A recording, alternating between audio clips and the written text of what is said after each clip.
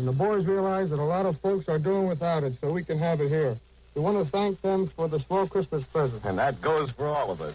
Would you like to know what I'm doing about dessert? Absolutely. It's ice cream. We save our rations of powdered milk and powdered eggs, and I got a hold of some cocoa and cornstarch, all of which adds up to ice cream. Ah, good deal, Sergeant. Here's another man who works all round hours. Technical Sergeant John R. Wade of Taunton, Massachusetts, a member of the ground crew. Am I right about the hours, Sergeant? We're on 24-hour call, sir. Even on Christmas Eve? Even on a Christmas Eve. And that's why we brought our microphone to your workshop, to let you say Merry Christmas back home tonight. Merry Christmas, Mom, and everybody. And now, speaking for all the gunners in the European theater, is Staff Sergeant John Galanis of Plymouth, Pennsylvania, who has been on 19 missions and wears the Distinguished Flying Cross and the Air Medal with 2 clusters. Well, the best way I can put it is this. There's one ship in our group called Heaven Can Wait. It'd be like heaven to be home for Christmas this year, but heaven not only can, but has to wait until our job is finished. Pilots, navigators, and bombardiers, First Lieutenant Alan L. Green of Oregon City, Oregon. The lieutenant is 21, has been on 17 missions, and wears the Distinguished Flying Cross, the Purple Heart, and the Air Medal. Lieutenant? Well, I feel the same way the sergeant does. Well, we've enjoyed the presents and the Christmas greetings we've had from home. We'd like to return every Merry Christmas in person, but it's back to duty now. So we might add we have some Christmas presents and some New Year's resolutions here in England. We're planning to deliver to Hitler in person. From England, the armed forces return to the United States. Well, here we are back in Hollywood. Now from America, where it's still Christmas Eve, we take you where it's already tomorrow. Christmas Day to China. Come in, Chongqing, China. Tonight, all the Army men in Chongqing will be dancing at the Victory House as guests of General Song Jian. There's no snow in Chongqing like we used to have back home in Kansas, but we're having about everything else a soldier overseas could have this Christmas. For all the boys in China, a very Merry Christmas and a fine New Year. Now from China, we'd like you to meet some of our buddies on duty in India. Over the Himalayas, we go from Chongqing to New Delhi.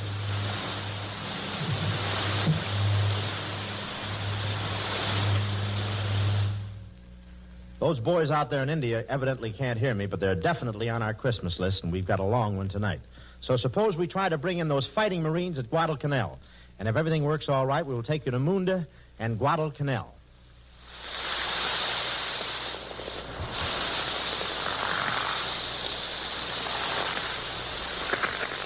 What's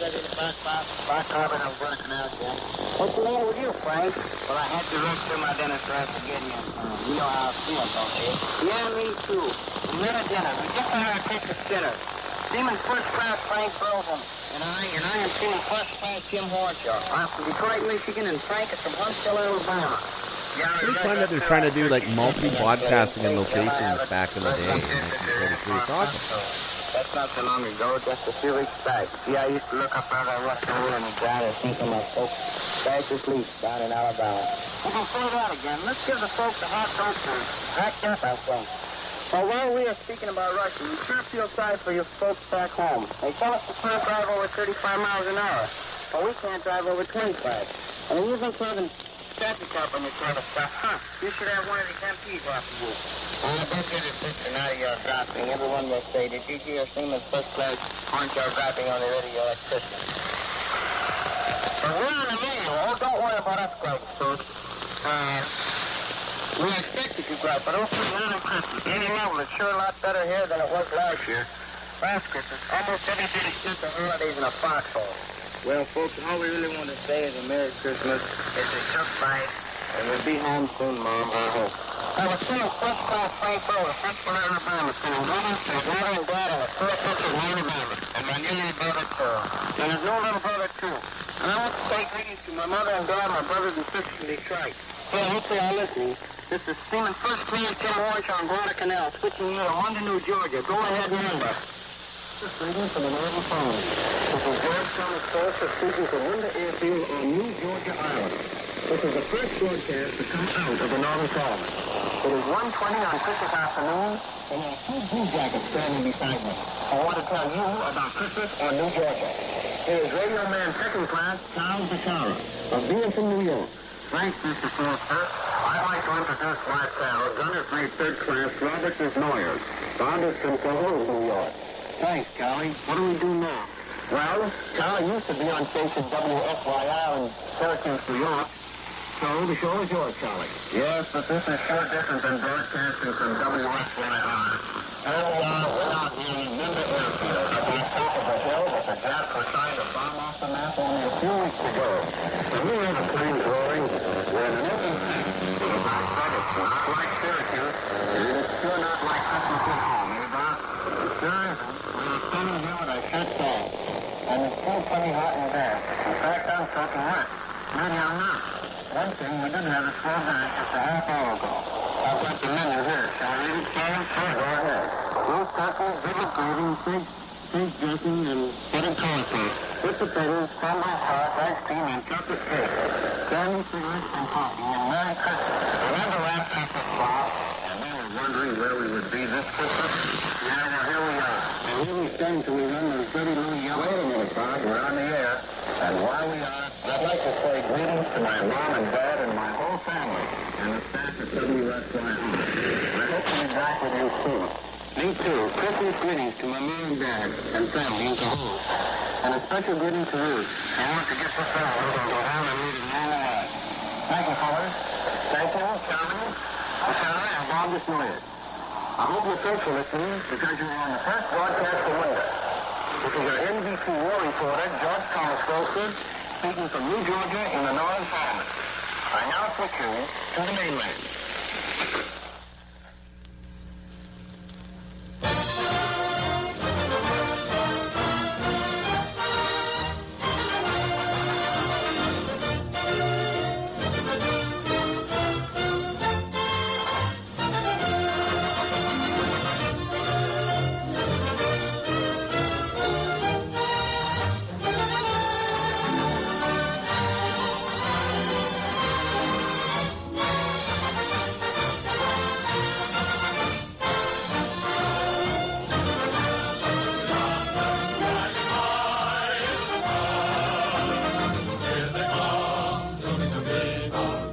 This is Christmas Eve at the Front, the Christmas program spontaneously suggested by American servicemen all over the world to show the folks at home how Christmas is being spent on the fronts of this global war. This program is being presented by the 4 major networks. We pause briefly for station identification.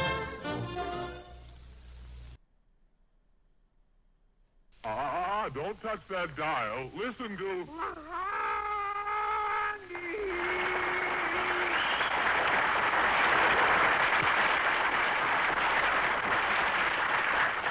Yes, folks, it's another half hour of fun with Blondie and Dagwood, brought to you by the Colgate Palmolive Peat Company, makers of the new Super Suds with Pyree, the soap that makes all your clothes look newer, and Colgate Dental Cream to clean your breath while you clean your teeth.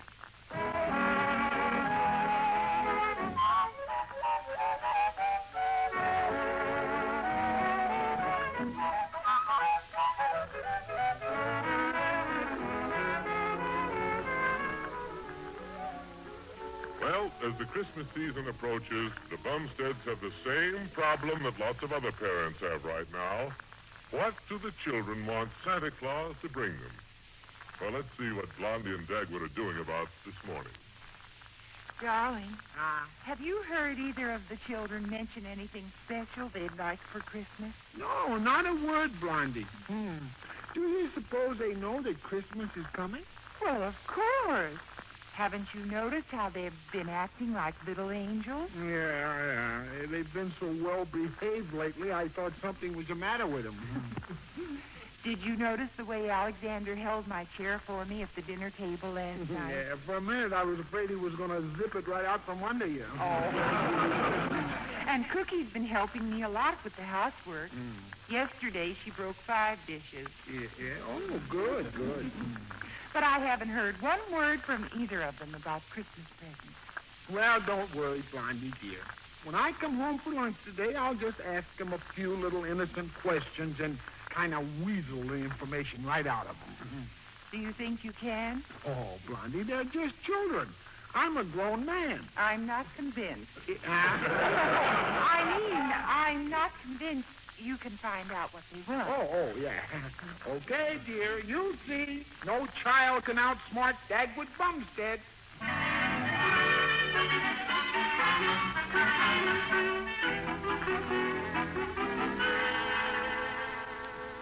Say, Cookie. Yes, Alexander? I've been thinking about all those mistakes that Santa Claus made with our presents last year. Remember? Yeah. What do you suppose happened? Santa Claus got things right in everybody else's house. I'm afraid it was Pop who messed things up. How do you mean? Look, we told Pop the things we wanted, and he must have told Santa Claus the wrong things. Well, what are we going to do this year, then? Well, if we want Santa Claus to bring Mom that silver dresser set she's always wanted, we've got to be sure not to tell Pop about it. But how are we going to tell Santa Claus? We'll tell him in person. You're crazy if you think I'm going to walk to the North Pole. Oh, no. Santa Claus is at Ormondy's department store this week. We'll go down and tell him and make sure that Mom gets that silver dresser set. Oh, goody. That's something she wants more than anything else. And whatever you do, be sure that you don't tell Pop anything you're going to ask Santa Claus for. After all, why should we be dealing with the middleman? Well, Alan, dude, I'm back. I'm going to try a little bit on the TikTok again. See how long it lasts. Now, come on. But again, if I leave, just come over to the to all the other channels. I'm on them all, people. On the red one, on the purple one, on the green one. I'm shoveling my food. And if I eat too slow, you say I'm picking at it. Well, can't you eat at sort of medium speed? Sure, but that's no fun. Oh, Cookie, stop eating with your fingers. Oh, Daddy was doing it. Daddy, were you eating with your fingers? Well, Cookie was doing it. Now, dear, weren't you, dear, ask me a question. Yes. Now, children, have you noticed all the wonderful toys and things in all the store windows? Golly, yeah. All sorts of presents. Oh, what a snap. Now, did you see anything in the window you especially liked, Alexander? Huh? Yeah, I did. Yeah, what was it? My reflection.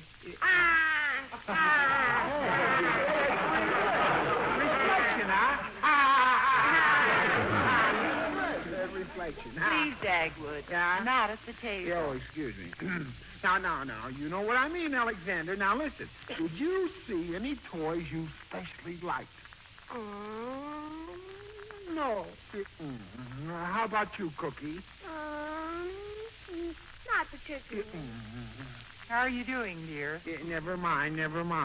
Now, listen, children. There must be something you want old Sandy to be sure and bring. Now, isn't there? Yes, but we're going to tell Santa Claus himself in person. Then the rest is up to him. Come on, Cookie. We better be on our way back to school. Okay. Goodbye now. Goodbye, children, and be careful crossing the street. We will, Mother. Yeah. Goodbye. Well, that was an interesting cross-examination, Mr. District Attorney.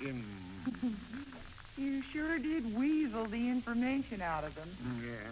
Boy, they shut up just like little clams.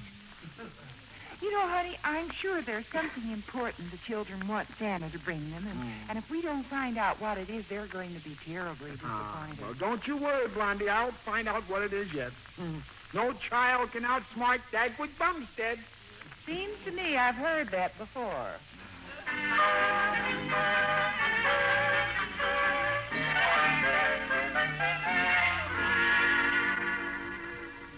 I'm sure Mr. Ditters will help me. Let's see if he's in. Who is it? It's your brilliant and intelligent assistant. Come in, Jingle Brains. Good morning, J.C. Are you going to play Santa Claus for the Boys Club again this year? No, they asked me, but I turned them down. Oh, gee. Now, where else can they get anybody with such a bright red nose? That's right. Well, the reason why I asked was because I want you to help me out. Well, I'll be glad to help you out. Of a high window. Come on, Mr. Gidders, be a good sport, even if it hurts you a little bit. What do you want me to do? Well, I want you to call up on the phone tonight and pretend to be Santa Claus, huh? How about it? And when you talk to Alexander and Cookie, find out what they want for Christmas. Will you do it, huh? No. Okay, don't do it then. Bumstead, don't give up so quickly. Ask me a few more times. Oh, kidding, J.D. You've got such a swell voice over the phone. You know, you would have made a wonderful actor. Oh, do you really think so? No. But when you turn on the charm and the jolly laugh and the Santa Claus chuckle, I know you can find out from the kids just what they want. It'll be a cinch for you, J.C., maybe. Of course it'll be a cinch. What do you mean, maybe? Well, those kids of mine are pretty smart. They didn't inherit anything from you. Okay, on second thought, Mr. Gidders, I'll get Herb Woodley to do it. He'd be much better. You'll do nothing of the sort. Oh, yes, I will. At 6:30 tonight, just have the kids near the phone. Yeah? They're going to get a call from dear old Santa Claus. Ho, ho, ho, ho, ho, ho, ho, ho.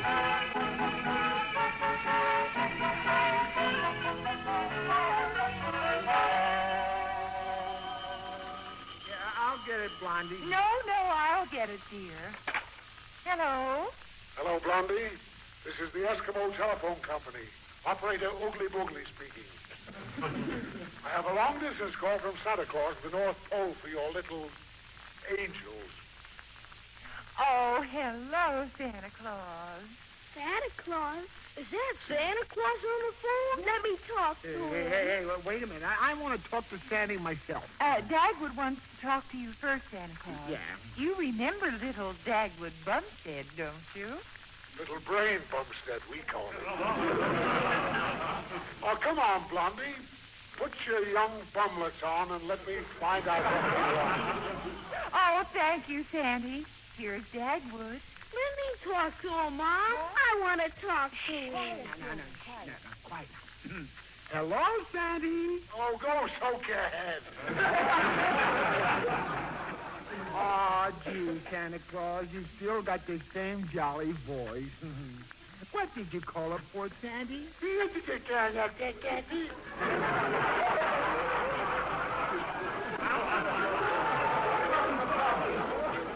did I call up for? To hear your lovely voice. You jabber-jaw, jam-headed jackass. Put those kids on or I'll hang up. Okay, Santa Claus, right away. All right, here, children, he wants to talk to you. Go ahead, Cookie, but just say hello. I'll handle the business details. Okay. Here's the phone, Cookie, here. Hello, Santa. Hello there, Cookie. Have you been a good little girl? Yes, I have. At least for the last 2 weeks. Oh, that's 2 weeks. Fine. Ho, ho, ho, ho, ho.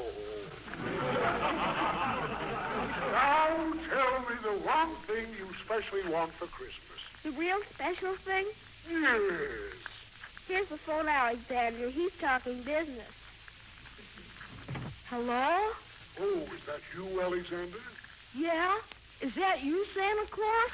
Sure, it's me. Say, sounds like my reindeer are getting restless. Won't be long before I'll be loading up my sleigh.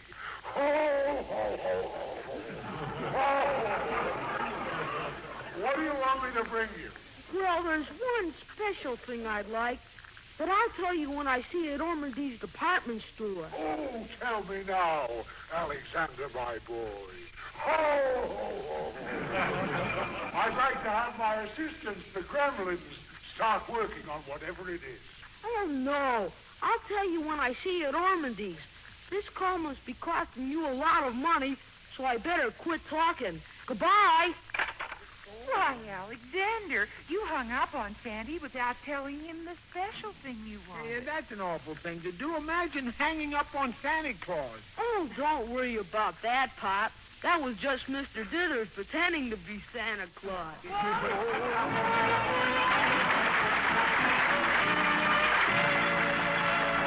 Smart little kids.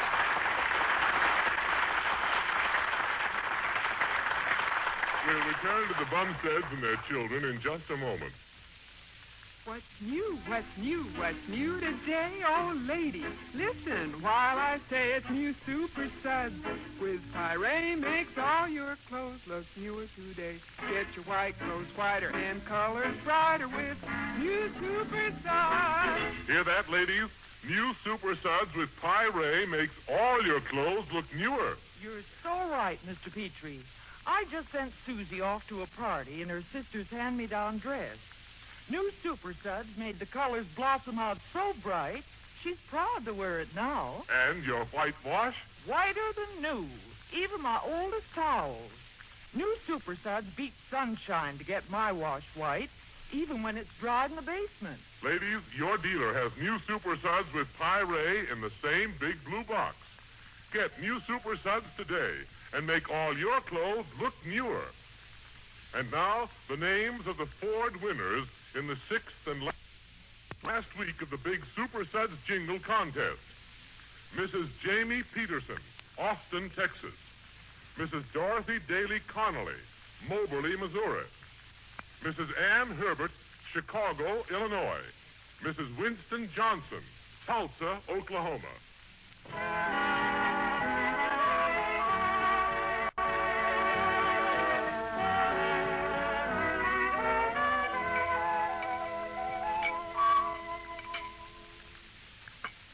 More coffee, dear? Thanks, Blondie. The children are downstairs all ready to go to Ormondy's with us to talk with Santa Claus. Oh, swell. Now, look, I'll talk to Santa Claus first and fix it up so he'll tell me just what they want, see? I'll find out what it is, Blondie. I know you will, dear. No child can outwit Dagwood Bumstead. That's right. Just give me a little time and I'll outwit any kid. Oh. Darling, what are you giving me for Christmas? You'd like to know, huh? Well, I hope it's not that funny. Oh, shall I give you a little hint? Yes. Well, it comes in a box, and when you get it wet, it gets very active and does a lot of hard work for you. Oh, it sounds wonderful. What is it? Box of Super Suds. Oh. I should have guessed. Yeah. Of course, I do have something else that you'll like, now. Well, I have something else special for you, too. But I won't tell you what it is or give you any hints. Right. Except that it's red, white, and blue, and you'll wear it around your neck. Holy smoke. They'll call me Old Glory Bumstead. We're ready to go, Mother. Okay. Okay, darling. Come on.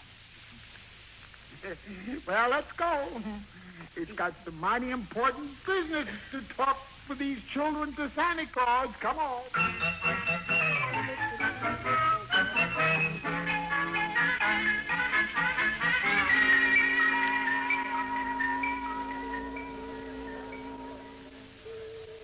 You bet I'll see to it, Alexander. I'll be around on Christmas morning when you're asleep. Goodbye for now. Next. Well, here we are, children. Children, here we are. Oh, boy, Mommy. Santa Claus sure is super, isn't he? Oh, yeah. He's just about the nicest person in the whole world. Next to you, of course. Oh, thank you, Cookie Doll. Yeah, how about me? Oh, you too, Pop. Thanks, son. Blondie, why don't you take the children over to the electric train, huh? I want to ask Santa Claus for a few little things myself. I understand, dear. Now, just put in a good word for me, too. Yeah, I will. Why, of course I'll visit you on Christmas Day.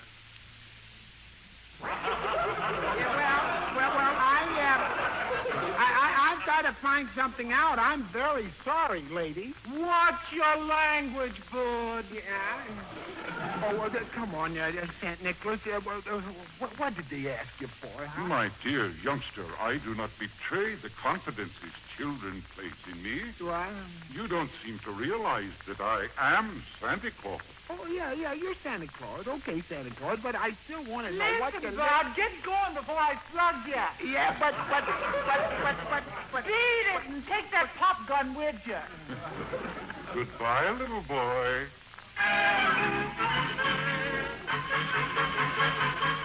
I'm guessing Dagwood didn't get his answer. He's failing it, people, failing it. Oh, dear, let's see now. I know Dagwood wants one of these thingamajiggers that cuts wood any way you want to cut it. Yeah, hello, Blondie. Oh, hello, Herbie. Why, where's Harriet? Yeah, she's right here behind those packages that are following me. Hello, Blondie. Oh, hello, Harriet. Yeah, isn't Dagwood with you? Oh, yes, and the children, too. They were dragging Dagwood all over the store, so I left them to come down here to the hardware department and look at some power tools for him. Oh, that's nice. Say, Herbert, honey, what do you call this thing here? That is a bandsaw, stupid baby. Oh, no. Oh, yeah, one of those musical that's not funny, saws people. Why did you they laugh at that play in a bullshit back then? band, huh? No, see that saw over there? That's what they use for a musical saw, see? Well, then why isn't it in the music department? Oh, oh, for heaven's sakes, Woodley. Stop seesawing back and forth. I'm getting dizzy.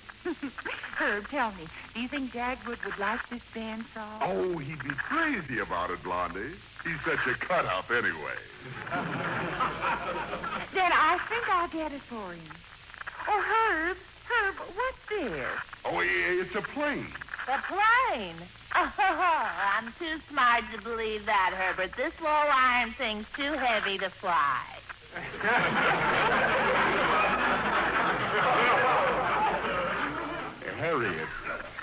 Harriet, darling, they must have smuggled you through grade school. This one is a jack plane, and this is a plane. Well, it isn't plain to me.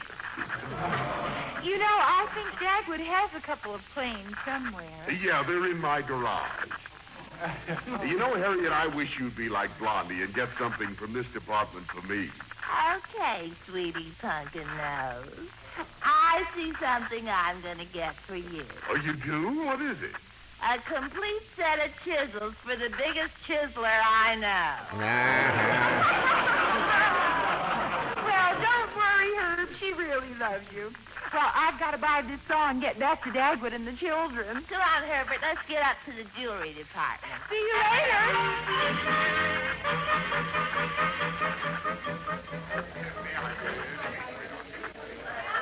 Hey, Blondie, dear. Yes. I have a few little errands I have to do if you want to take the kids home. All right, Dagwood. Did you find out what the children want that's so important to them? Yeah. No. And, Blondie, I've decided something. What, dear? These kids can outwit Dagwood Bumstead.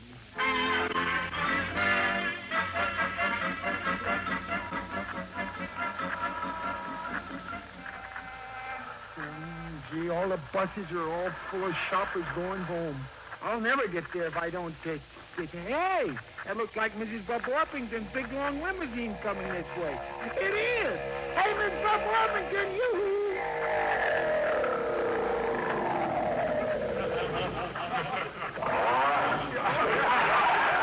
Hi, Mrs. Bub Orpington. Oh, Mr. Bumstead, hello there, dear boy. How are you? Oh, simply splendid. Oh, I just love this holiday air. Every breath I breathe is like a stimulating cocktail. Oh, I just had a double. But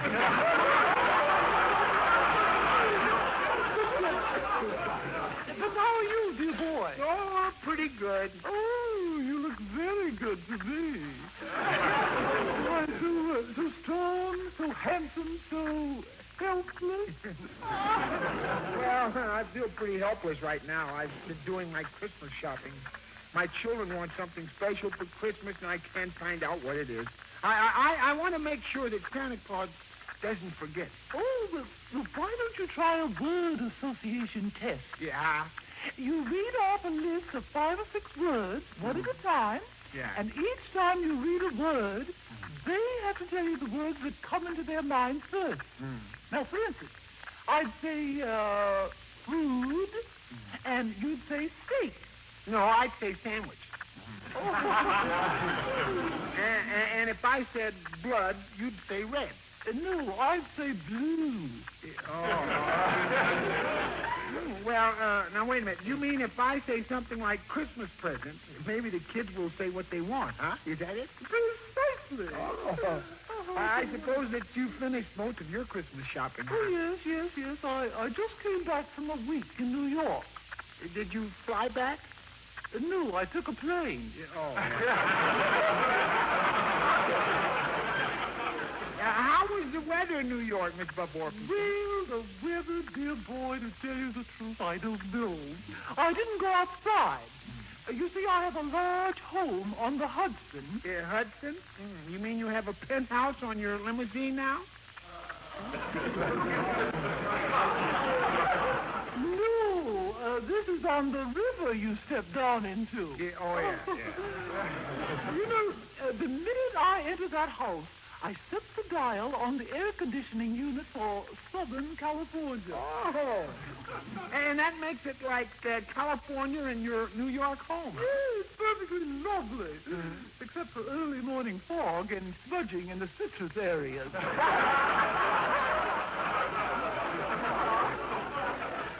And my car is air-conditioned, too. Oh, it is? But I did notice a lot of white fluffy stuff going around. And unless they're raising cotton in Central Park, it snows. Well, that's the weather report. Now, can I drop you anywhere, dear boy? Oh, that'd be wonderful. Would you mind taking me home? Oh, I'd love to take you home. Oh, you mean your home, don't you? Yeah.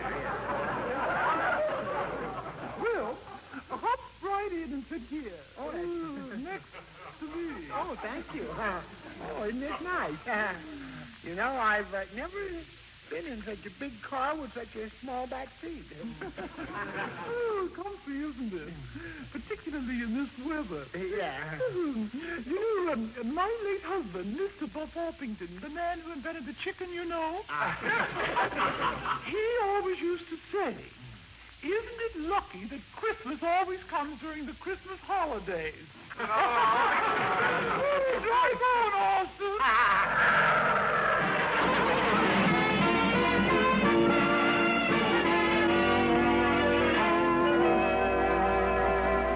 Now, Cookie, are you sure that you understand how to play this, this little game? As soon as Daddy says a word, you say the first word you think of. Yes, Daddy, I know. All right, now, here we go. Get ready. The first word is red. Fireman's hat. Santa. Reindeer. Ormondies. Present. Present. Silver dresser set. Oh.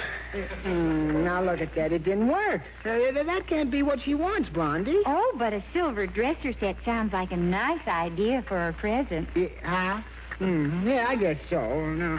Well, let's call Alexandra in. Thanks very much, Cookie. You're welcome, Daddy. Didn't I win anything? Oh, yes, you won a nickel, Cookie, for your answer about the silver dresser set. Give her a nickel, dear. What? Oh, yeah. Here's your nickel, Cookie. Thanks, Mother. Who, me? You want me now, Pop? Yes, Alexander, yeah. Now, you understand how to play this, don't you? Sure, Pop. After you say a word, I say the first word that comes into my head. That's correct. Now, here we go. The first word is red. Head. Red head. Hey, that's very good. Wow. Dagwood. Yeah, but personally, I prefer blondes. A blonde. Now, the next word is Santa. Claus. Ormondies. Mom. Present. Silver dresser set. Holy smokes! I meant to say Wait a minute. This idea is no good, Blondie. It won't work. Alexander, you don't want a silver dresser set, do you?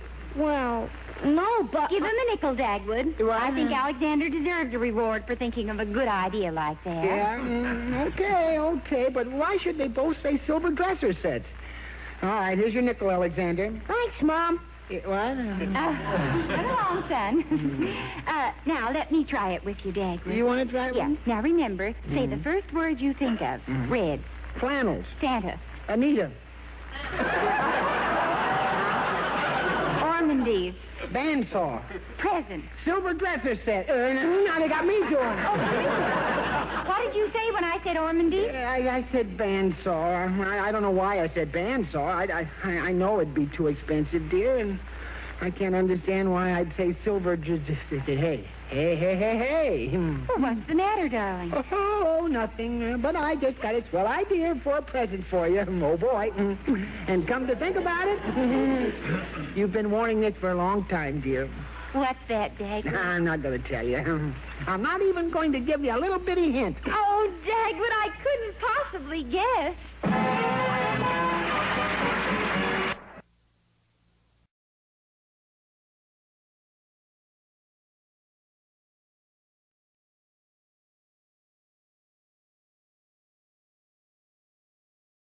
That is it, everyone. Well, that sort of ended right there, didn't it? Welcome in, everyone. I'm CasualCoo. Let's do this. Let's just turn that off for a second. Welcome in, everyone. Merry Christmas. I hope you're having a fantastic one. We're just here. This is my third annual hanging out with everyone.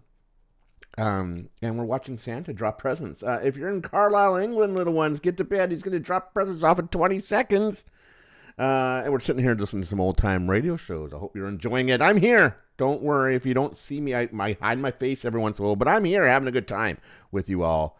Happy holidays, everyone. Let's keep on going. You know what? Maybe the Andrews Sisters Christmas special. Oh, no. Here we go. Jack Benny Christmas special. Oh, I don't know which one we're going to do here. Let's go Fibber, McGee, and Molly, everyone. And then we're going to switch over to some fun detective shows. Here we go, everyone. Merry Christmas. The Johnson Wax Program with Fibber, McGee, and Molly.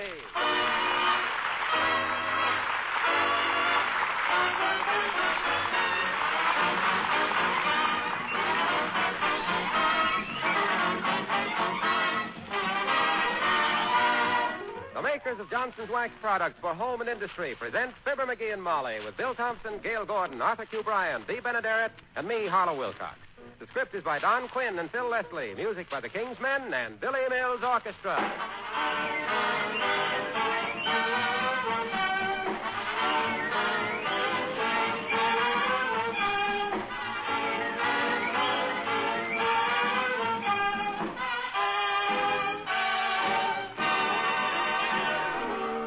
You know, it isn't very often that we have the privilege of coming into your home on Christmas Eve. In fact, we figured it out this morning and discovered that it's happened only 3 times in the past 11 years.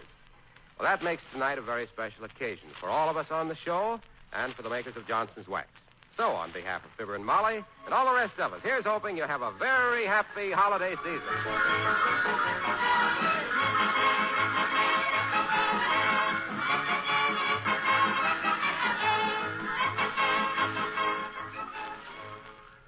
We take you now to the Wistful Vista branch of Santa Claus Incorporated, where we find one of St. Nick's little helpers hard at work. He's got a room full of broken toys, a handful of broken tools, and a future full of broken fingers. Ow! That's right. This touching scene has been repeated at intervals all week. And all Mrs. McGee can say right now is... Oh, dear.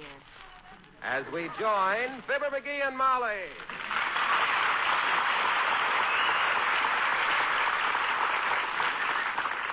How's it coming, McGee? Got many more toys to fix? Many more to fix. My gosh, yes, about 150. Altogether? About 5 of them are all together. The other 145 are all apart. But I can do it. Now, look, you see this little music box? I think I got this fixed. Oh, play it. Okay, well, I wind it up. Listen to this. Pretty, huh? What was it? Silent Night.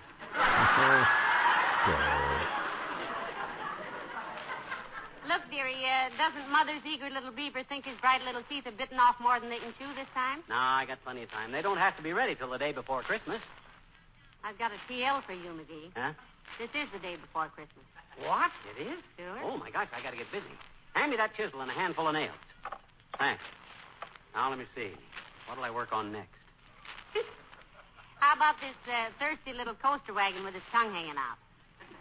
It needs a new front wheel. I thought maybe if I took a wheel off of this tricycle and made a bicycle out of it, then took the frame off the bicycle and made a scooter out of it, I could use the saddle for this hobby horse, which would give me an extra pair of handlebars, which I could use for, what could I make out of bars?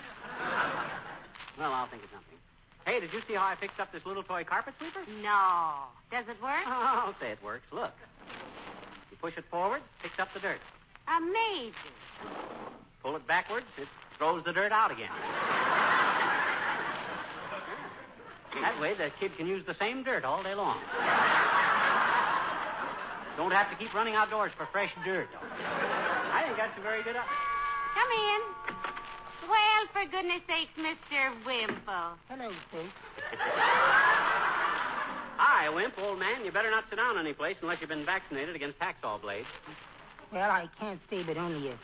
My gracious, look at all the toys. Aren't you ashamed, Mr. McGee? Yeah, what for? Opening all your presents before Christmas? Oh, those aren't his, Mr. Wimple. He's repairing them for children who might not otherwise get any. The school is in charge of distribution. Isn't that nice? Yes. You must be very handy with tools, Mr. McGee. You said it, boy. Why, when I was... Hey, what's that book you got under your arm there, Wimp? If that's zombie comics, can I borrow it when you get through? No, this is just my bird book, Mr. McGee. Your what, Mr. Wimple? My bird book. I've been out watching birds today. Oh. I saw a barn swallow, and I'm going to write a nasty letter to the book publishers. Wrong picture, Mr. Wimple? No, but they can't tell me a teensy-weensy little bird like that can swallow a barn. Oh, they don't really eat barns, Wimp. They just peck the grain out of the wood. Yeah. Jingle bell, jingle bell, jingle bell. Well, anyway, I think I'm going to get my notes together and write my own bird book. Does Mrs. Wimple go with you on those bird-watching expeditions, Mr. Wimple? Oh, no. Sweetie Face. That's my big old wife. She doesn't. Oh, that reminds me, Mr. McGee. Have you got a shotgun I can borrow? Why, certainly he has, Mr. Wimple.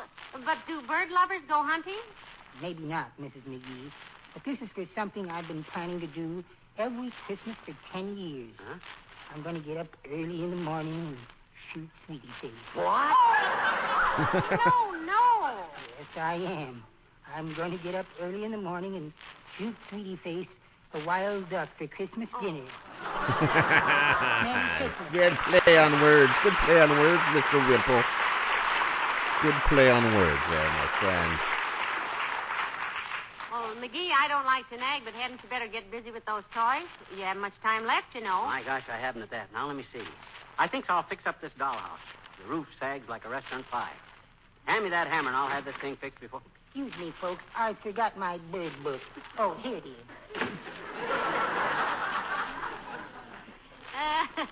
He'd forget his head if it wasn't fastened on. And with Sweetie Face around, I'm surprised it still is. Me too. Where's my hammer? I got to fix this dollhouse. Here, now, and be careful. You only have 7 good fingers left. Okay. I can take care of it. Oh, I had a little rabbit, and I wish I had her still. She was good for 18 carats, so I called her Diamond Lil. Oh, there wasn't no... Oh, dear. Look at that dollhouse. If I ever have any toys to be repaired, sweetheart, I hope I can remember to tear up your phone number. This is discouraging, you know what? All them little kids depending on me to fix these toys, and here it is almost time to have the... Come in. Oh, my goodness, Mrs. Carstairs. Do come in, Millicent. How do you do, my dear? Good day, Miss McGee. Hi, Carsty. Don't trip over that kiddie car there. You're liable to wind up with your head through a drum. Good heavens, what a tremendous lot of toys. Yep. Did they belong to your father? His father? Why did you ask, Millicent? Well, I just thought that no child could cause that much destruction in one generation. These are not my toys, Millicent. And in the second place, I was not a destructive child. Why, I still got a little box camera I was given in 1913.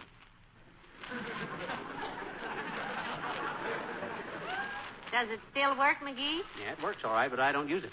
Too dangerous. Dangerous? Yeah. Cuts everybody's head off.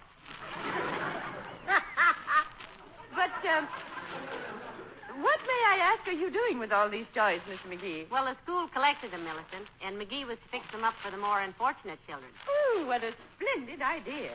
I find myself revising my opinion of you, Mr. McGee. This is a side of your character I had not suspected. Oh, you'd be surprised, Millicent. His character has more strange sides than a Calypso album. No, this is nothing any red-blooded American boy wouldn't have done if he'd stuck his big fat neck out like I did. But what a tremendous job you have to do in such a short time, Mr. McGee. Well, this toy trumpet, for instance. Can you straighten this out? Well, not knowing how to play a trumpet in the first place, he probably wouldn't know when it was fixed, Millicent. Oh, well, perhaps I can help. I once played trumpet in the orchestra at Wellesley. Let me take it. Oh, fine. Here, Carsey. Pucker up and have a go at the blues, sugar. I mean, the sugar blues. The sugar blues. Sugar Blues is more of a trombone number, Mr. McGee. Oh. I'll try the 12th Street Rag. Although I'm afraid my embouchure is not what it was. Oh, I don't know. With a fur coat on, it's McGee!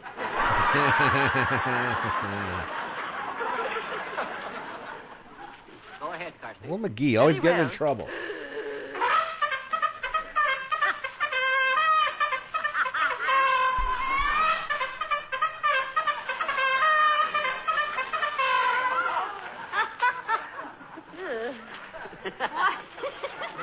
Why, Millie, that was lovely. My gosh, that trumpet don't need fixing. That's in fine shape.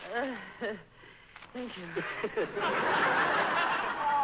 And now, if you'll excuse me, I must go down to the Maritime Union headquarters and get Mr. Carstairs' Christmas present. To the Maritime Union for a Christmas present? Yes, I'm getting him a new crew for his yacht. Well, Merry Christmas to both of you. Same to you, Millicent.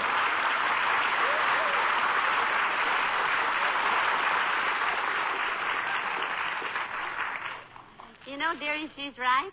The time is awfully short to do much about these toys. I know it. Maybe if I work fast, I'll... Oh, my tools are no good. You know, look at them. The chisel is nicked, the pliers are falling apart, and the hammer is looser in the head than I am. I got to get down to the hardware store quick and get some new tools. Where's my hat and coat? Where's that bait can I was hiding my money in? Well, now, if you can't remember where you hide your money, dearie, I'm sure I remember. It's right here behind the dictionary. Here it is. Well, I got to get going. Well, I'll see you later. Goodbye. Wait a minute. You didn't kiss me. Huh? Oh, goodbye.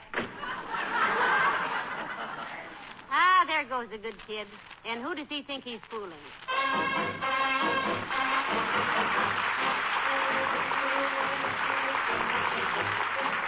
Billy Mills and the orchestra and the Parade of the Wooden Soldiers.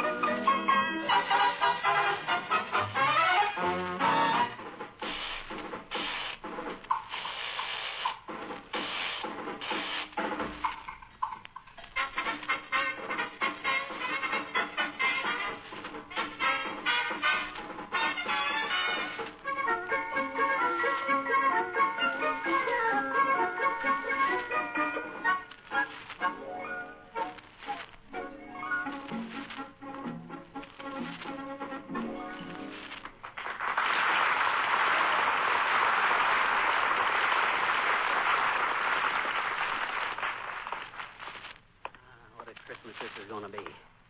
Fibber McGee, the dope of the ages. What a sap. What a husband.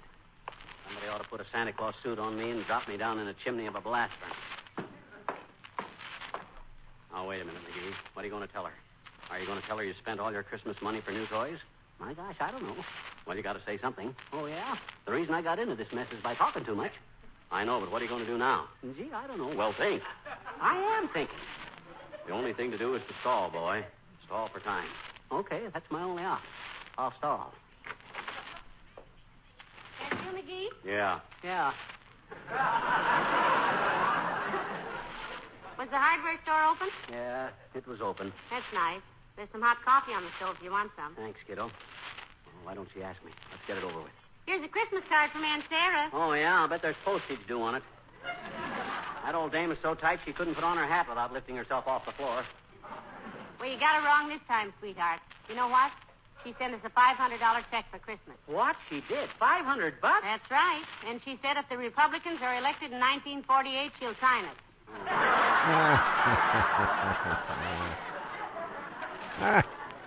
Well, come on, McGee. Why don't you tell her, you big ape? You yellow or something? Molly, I got something to tell you. All right, dearie. What is it? Well... Tell me later, McGee. Come in.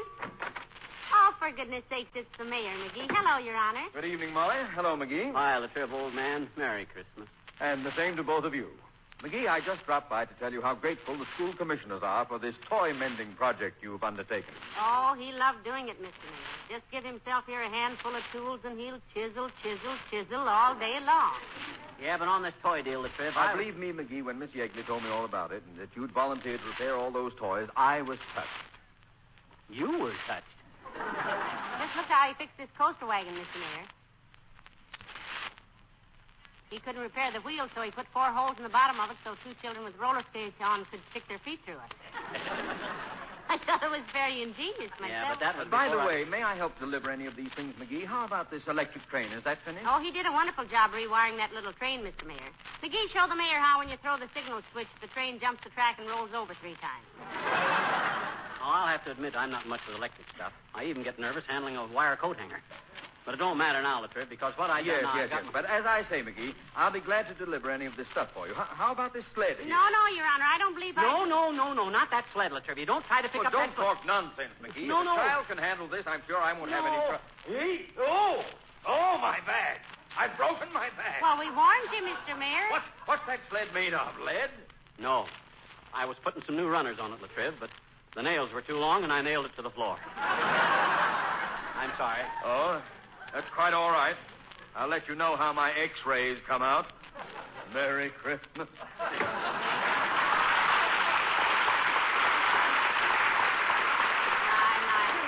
at the poor man walking up the street, McGee, all bent over, like he was looking for 4-leaf clovers. Well, I told him not to pick up that sled, but this being not election time, he don't listen to the common people. See, what was it you started to tell me before he came in, McGee? Oh, yeah. Well, I feel like a mug telling you this, Molly, but... Well, I was... Oh, stop scraping your foot on the carpet and tell me. Okay. Well, when I got downtown with my Christmas money... Merry Christmas, Molly. Happy New Year, pal. Hello, Mr. Wilcox. The same to you. Rushing the season a little with that New Year's stuff, aren't you, Junior? Well, I thought I'd throw that in early because I won't be seeing you next week. Oh, that's right. You won't, will you? Sitting here next Tuesday night listening to Fred Waring, we'll miss you, Mr. Wilcox. Thank you, Molly. Will you miss me too, pal? I don't trust myself to talk, Junior. The very thought of you not dropping in here next Tuesday just kind of overwhelms me. Yeah, if he starts turning handsprings, Mr. Wilcox, you'll know it's strictly from Greece. I know what you mean.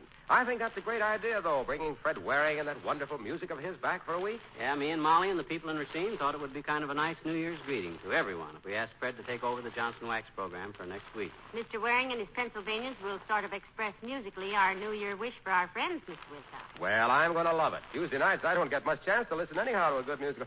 Oh, hey, look at all the toys. Say, I'll swap you a good jackknife for that musical top, pal. And I'll throw in a ball of kite string, too. No deal, Junior. This stuff isn't mine. I've been trying to fix it up for the kids around town. Without much success, I might add. You might indeed. Look at the dollhouse, Mr. Wilcox. He was fixing the roof on it and suddenly found his elbows in the basement. That's because I'm a clumsy oaf. If I'd only kept my... What are you doing, Mr. Wilcox? Just writing a little note. A note? Yes, to the little girl who gets this dollhouse. Mind if I shove it under the door here? Not at all. Mind if we read it first? Not at all. Go ahead. Let's see. It says, to the little girl who gets this lovely dollhouse. When you grow up and have a real house of your own, don't forget to keep it beautiful and clean with Johnson's Wax products. Signed, a friend. Isn't that sweet? A friend. My goodness. That's the first anonymous letter I ever saw that was constructive. Yep. Well, I'll see you a week from Tuesday, folks. Happy Yuletide. Same to you, Mr. Wilcox.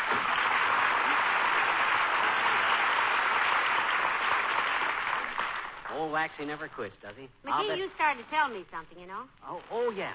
I was trying to tell you what... I feel awful about this, kiddo, but gee... Was it something about the toys, dearie? Yeah, it was, yeah. Now, look, when I took my Christmas money... This is like reading a continued story in a monthly magazine. Come in. Merry Christmas, my dear, and a cheery Yuletide greeting to you, too, Jingle Brain. Hello, Dr. Gamble. Nice to see you. Well, if it isn't the mortician's friend. Hi, Sulfa Huckster. What are you doing with all the toys, Beaver Bottom? Been hijacking Santa Claus? Well, he undertook to repair them for some children for Christmas, Doctor. You don't say. I'll have to tear up that article I was writing about him for the medical journal. Maybe he does have a heart. I've paid you enough dough to listen to it, butcher boy. And what are you doing out on Christmas Eve? Not that your absence from the hospital is not a splendid gift to the sick. Business a little dull, Doctor? Yes, it is, rather. Ordinarily, I'm busy Christmas Eve pulling fat fathers out of fireplaces or treating them for burned noses. They never seem to learn that long white beards light up quicker than a cigarette. By the way, what are you two doing New Year's Eve? Going to spend a quiet evening right here in front of the fireplace, tonsil peeker. Cracking jokes and walnuts. Why? I have reservations at a nightclub if you'd care to join me. Well, thank you so much, Doctor, but we want to stay in that night and listen to Fred Waring. Fred Waring? Something special? Yeah, he's going to be on the air for Johnson's Wax next Tuesday night at the same time, Pato. It's going to be a novelty for radio, Doctor, a singing program with spoken commercials. That I shall have to hear. I'll tear up my reservations and join you if I may. Pray do, Doctor. And bring your medicine bag. I always eat too much caramel popcorn on New Year's Eve. I'll be there with full equipment, glutton buttons. Although I'll probably be called out a few times during the evening. Really, Doctor? Yes, New Year's Eve, you know. Oh, yeah. People forget that slow gin and fast cars can be a poisonous combination. Don't drink and drive, people. Don't drink and drive. Gets heavier on the accelerator. Well, Merry Christmas. Thank you, Doctor.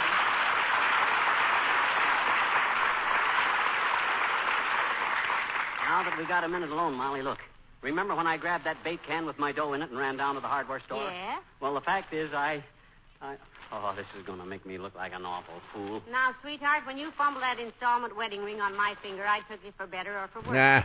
Mostly it's been for the better, so you might as well average it up a little. Well, okay. Here's the situation. When I realized Say, maybe you better write me an inter-office memo, McGee. Yeah.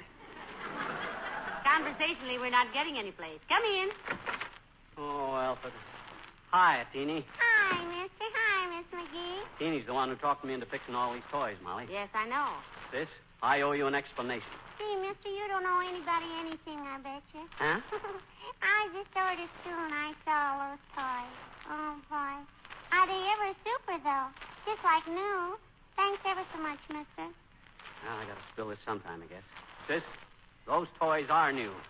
I bought them and had them sent over there. Oh? You mean you couldn't fix the old ones, mister? Couldn't you? Couldn't you? No. No, I couldn't.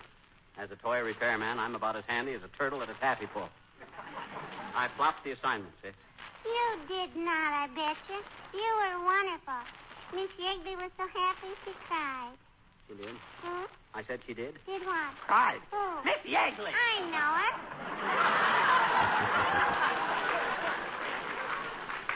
She said to thank you ever so much, mister. That's okay, sis. Molly, that's what I've been trying to tell you. Yes, I know, but what took you so long? Well, my gosh, I feel like a chump. I had to use the money I was saving for your Christmas present. Oh, gee. And you know what? When I opened that bake can, I found I had almost twice as much money saved as I thought. Yes, dearie, I knew what you were up against, so I took the money I was going to buy your present with and put it in with yours. What? You mean you knew I... Oh, but Molly, you won't get any present. Well, neither will you. Huh? And I think it's the nicest Christmas we ever had. It ain't bad at that, is it? Hey, gee, can I bring the boys in now, mister? Huh? What boys? The same boys that always sing for you on Christmas. Oh, sure. Hey, Johnny, Reddy, Buddy, Kenny, come on in, kids. Merry Christmas, Ah, dear, those kids haven't grown an inch since last year. Now, you sit down there, Miss McGee. And, Miss McGee, you sit over there. Okay. No, not at the piano. We're going to use that. All right, boys. Are you ready? And a 1, and a 2, and a 3.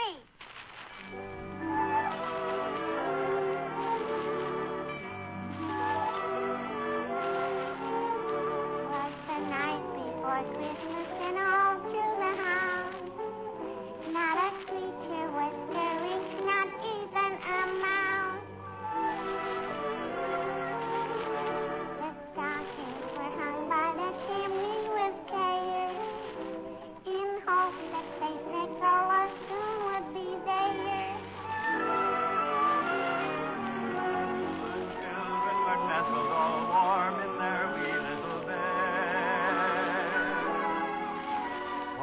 visions of sugar plums danced in their wee little heads. Mama in her kerchief and I in my cap have just settled down for a long winter's night.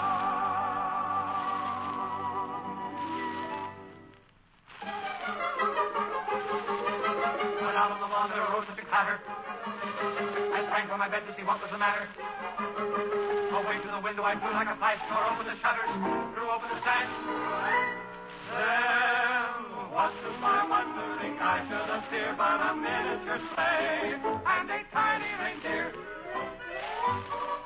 With a little old driver so lively and quick that I knew right away that it must be St. Nick.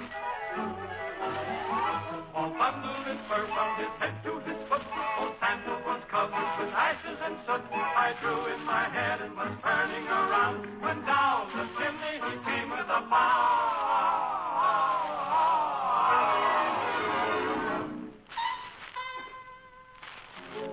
His eyes, how they twinkle. His dimples, how merry. His cheeks were like roses. His nose like a cherry. His droll little mouth was drawn up like a bow. The beard on his chin was as white as the snow. The stump of a little old pipe he held tight in his teeth, and the smoke went around and around and around his head like a wreath. He was so chubby and plump, a right jolly old elf. And I laughed and I laughed and I laughed when I saw him in spite of myself. He had a broad face, and a little round belly that shook when he laughed. Like a bowl full of jelly. He gave me a wink of his eye and a twist of his head. A chuckle and a smile I knew all the while I had nothing to dread. He spoke not a word, but went straight to his work and filled all the stockings. Oh, boy. Then turned with a jerk and laying a finger aside of his nose and giving a nod up the chimney he rose.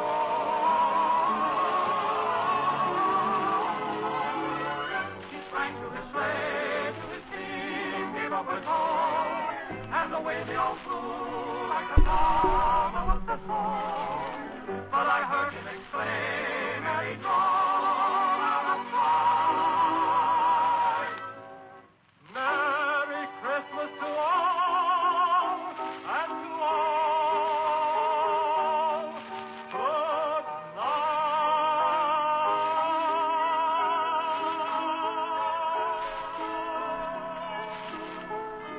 There we go, everyone. Lovely Fibber, McGee, and Molly. Fantastic. Welcome in, everyone. I'm CasualCoo.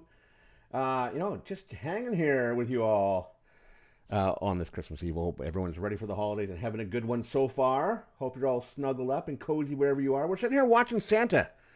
And everyone, if you're in Natal, Brazil, he's going to be there in 5 minutes and 55 seconds. So he's coming your way. He's coming over to the Western Hemisphere here.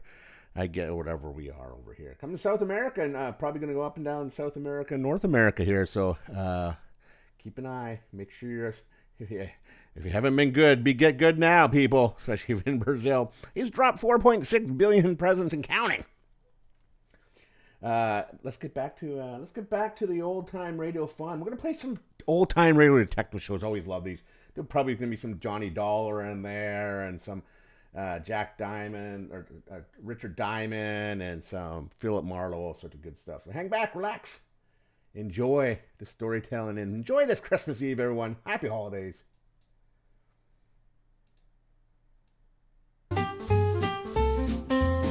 When the snow is falling and the case is clear. Did you get it? You want me to be merry? Well, sure. Then go get some of these joyous clients of mine to pay off their loans.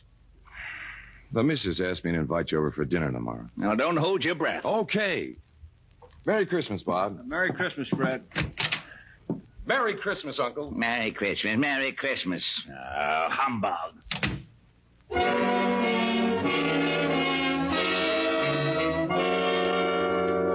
Late that evening, Scrooge went upstairs to his room, the room where Jacob Marley used to stay. It was dark in the little hall, and when Scrooge reached for the door, he looked up at the big brass knocker and saw... Holy cow. I could have sworn that was old Jake's face in the knocker. I must be working too hard. So in he went. A little shaky after seeing Jake Marley's face, but he just passed it off his nerves. He closed the door and locked it, then went over and sat down in front of the fireplace. He got a fire going and started to relax. But every tile around the fireplace started looking like Jake Marley's face. Oh, now, come on, Abe, old boy. You got to get hold of yourself. This is ridiculous, and I haven't touched a drop in weeks. He got up and walked around the room a few times, then went back and sat down again. He stretched, rested his head on the back of the chair. From somewhere a bell started chiming, and Scrooge sat straight up in his chair. He heard something else, too. Something from downstairs. What the... Oh, now, what is that? What's going on? Who's that? Come on, who's out there? Then all of a sudden it came right through the wall. Marley! Jake Marley. Oh, no. I got to stop eating lobster. Oh, it couldn't be. Hey, what's with you? Who are you? Jake Marley. Who else? You're dead. The deadest. But nevertheless, Jake Marley. His ghost. You're very sharp today, Scrooge, old boy. I don't believe it. You got eyes, ain't you? Yeah, and I got a bad stomach, too. That's who you are. Nothing but a bad case of indigestion. You don't think I'm a ghost, huh? Okay, maybe a good scare will change your mind. Whoa! Oh, no. Stay away from me. I believe you. You sold on the idea? Yeah, but why do you got to come to see me? Regulations. Every man is supposed to live his life and help his buddies. If he don't do it while he's alive, then he's got to do it after he kicks off. Oh! Now, stop that. Hey, what's with all those chains and things you got wrapped around you? Oh, these? Well, this here chain is like my life. Each one of these links is something I did wrong. But why do you have to hold it around with you? Why don't you check it someplace? Scrooge, old boy, when we was in business together, I never took time out to do any good. I just kept making a buck and figured that was enough. Well, now I got to pay for it. I got to haul this chain around and try to make up for all the things I didn't do when I was alive. But why come to me? Because you're going to end up just like me, unless we do something in a hurry. Now, I haven't got much time, so you better listen. Oh, I don't want to be like you. I'll listen. Okay. You're going to have 3 visitors. You're going to be haunted by 3 spirits. Oh, no. It's the only way you can keep from being like me. When you hear that bell strike 1, the first one will be here. Well, I got to be going. You won't see me again, but you remember what I told you. So long, Scrooge, old boy. Your goosebumps can relax now. After the ghost took off, Scrooge just refused to believe it. Nuts. It's ridiculous. Humbug. Then he climbed into the sack and was soon snoring up a storm.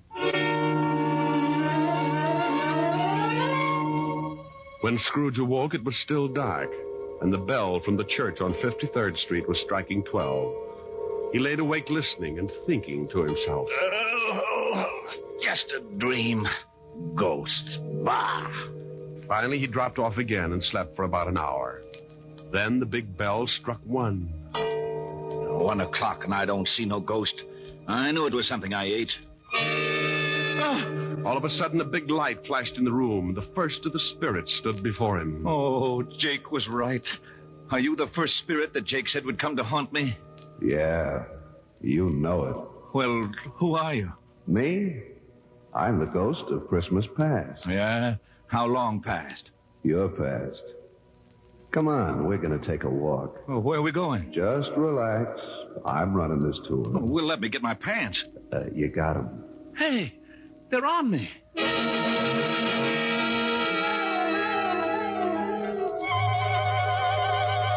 With that, the ghost of Christmas Past grabbed Scrooge by the hand, and they both flew out of the window. Scrooge nearly lost his upper plate. But before he could yell for help, he was standing in front of a dirty, ramshackle old tenement building. You know where you are? Sure, I know where I am. This is where I was brought up. Even the garbage cans are the same. You had a pretty tough time when you were a kid, didn't you? The toughest. I wasn't very big, and the rest of the kids in the neighborhood were. I had more black eyes than a crow. You want to go in? What for? To see your folks. My folks died a long time ago. They're in there now. Come on. Well, the ghost took old Scrooge into the building and showed him a Christmas years past, when he was a child with his family. Lord, it was tough living in two little rooms like that. But Scrooge remembered how wonderful it really was. What's the matter, Scrooge? Huh? Oh, got something in my eye. You were pretty lonely when your folks, when they... Yeah. You know, there was a young kid that came around earlier this evening and sang some carols. I wish... Yeah, what do you wish? Oh, nothing. Come on. I want to show you another Christmas. The spirit showed him another Christmas and still another. And you know, no matter how tough Scrooge remembered his childhood had been, it always seemed that Christmas was wonderful. Then the spirit took him to a building down by the river where Scrooge got his first job. They went inside, and seated behind a desk, Scrooge spotted... It is some Richard Diamond, my friend. Well, I'll be darned. It's old Fezziwig alive again. And there's Dick Wilkins. He was a good boy. We got along great. He liked me. Okay, everybody, it's Christmas Eve. You can knock off and have yourself a good time. You better lock up, Dick. Sure, right away, Mr. Fezziwig. And don't look so unhappy, Ebenezer. It's Christmas. Come on home with me and tear into a big turkey. All locked up, Dick? Yes, sir. Ready, Ebenezer? Yes, sir. Okay, let's go and have Merry Christmas, you two. Yeah. Merry Christmas, Mr. Fezziwig. Mr. Fezziwig. Merry Christmas.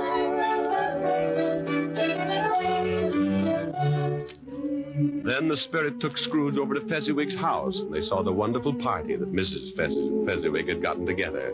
Scrooge watched and remembered, and the spirit said, Wasn't Fezziwig a stupid, sentimental old goat? Oh, yeah? Well, let me tell you something.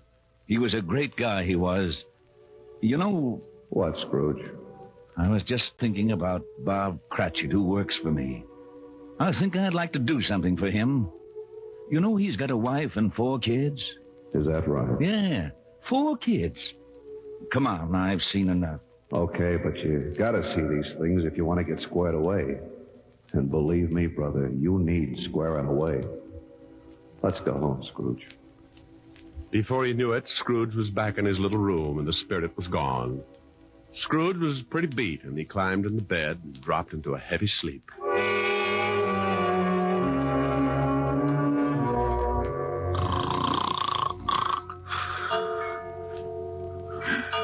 Huh? What's that? It's 2:00. Hey, that light in the other room. I got burglars. Hey, Scrooge. Scrooge, come on in. Who's that? What are you doing in the other room? Come on in. Take a look. It's pretty nifty. Hey, what is this? What have you done to the room? It looks like Macy's window. Where'd you get all the holly and the mistletoe? And how'd you get it in here? You like it? Oh, for Pete's sake, a Christmas tree. Who are you? The ghost of Christmas present. Now, don't tell me you don't like the way I fix things up. I work pretty hard. Oh, the second ghost. Okay, take me wherever you want to go, but believe me, the next time I try the train. Come on, let's go.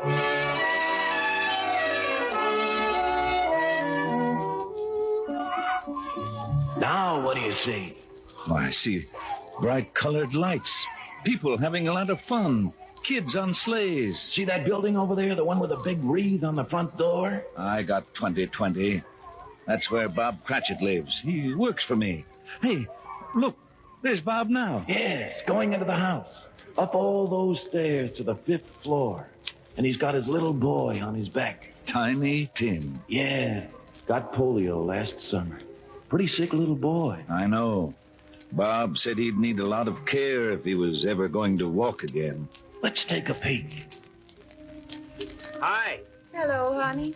You and Tim have a good time? Best. Didn't we, Tim? Yeah, Dad. We watched all the kids on the block on their sleds. Mom, will I ever be able to ride a sled? Of course, Tim. Won't he, dear? Sure thing, Roughneck. Next Christmas, you'll be out there doing belly whoppers with the rest of them. Dad, what's the matter? Your eyes are all wet. Nothing, Tim. I just got some snow in them. Want some dinner, Tim? Oh, Mom, stew for Christmas? I'm sorry, Tim. Oh, that's okay, Mom. I like stew. Bob, will you please say grace? Can I say something first, Mom? Of course, Tim. What would you like to say? God bless us. Everyone.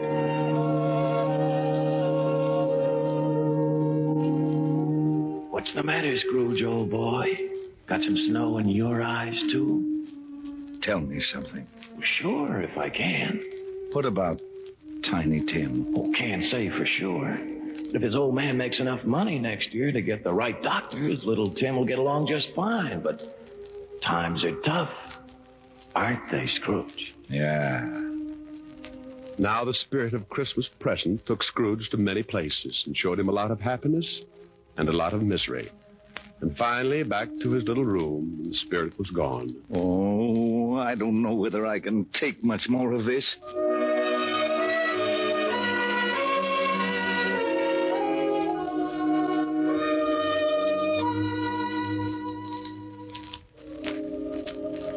Then a new ghost drifted in. This was the worst yet. He was really done up for haunting. He was all dressed in black with one arm sticking out and pointing right at poor old Scrooge. This was the last one of the spirits. Scrooge's knees sounded like castanets on a reducing machine. Okay, you don't have to tell me. You're the ghost of the Christmas that hasn't come yet. You I'm really scared of. The ghost took off with Scrooge right after him.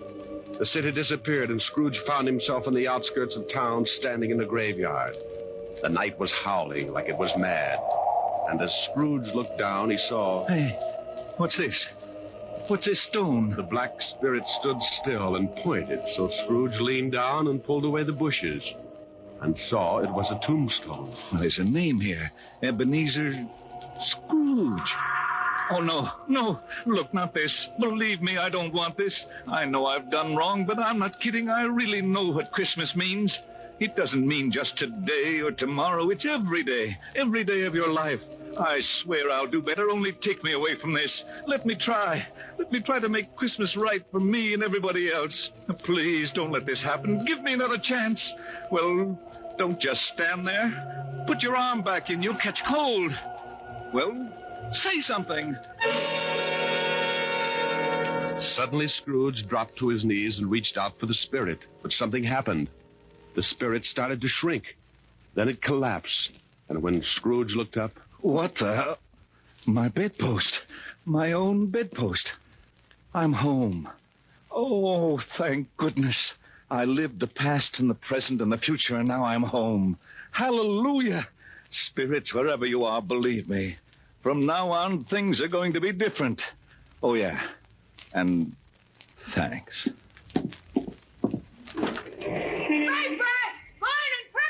Hey, boy. Yeah?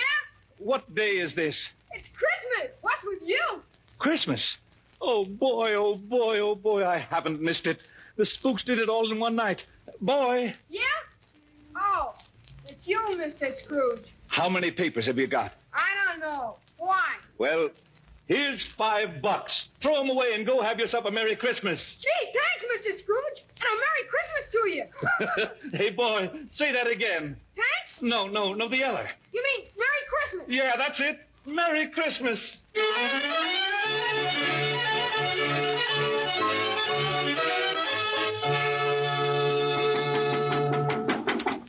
Okay, I'm coming. What's the matter with you? Can't you see the store's closed?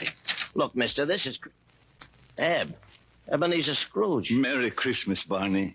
Huh? Hey, you been drinking? Not a drop. Well, what's the matter with you? Ain't you going to wish me a Merry Christmas? Wish? Sure. Come on in. Wife's upstairs with her mother, but I got a bottle in the back. I think maybe you better have something strong. Look, your grocery store's closed, but you could still sell me a turkey, couldn't you? Well, I don't know. Well, you got a couple, they'll just go to waste. What do you want a turkey for? You've been eating at the automat every Christmas for the last 7 years. Oh, it's not for me. But nevertheless, I have been invited to my nephew Fred's house for a Christmas dinner. Well, then who's the bird for? Bob Cratchit. You know, the young guy that works for me. Oh, yeah. How much you going to charge him? Here's $20. That ought to be enough for the bird. No. It ain't worth that much. You sure you ain't been into something? Well, if it's too much, give the rest to your kid and have him deliver the turkey to Cratchit's house. Huh? Here's the address, and don't tell Cratchit who sent the thing, okay? Okay. Merry Christmas, Barney. Yeah. Merry Christmas.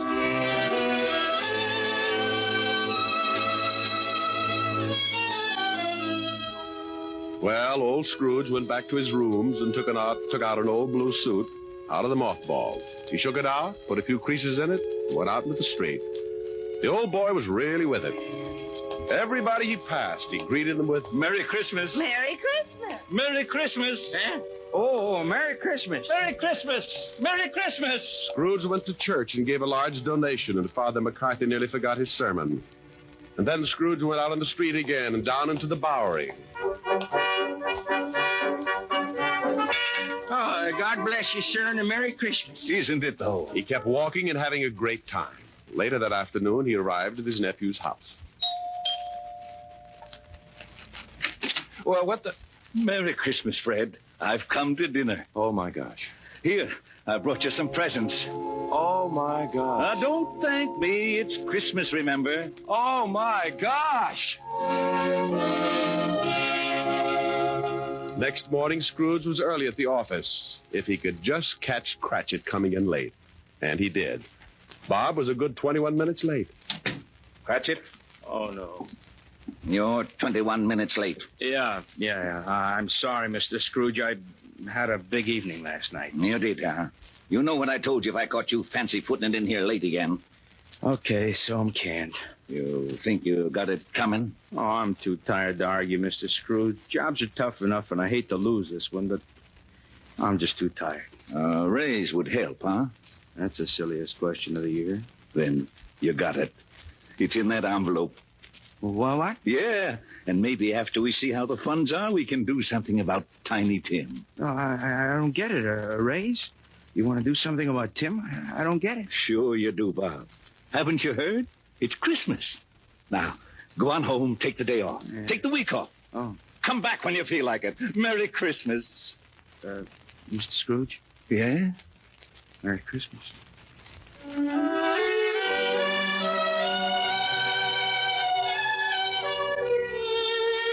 And Scrooge really did it. He was as good as his word, better even. He made it the merriest Christmas ever. And later, things got better, and he took care of Tiny Tim. And sure enough, Tim was out on his sled the next Christmas doing belly whoppers with the best of them. Every Christmas thereafter, all along the big street, it was said, if anyone knew how to make Christmas merry, old Ebenezer Scrooge was that one. And I hope that can really be said about all of us, just like Tiny Tim said. God bless us, everyone. That's right, Tim. God bless us, everyone. Merry Christmas. God bless everyone. Oh, Rick, Yes, Helen? that was wonderful. Not quite the way Dickens wrote it, but it meant the same thing. Oh, you really like it, baby? Oh, I loved it. No reason in the world why old Scrooge couldn't have been living right here today. You've got the spirit, and that's what counts. How did you like it, Walt? Rick, I gotta hand it to you. It was really great. Lieutenant. Yeah, what is it, Otis? How'd I do in the play? You were magnificent, Sergeant. You know, I'll bet if I studied for a couple of weeks, I'd get me a part on Broadway. To be or not to be? That's the question. Oh, no. Now, Walt, leave him alone. Oh, sure. Monsieur Otis. Huh? Wouldst thou accompany me over to the punch bowl for a short flagon of nectar? Sure, I would. See you later, Helen. Rick? Yeah. Come on, Barrymore. Let's see if the punch bowl fits your head. Oh, aren't they lovely? You want something to eat? Hey, wait a minute. What's the matter? Listen. They're out here by this window. Come on, let's go listen. Yuletide carol, fa la la la la la la la. See the blazing Yule before us, fa la la la la la la la. Strike the harp and join the chorus, fa la la la la la la la. Follow me in merry measure, fa la la la la la la la. While a girl of Yuletide treasure, fa la la la la la la la. Oh, wasn't that wonderful, Rick? It sure was. Rick, sing something with them. Oh, no, honey, I don't want to loss up the act. Please, Rick, come on. All right. I'll tell you what I'll do. Everybody usually sings Christmas songs about snow. I'm going to sing one about sunshine. It's called Melikalikimaka. Melikalikimaka? Well, it means Merry Christmas in Hawaiian. In Hawaiian? Sure. It's a brand new song. They love it over there, and we'll love it here.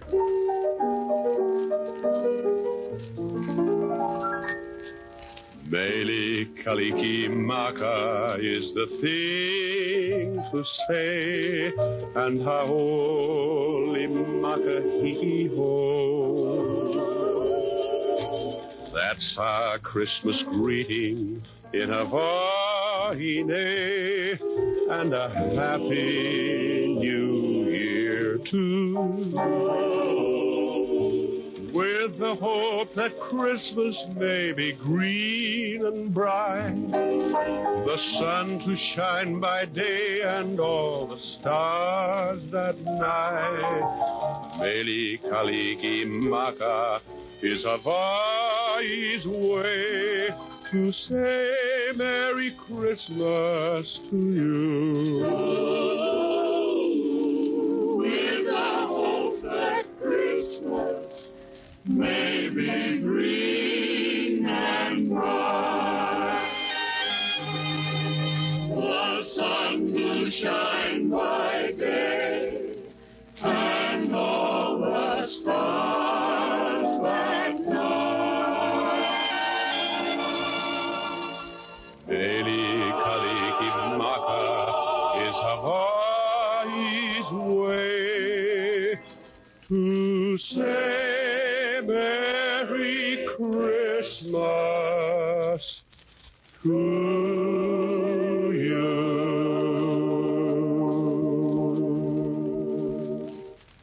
Rick, Mm-hmm. Merry Christmas. Yes. And a Merry Christmas to everybody. Oh, come on, ye faithful, joyful and triumphant. Oh, come ye to Bethlehem. Come and behold him, born the King of angels. Oh, come, let us adore him. Oh, come, let us adore him. Oh, come, let us adore him. Christ the Lord. Down in Wilkes-Barre, Pennsylvania, radio station WBRE today is celebrating its silver anniversary of serving the people of the coal country with better programming. From all of us in Hollywood, congratulations to NBC affiliate WBRE on 25 years of broadcasting and best wishes for another 25. Dick Powell as Richard Diamond, private detective, will return to the air at a new day and time, Sunday, January 15th. Till then, this is Eddie King relaying our best wishes for the holiday season. Calling all detectives. Suppose you plucked what you thought was a worthless ornament from a discarded Christmas tree and found a priceless gem. What would you do? That is the problem on this page from my casebook. The casebook of Jerry Browning, private detective. Believe me, Jerry Browning, private detective. Criminals sometimes get caught in the strangest ways. It was about 10 o'clock of a cold, crisp evening in mid-January, and I was taking a walk through the quiet, snow-covered streets.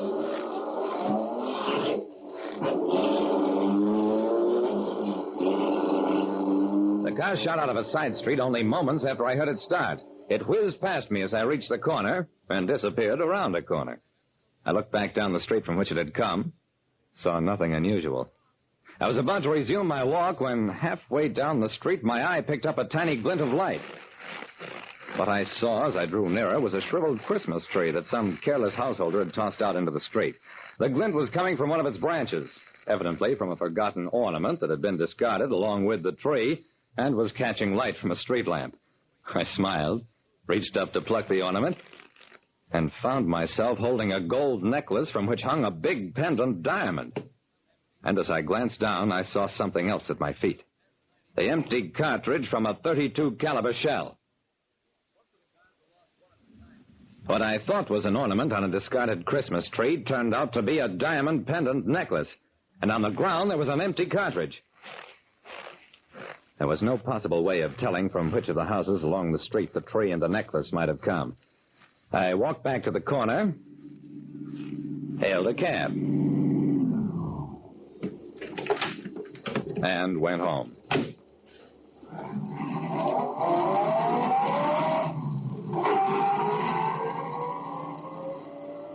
I phoned the police, learned that nobody had reported a lost or stolen necklace, and that no crimes of violence had been reported during the past few hours. The next morning, I took the necklace to George Delman, the jeweler. Magnificent, Mr. Browning, a superb stone, matchless. And unless I'm badly mistaken, this is the Rajput diamond from the Xmas collection. It took less than an hour to learn that the Xmas collection of gems was insured by the Atlantic Insurance Group. But when I stopped in at their office, "No, Mr. Browning, we've had no report of any loss or theft from Mr. Eckersall." This was getting interesting. I drove out to the Eckersall home, way out in the swanky suburb of Linwood.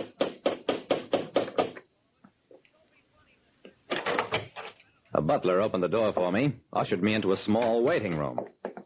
The man who finally came in to see me introduced himself as Carl Flicker, secretary to Mr. Eckersall. I'm sorry, Mr. Browning. Mr. and Mrs. Eckersall have left for Florida, motoring. I can't say when they'll be back. Can I help you? I nodded, took the necklace from my pocket. "Recognize this, Mr. Flicker?" He glanced at it. It looks like the Rajput diamond, Mr. Browning. An excellent imitation. It is the Rajput diamond. You think so? Follow me, Mr. Browning. The secretary led me to another room. Opened a massive vault. Walked into it. Came out a few moments later. Here is the Rajput diamond, Mr. Browning. See for yourself. I looked at the necklace glittering in its plush-lined case. It was the exact duplicate of the one I was carrying. I'm sorry, Mr. Browning. I commend you for your honesty and good intentions. But as you see, your necklace is obviously an imitation. Good day, sir.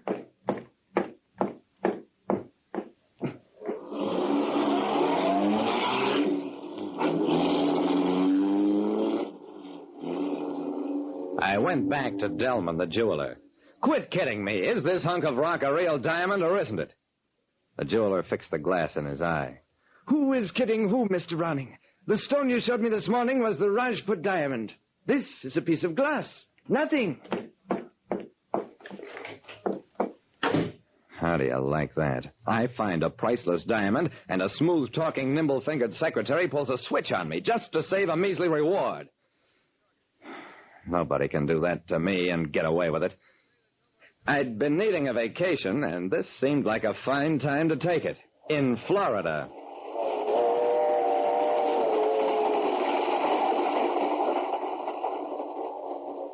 Getting to see Ronald Eckersall at the exclusive Gulf Beach Club was almost as difficult as breaking into the White House, but I finally managed it.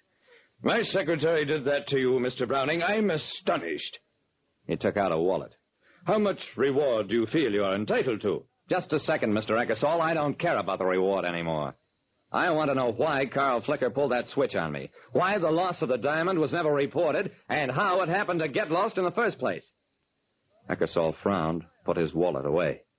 Browning, I am now inclined to think that Flicker was right after all, that your necklace was an imitation, and that you are a rascal up to some kind of game. Will you leave, or must I call the police? I left and forgot all about a vacation. Instead, I made a lot of inquiries and discovered that Mrs. Eckersall was not registered at the Gulf Beach Club. Her husband was there alone. I took my story and the .32 caliber cartridge I'd found near the necklace to the police, and they invited Eckersall in for a few questions. Yes, my wife did start on the trip south with me, but we quarreled. She left. When did this quarrel take place, Mr. Eckersall, and where? It was the first evening out. We were staying at a motel. She refused to continue on with me. What was the name of the motel? In what town? I don't remember. I'm sorry, Mr. Eckersall. We'll have to hold you on suspicion of murder.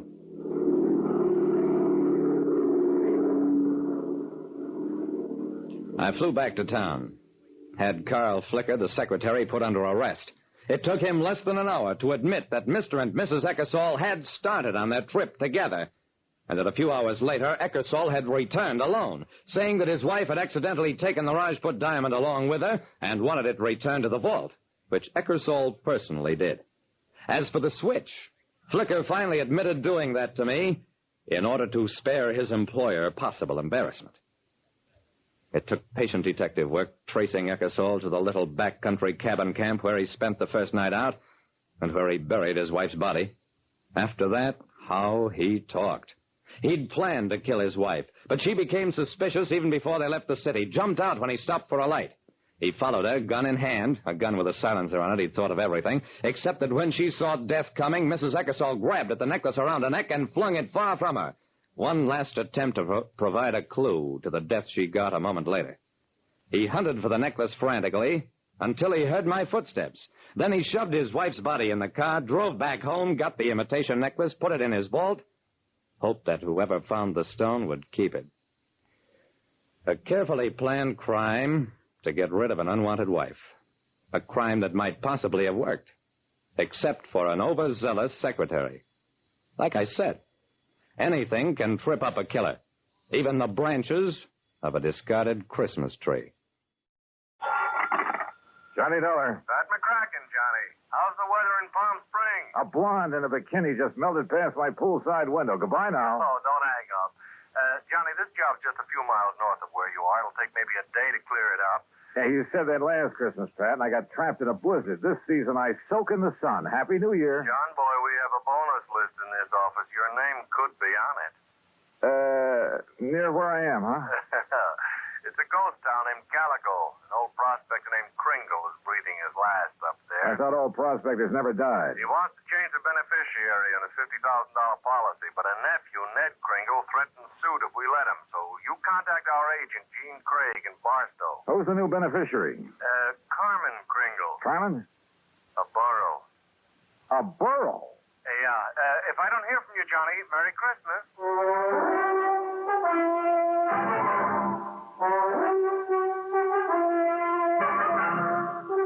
Bob Bailey in the exciting adventures of the man with the action-packed expense account.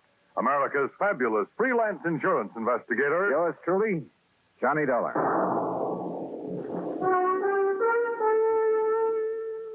And now, Act One of yours truly, Johnny Dollar.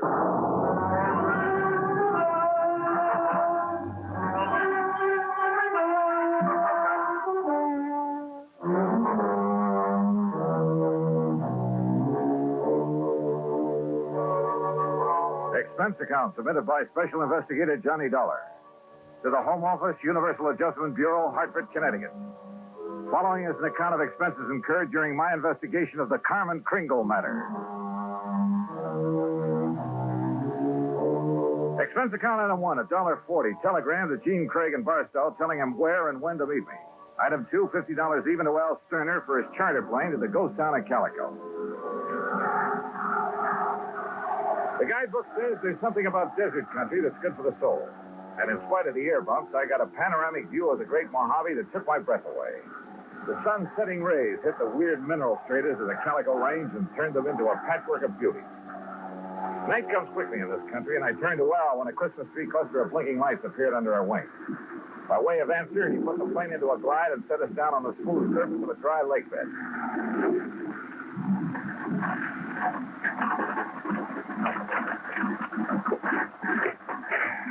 Johnny, you want me to wait around till your friend shows up? No, thanks. Well, there seems to be plenty of company. That's just an old coyote. Don't stand too long or you'll freeze to the spot. Okay. Good luck. Call me when you want to be picked up.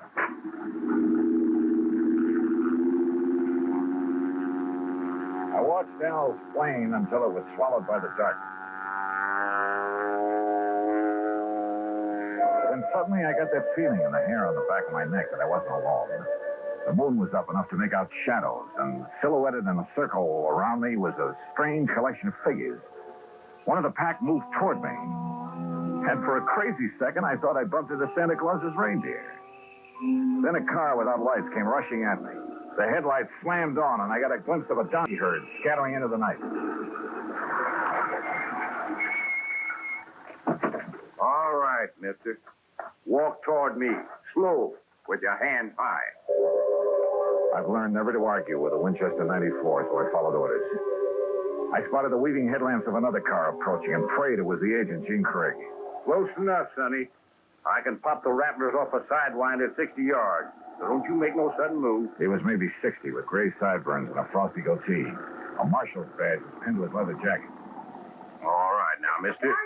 Marshal, that's all right. That's Mr. Dollar. Huh? I was supposed to meet him earlier. I'm awfully sorry, Mr. Dollar. I'm Jean Craig. Huh? I couldn't get here until I drove Doc Spangler up to Chris. He's had another setback, Marshal. Yeah, some darn fool let down a rail on his corral, and Chris Kringle's whole herd got loose. He don't give a chuck for most of them, though, except Carmen. Now he's fretting because she's running wild.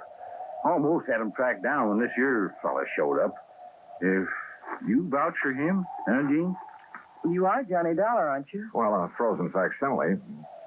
Come on, I'll drive you into Calico. You tell Chris that I'll have his Carmen back in the corral before the moon's full. And, Gene. Yeah, Marshal. Tell the old sourdough to stay alive, will you? We need him around here. Sorry about mistaking you, Mr. Dollar.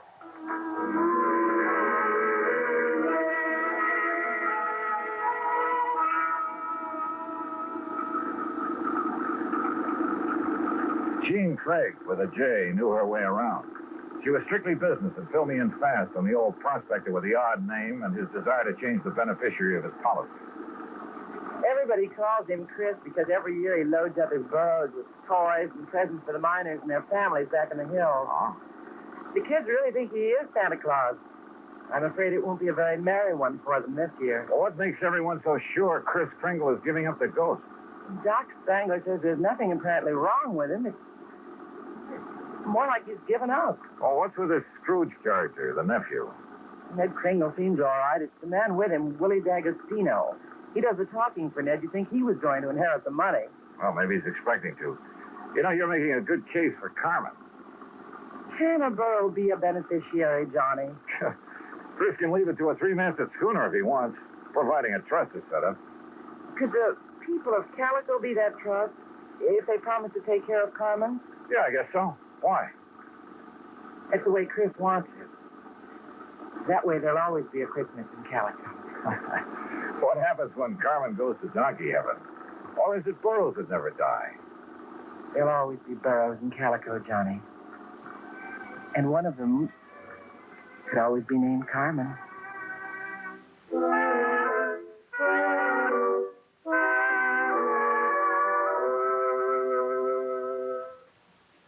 Act two of yours truly, Johnny Dollar, in a moment. Act two of yours truly, Johnny Dollar, and the Carmen Kringle matter.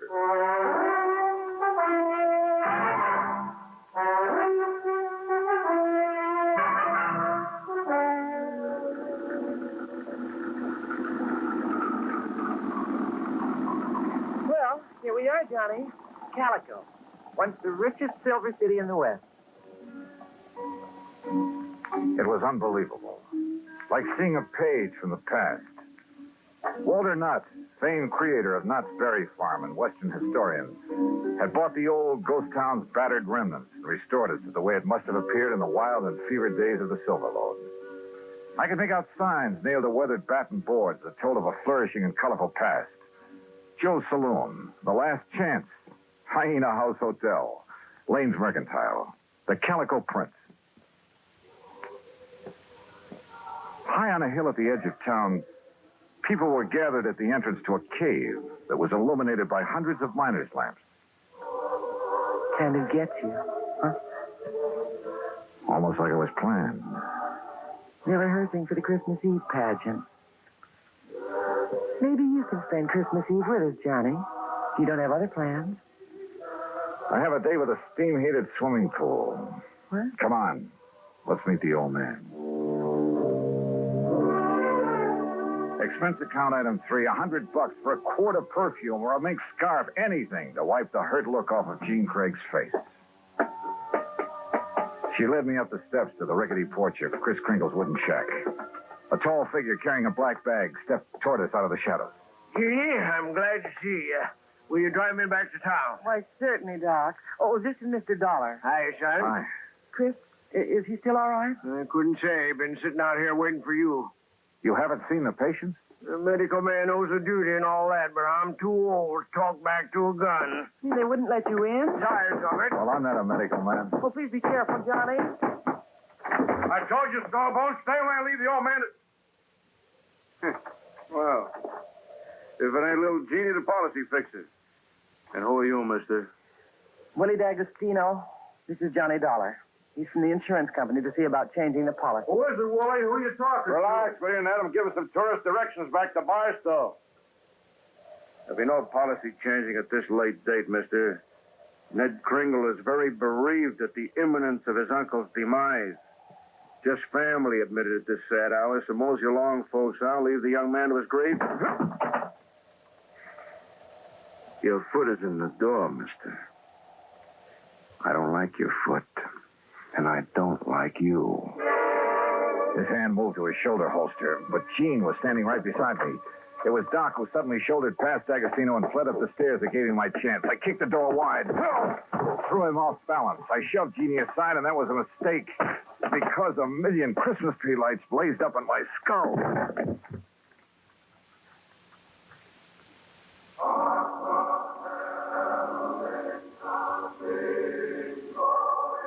Then slowly the tree lights faded away, and I saw Jeannie fussing over me and looking worried. A young, nice-looking fellow was seated next to a marble-top table. D'Agostino leaned against the stone fireplace and dangled his gun, smiling like he had a stacked deck. He's all right, Doc? A nasty cut, but no fracture. I know how to pull my punches, Doc. The old man. How is he? No better, no worse. Just lying up there staring at the ceiling. I want to see Chris. I have a right to, Ned. I'm an old friend. Wooly, wouldn't it be okay if Gene just went up for him? No, let him die in peace. He's past caring who sees him. Wooly, these people have a right. I said no. I'll get a hero boy in his feet and shove off. Go on. Come on, Johnny. Help me, Doc. How's it going to feel, Ned? Sharing blood money with a hoodlum. Your uncle paid for that policy with a pick and a shovel. It took a lot of years, a lot of sweat. And he's had your name on that policy ever since you were born. Old man Kringle never saw pay dirt in his life. Ned here give him money to live on, paid the premiums on his policy. Chris was always tapping the kid, claiming he had a new find. He was going to mine $1 million. Boy, shut up. The old man's dying. Tell him, Ned. Tell him how the old phony was always taking the bars, making like Santa Claus with the money you give him. Willie, haven't you got a... Tell him to hold on to the money. I know he's been waiting a long time for this. Me. Willie D'Agostino, that's who. Is that true, Ned? Yeah. I thought my uncle would make a strike someday. I honestly thought he'd strike it rich. I know he tried. He did strike it rich, Ned. When he dies, every man, woman, and child in this town will mourn him. He'll live in their hearts. What will people remember about you, Mr. D'Agostino? All right, get out and stay out before I... Willie, this rifle will make a hole in your belly big enough to pass a borax beam through. So you just drop that gun. Well, I don't know what the shouting's about, but you're guilty of carrying sidearms. You're threatening violence, Mr. D'Agostino. And ain't nobody does that in Calico, long as I'm the marshal. Now, you better get. Ed Dollar, I love you. So let Gladys hear that. Well, I'll see how Chris is. Doc, tell the old buzzard that I got his Carmen back in the corral. Jingle bells and all. Yeah, nice work, Ed. Now, what's holding you, mister? Okay. All right, let's go, Ned. Let the squares have a round, huh? I'm going to stay here, Willie. I want to be here when Chris...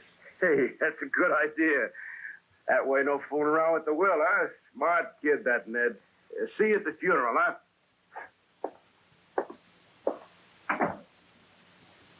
I'll go up now. You were wonderful, Marshal. You too, Johnny. Oh, yeah, sure. I take a nice sock on the head. Say, you folks better come up, too. Chris wants to say something. Quick second. I figured on this. The corral. Come on.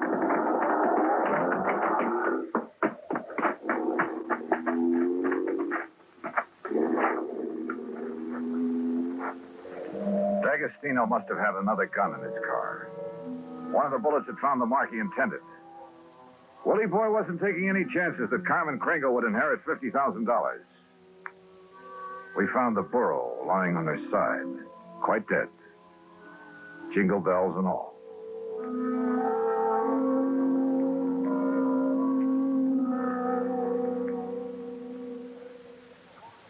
Act 3 of yours truly, Johnny Dollar, in a moment. Call Act 3 of yours truly, Johnny Dollar, and the Carmen Kringle matter.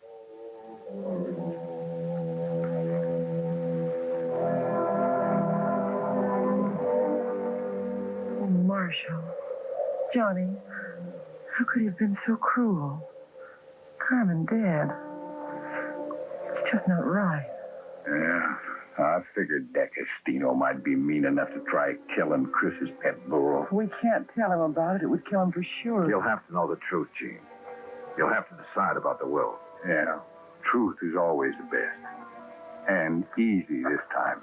Easy? Huh? Yeah. I'll just take these bells off of this poor little feller, and I'll put them where they belong. Carmen? What? Carmen? Oh. Mosey over here now. Well, you pulled a switch. You put these bells on another book. Yeah. I didn't trust that greasy character, and I was right. And nice girl, Carmen. Oh, Now, you folks go on up and see old Chris. I'll keep an eye on this here $50,000 jackass. That's the way it's going to be, ain't it, Johnny? Yes, sir. That's the way it's going to be. But I was wrong. The roly-poly little old man in the four-poster bed with his white whiskers resting on the quilt changed his mind again. Even after hearing about how the marshal saved Carmen. I wasn't going to scratch Ned's name off of that insurance, Mr. Dollar. I tried to shake that D'Agostino, figuring he'd take his hooks off of Ned if he thought my Carmen was going to get the money. Oh, I was scared for a while that I just might have to up and die to square my nephew's gambling debts. I'm sorry, Chris. I'll work my fingers raw paying every cent I owe, but I'll pay him back with interest. I want you around. Hey, Mr. Dollar. Yeah, Chris. Lift the lid on that footlocker and fetch me one of them bags in there. They're pretty heavy, but you look strong. Oh, they're sure heavy enough. You got them stuffed with silver? It's better than silver. Open it up there. Yeah, that's it there. Yeah. Recognize that? Yeah. Maybe you'd better have a good sleep, Chris. This here is plain old gravel. Oh, plain gravel. It's uranium, Doc, huh? The last batch assayed at $900 a ton. And I got a mountain of it staked out. In both our names, Ned. You don't say. Why, Chris? Mr. Dollar, if you and Jeannie check with the Barstow Bank, you'll find that they'll extend credit on the strength of that assay. You reckon you can spend 2 days buying enough presents so as we won't disappoint the folks hereabouts?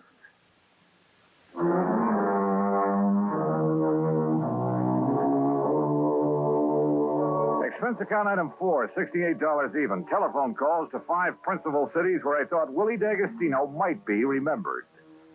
The police departments had a long list of reasons why they remembered Willie. That was my Christmas present to them. Expense account item 5, another 50. Truck rental to haul the presents we bought for Ned to give away come Christmas morning.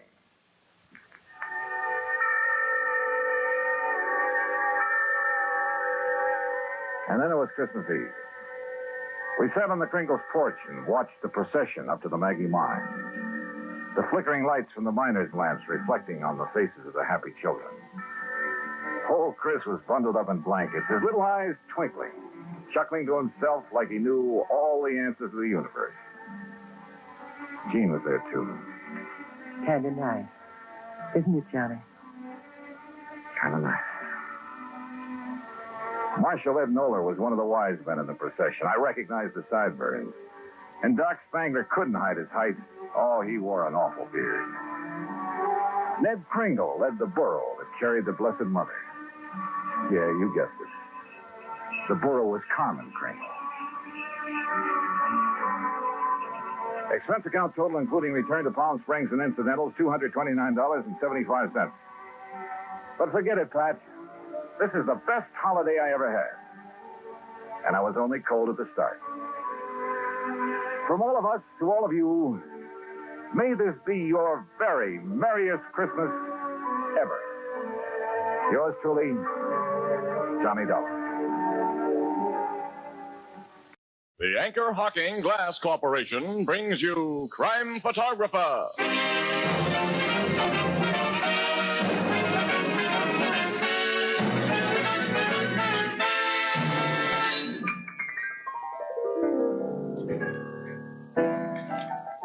Ethelbert. Oh, hello, Casey. What's Tony Marvin worrying about over there? Why, he's writing a holiday poem. And he's stuck for something to rhyme with Christmas stocking. But, Ethelbert, are you kidding? Certainly not. Oh, you mean Anchor Hocking. Oh, gee, fellas, that's wonderful. Anchor Hocking. A great name in glass.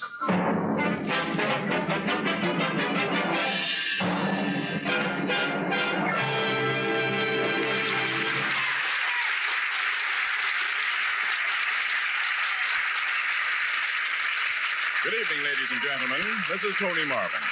Every week at this time, the Anchor Hocking Glass Corporation of Lancaster, Ohio, and its more than 10,000 employees bring you another adventure of Casey, crime photographer, ace cameraman who covers the crime news of a great city. Written by Alonzo Dean Cole. Our adventure for tonight, Christmas shopping.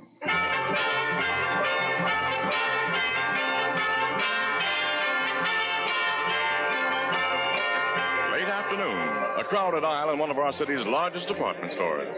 Making slow headway through the jostling shoppers are... Casey, I've never seen the store so crowded. We say that every year during the week before Christmas, Annie. Where are you taking me now, huh? Well, you haven't anything for your Aunt Harriet yet, so I thought we'd look at umbrellas. They're on this side of the store somewhere. Yeah. Annie, look, you can pick up a much nicer umbrella for Aunt Harriet than I can. I trust your judgment, absolutely, Annie. So suppose I shop for all the uninteresting items while you go up to the toy department and watch the electric trains again.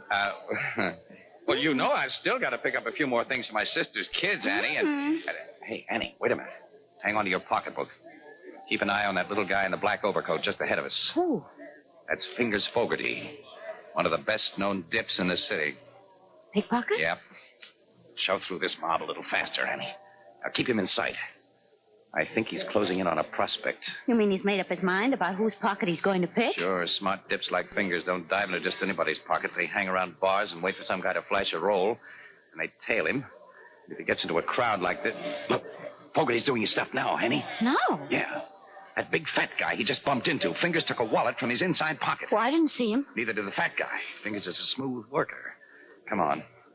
He'll feel very badly when we stop his special brand of Christmas shopping, but pocket picking is considered antisocial. I've got to get Mr. Fogarty. Well, he squeezed through the crowd. I can't see him anymore. Neither can I. Look, Casey, yell out for somebody to stop him. Oh, what'll I yell? Stop thief? Well, you can't let him get away. He won't get away. Every cop in this precinct knows Fingers. He'll be picked up quick after a charge is brought against him. I'll help that guy who lost his wallet bring the charge. Yes, if you appear as a witness. I will. Where's the fat man? Excuse me, mister. Something happened to you a minute ago that I don't think you know about. What do you mean? Your pocket was picked. My pocket? Yeah. A little guy bumped into you, and as he did, I saw his hand go into your inside pocket and come out with a wallet.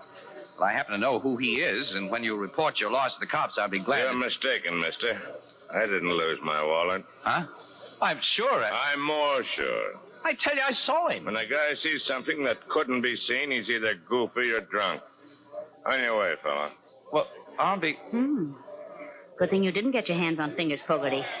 He could have plastered you with a nice suit for false arrest. And I know he took a wallet from that fat guy's pocket. I was watching every move that Fingers made. Well, I was watching him, too, and I didn't see him take anything, and that fat man says he didn't lose a wallet, so... Okay, I'm goofy or drunk. Or maybe you only need glasses. Well, I do after this. Several glasses. Let's head for the Blue Note.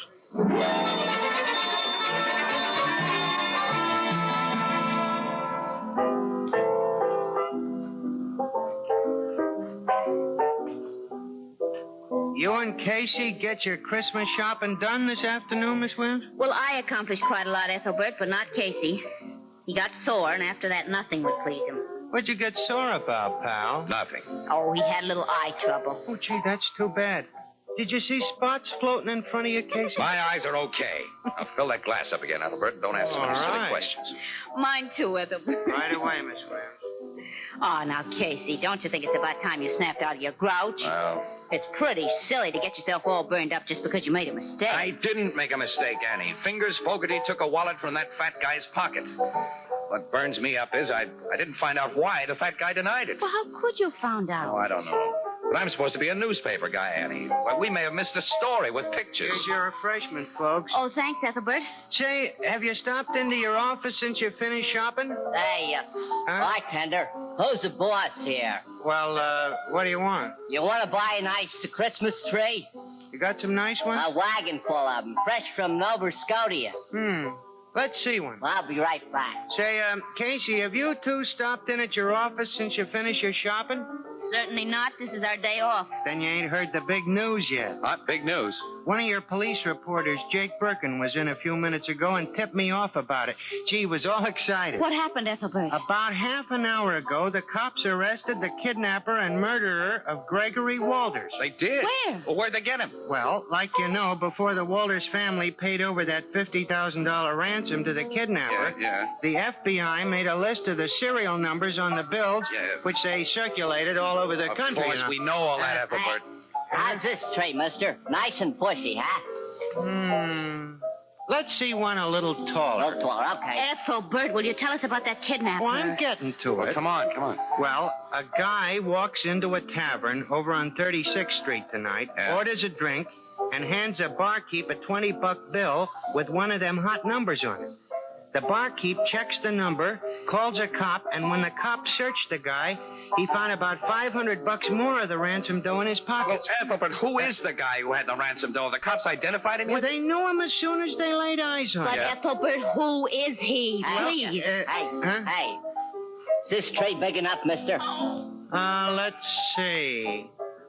Well, let's see one a little thicker around the bottom. Thicker around the bottom. Ethelbert, will you please Casey tell and us? I know him. He's always been a small-time crook, and I was surprised to learn he was mixed up with anything so big as kidnapping and murder. Oh, say, will you tell us? I am telling you. It's that little runt, Fingers Fogarty. Fingers Fogarty? Yeah, the tip.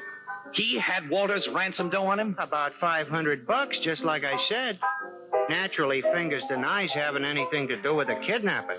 He said he lifted the dough out of the pocket of a guy who was Christmas shopping in S.J. Franken's department store. Franken's? Around 4 o'clock this afternoon. Casey Franken. And that fat guy denied he's been robbed. Do you think he was the I one? can't see Fingers as a kidnapper. He's always been just a slimy little sneak thief. Hey, what's this about a fat guy, Casey? Annie, come on. We're going to tell Logan what happened in Franklin's. Well, what did happen, Well, never Casey? mind. You'll hear it later, Ethelbert. So long. So long. Hey, is this one big enough for you, mister? I tell them two a whole complete news story in 2 short words, then they run off and leave me out on a limb. What limb? Too big? Oh, you? Oh, no, we've got to have a really big tree.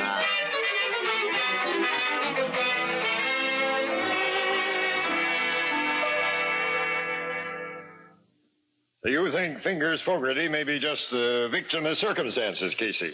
Circumstances peculiar to his profession. Miss Williams and I have told you what happened, Logan. You can add it up. Captain, have you got anything on Fogarty outside of the $500 found in his pocket? Not yet, Miss Williams. The joint he lives in is being searched, but we don't think he was chump enough to hide the rest of his ransom money there. Well, if he lifted the 5 C's from that fat guy, he has no rest of the dough to hide. Now, look, Casey. Fingers Fogarty knows you pretty well, doesn't he? Yeah, sure, he knows me, certainly. Now, hasn't it occurred to you that he may have put on an act for your benefit? I don't get you. Now, let's assume that Fingers is the real kidnapper. It's been over a year since the ransom money was paid. Fingers has been careful. He hasn't tried to pass any of the 50 grand because he knows it's red hot. But now he figures the heat has died down, so he sends up a trial balloon. How do you mean trial balloon? Well, he's got a record as a tip, Miss Williams. He figures if he gets caught passing that dough, we'll believe that he lifted the money from a guy's pocket. And to cinch it, he acts like he's lifting it from a guy's pocket while Casey is watching him. He picked you for his star witness, pal. Logan, hasn't it occurred to you that the fat guy might have been sending up that trial balloon? Huh? What do you mean? Assume the fat guy is the real kidnapper. And he wants to know how safe it is to pass those ransom bills. He knows that Fingers is a pickpocket. Well, he goes to one of the little runt's hangouts and flashes a roll in front of him. And then he leaves the joint, saunters into a crowded store where it'll be easy for Fingers to work, and Fingers does exactly what's expected of him. That's a reasonable theory, Captain. Well, sure. If Fingers gets caught passing that dough, the kidnapper learns about it from the papers and continues to let the money cool off. Also, Fingers has a long record. You cops won't believe anything he tells you. You'll tag him as the Walters kidnapper, which will leave the real one sitting pretty. The only thing the real kidnapper didn't figure was that someone might see Fingers take his wallet. Well, maybe you got something there, Casey. You and Miss Williams have never seen that fat guy before? No, but we'll know him if we see him again, though. Definitely. Your description might fit 1,000 guys in this town. I want you two to go up to the record room and look at some pictures we've got in the files. Oh, great. That'll only take us about 4 or 5 hours, Logan. Oh, Casey. And this was to have been our night off.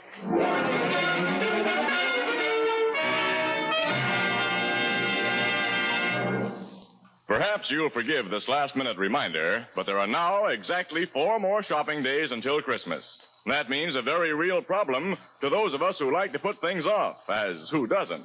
Is there anyone you've overlooked? Anyone to whom you want to give something beautiful, practical, and inexpensive? Well, you'll find the answer in Fire King oven glass.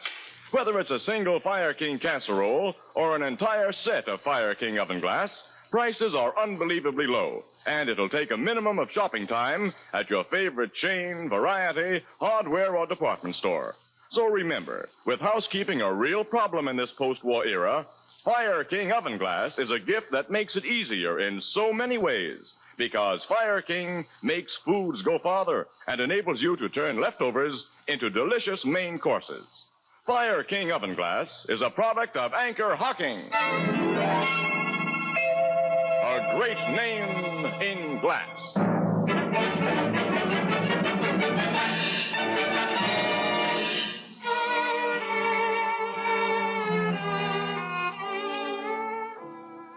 Oh, I don't recognize any picture here, Logan. Oh, me either.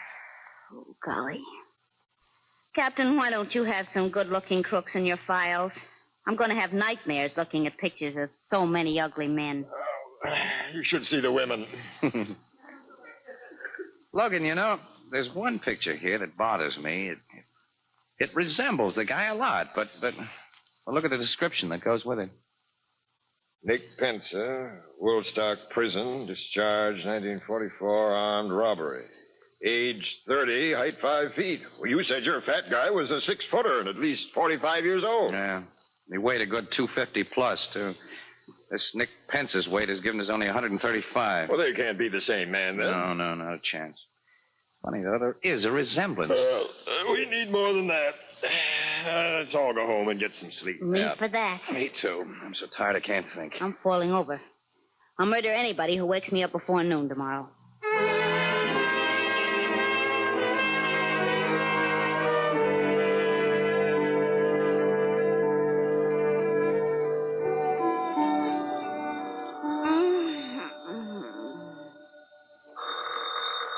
Oh, no, thank you. No, thanks. Oh, no. Oh. Hello. Morning, Annie. Who's this? Wake up, kid. It's Casey. Casey? Oh, Casey. Yeah, Casey, you remember me, don't you? Yes, I do, and it's only 9 o'clock, and what is the big idea? Annie, look. I think I know where to look for that fat guy. You do? I certainly do. The old bean wasn't working last night. But when I woke up a few minutes ago, I had it. The strong resemblance between that young half-pint crook, Nick Pencer, and our big, fat, 45-year-old guy can't be just coincidental, Annie. They must be relatives, maybe brothers. Mm-hmm. Go well, on. I've looked in the phone book and found only one Pencer listed, John Pencer, contractor, who lives and does business out on Dudley Road. I thought you might like to drive out there with me and see what John Pencer looks like. Why don't you have the cops go out and look at him? But, Annie, you're not awake yet. Only you and I can identify that fat guy. Besides, if you and I find him, Annie, we get an exclusive. The cops are in on it. Every paper in town will have Well, I'm awake now, all right. Where'll I meet you? I'll be outside your door with a car in 15 minutes. Casey, I've got to dress. We'll make it a half an hour then. We'll make it a full hour and no sooner. Well, what are you going to dress? Yourself or a Christmas tree? Listen, Annie, I can bathe, shave, and get into my clothes in 10 minutes. I put on underwear. Goodbye.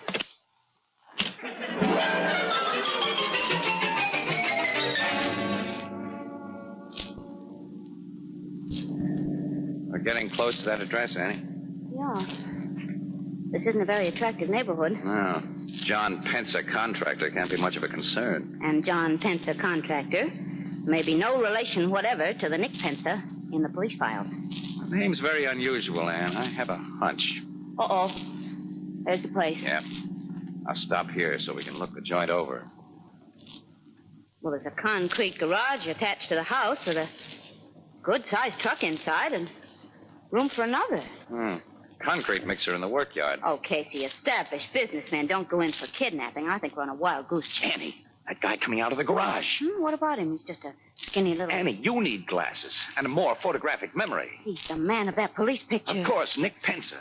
Now I know my hunch was right. He's looking over here. Well, he's never seen us before, but I'll get rolling anyway. Now, how can you find out if he has a fat brother? Well, drop into one of these neighborhood stores and make a few inquiries. Then what? Well, how can I tell until I find out what I hope to find out? Annie, you're the darndest girl for asking questions. You really are. Now, let's stop there. Well, we'll stop here. We'll go into this little drugstore right here. Druggist usually knows everybody in the neighborhood. Come on. Okay, but I think it would be simpler and more sensible to make inquiries at the precinct police station. I don't want the cops in on this until we know where we stand. Here, let me do the talking. It's your party, wise guy. You handle everything. What can I do for you young people? Hello, Pop. We're going to have, what kind of ice cream soda do you want, Annie?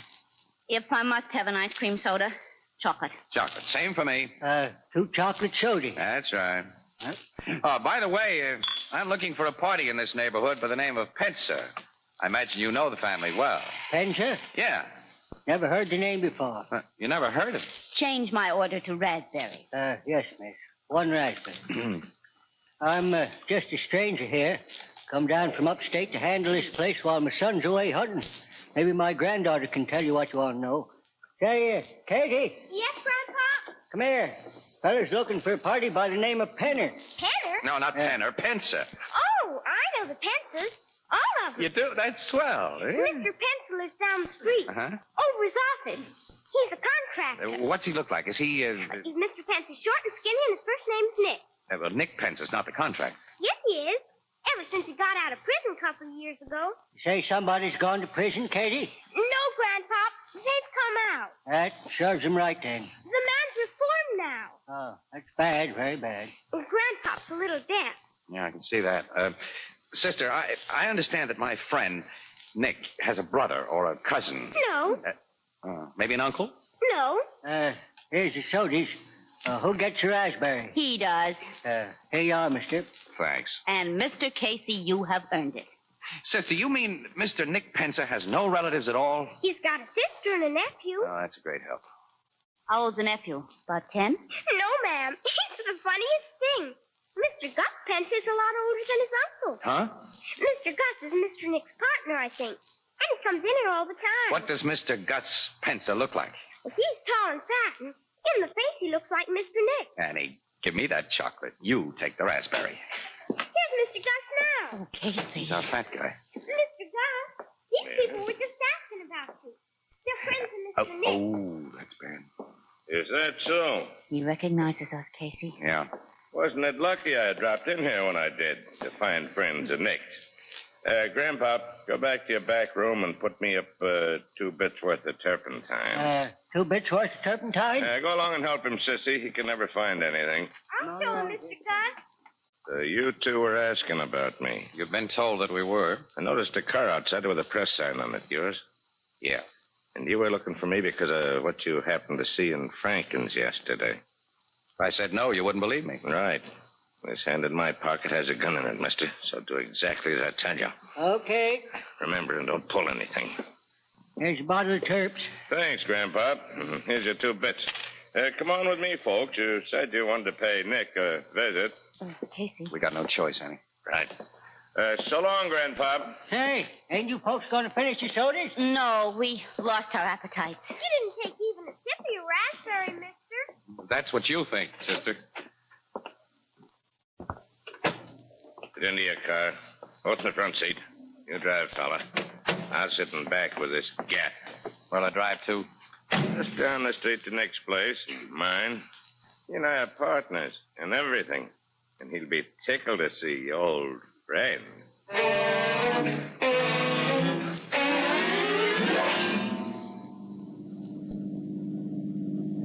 Turn into the workyard and park in our garage. And next to the truck there.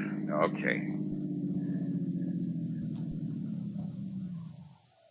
Yeah, that's fine. Now what do we do?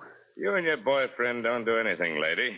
And to make sure you don't... You hit Casey with your gun. And you get the shape. That'll keep the two of you quiet for a while. Nick! Nick! Yeah? What do you want, Gus? Come into the garage, quick. Okay. Whose car you got in there? You'll see. Come inside and help me close these doors. Okay.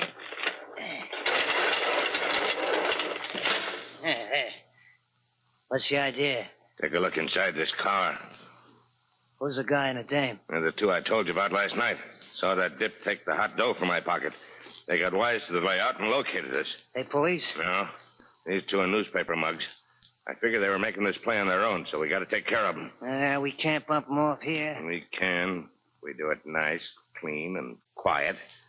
Get those big spools of adhesive tape from the house. What are you going to do? You'll see. Get that tape.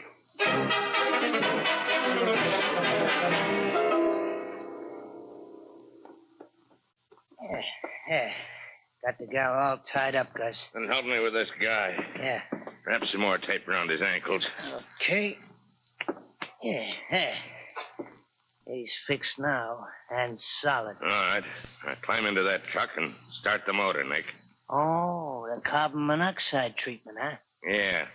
Nice, clean, and quiet. You just lock them in this closed garage to breathe the gas. Tonight, when it's dark, we get rid of their bodies in their car. Start the motor.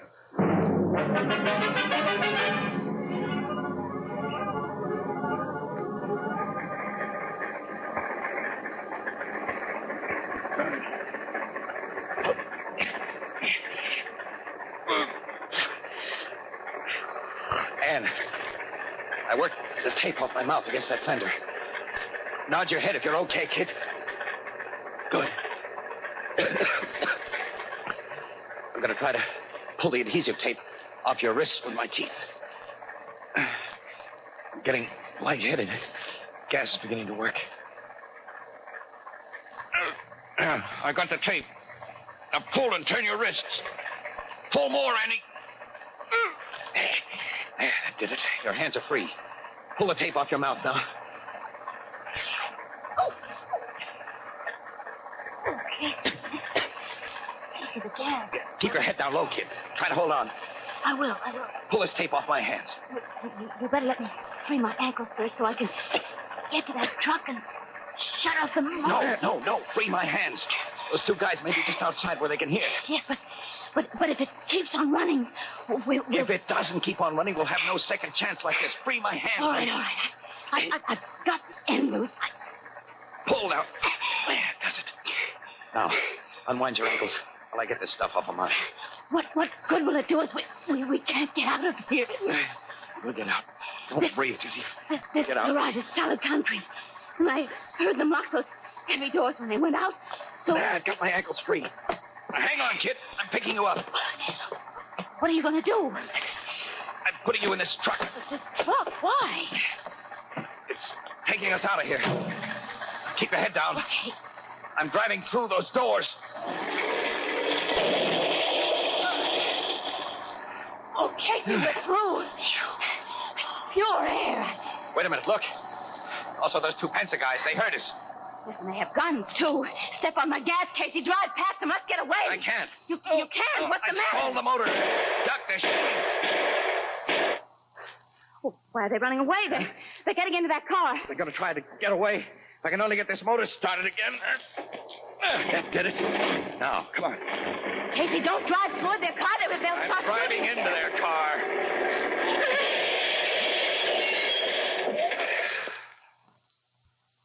Well, this 10-ton truck does a nice job when it hits a tin can like Oh, Casey. My nerves will never be the same again. that. I'll never recognize mine either. Come on, let's call City Desk. Get the cops out here so we can get to the Blue Note. I need another pair of glasses. The kind you fill.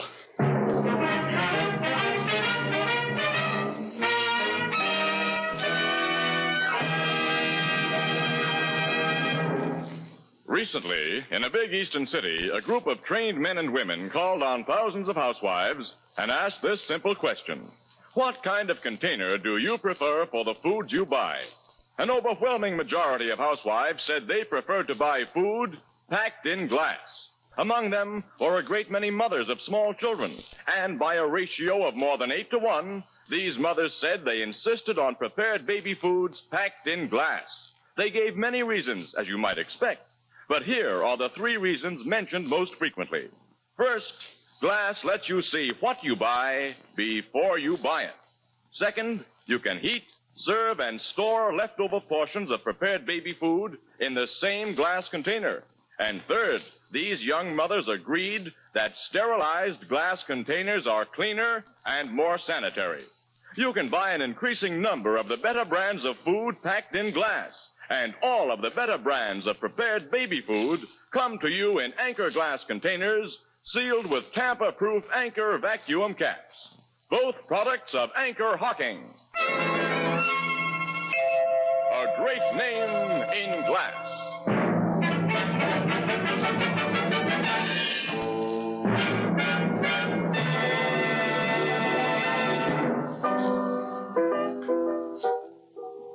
You didn't kill them 2 kidnappers when you threw that truck at them, Casey? No, Bethelbert, no.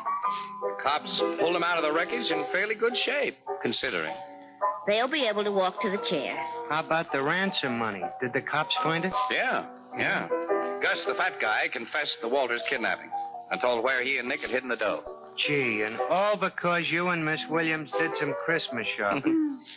Say, what happened to the little dip, Fingers Fogarty?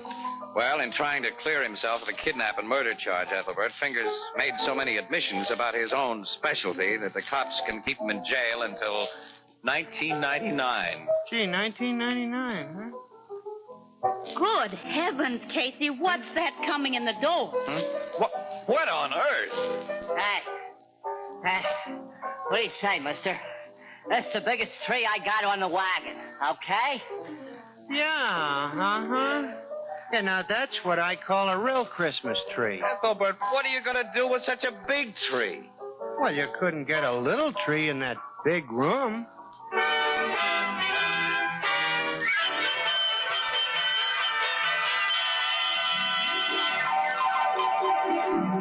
Crime Photographer, starring Stotts Cotsworth as Casey, is brought to you each Thursday at this time by the Anchor Hocking Glass Corporation, makers of Fire King Oven Glass. Anchor glass containers, Anchor caps and closures. All products of the Anchor Hocking Glass Corporation, a great name in glass.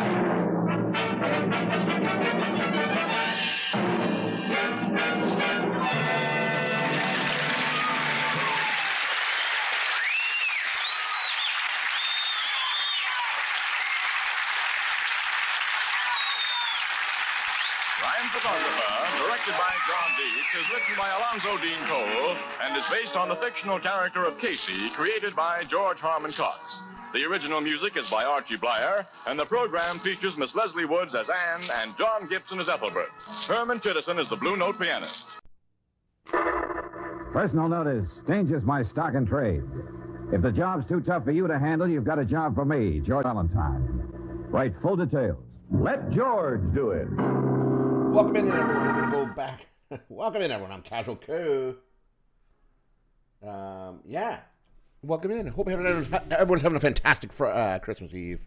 Welcome into my Santa tracking stream. We're sitting here listening to some old-time radio shows and watching Santa. If anyone's living in Greenland, get ready. 10 minutes away. He's getting close to North America, people. Get your little kids away. Go to sleep so they sleep well, so they can get all the presents. Anyways, let's go back. Sitting here chilling all night. Say hi. Drop in. I'm here. You may not see me, but I'm here. Let's go back to George. Let George do it, everyone.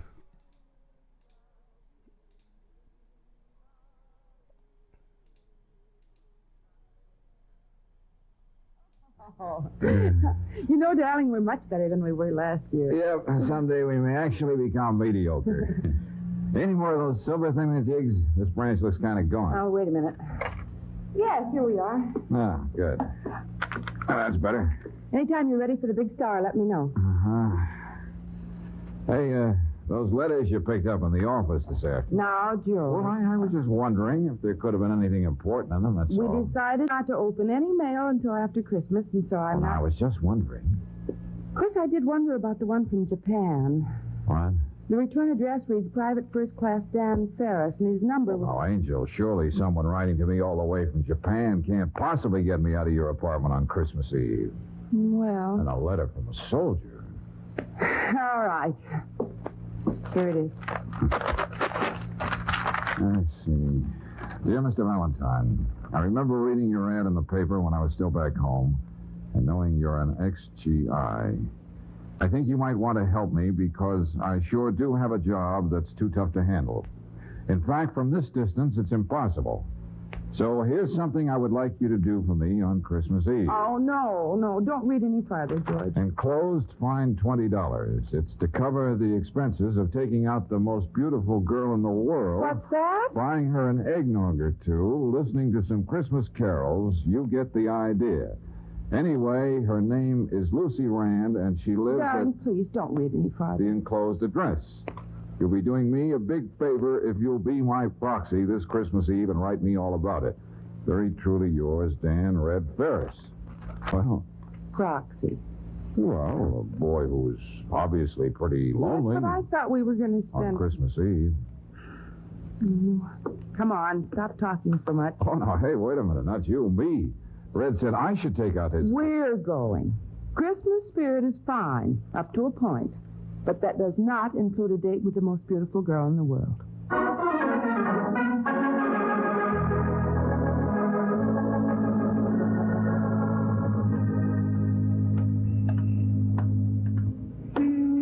The apartment house is down the block. You know, George, about that letter, I have a notion our friend Red is really slightly suspicious about his girlfriend's, boyfriend. Yeah, such an idea has been known to occur to guys who are 6,000 miles away from home. Well, the girl is probably set to spend this evening with her family, and all we'll really do is dismiss... Excuse me, folks. Yeah? I'm sorry to bother you, but that is, we, the missus and I, have had it pretty tough this year. And she's a wonderful cook. Like right here, you see? What's that? It's a Christmas pudding, miss. The missus makes the best in the world. Oh, look, I'm afraid we're on a diet. But if this'll help. Oh, no, sir. This is a very fine pudding, and for only $2. George, I guess at dinner tomorrow we could. Yeah, well, I suppose so. Just a minute. Here. Yeah, thanks. Hey. George, he's running away. Pudding and all. Hey, wait, yo. Okay, wise guy. Let go of me. All right, now, hand me back that money. No. And this wonderful Christmas pudding your wife made. Give. No. I said give. You. That's a pudding? Well, it's a brick, miss. A plain, ordinary brick wrapped in some Christmas paper. Why, you crooked little... I have no wife. I have nothing. And I don't care if they call the cops and they put me in jail. At least I get a good meal there. They give turkey and trimmings on Christmas. Oh. So put me in jail, Mr. Go ahead, I dare you to put me in. Oh, never mind. Keep the money and keep the brick. But you go on with this fancy shuffle and you'll end up in jail, all right. Oh, well, gee, thank you, mister. Thanks a lot. And Merry Christmas. Yeah. Oh, Brooksy, let's get going and play Cupid so we can get back to that tree.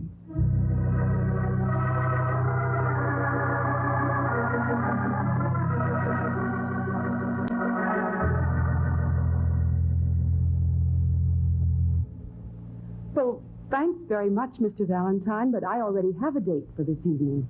So you said. This boy, Red, he has no hold on me, you know. Not at all, Miss Brooks. Well, the only thing we know, Lucy, is what he wrote us in that letter. Well, I don't even know why I started writing to him. One of those silly things. A friend of a friend of a friend of mine is engaged to a boy in Red's outfit, and she said boys need cheering up. So I wrote to him. He's nice and sounds like fun, but that's all. Yeah, well, Red must have taken some things for granted, I guess. Well, he'll just have to get over it. After all, I didn't make him think I cared. I see. And as for tonight, I'm perfectly all right. I'm in good hands. Walter Denning is a perfect gentleman. Walter Denning? You make it sound like a naughty word. Do you know him, George? Slightly. He's in the neighborhood. Tall, handsome boy, sharp with a buck. Why, he's not. Wolf by avocation and vocation and inclination. Stop that. Small-time presario. How's his big girly act coming along? Denning's Delectables, isn't it? Playing at the Blue Grotto? He's doing very well, thank you. I've had a very busy day. Selling in a department store on the day before Christmas is wonderful for a girl's feet. So if you don't mind... See this record here on the Victrola. It's nothing. The label says made at the YMCA Tokyo, Japan. Something Red sent you? But yes, it came today. A Christmas card, sort of. You can hear it if you want. There's nothing too personal in it. I'll do it, George. Hello, Lucy. I don't really know what to say into this thing. I guess pretty soon it's going to be Christmas. But here it isn't very much. So a fella gets to do a lot of thinking and hoping, remembering. When I do that, I keep thinking mostly of the things you wrote me in your letters.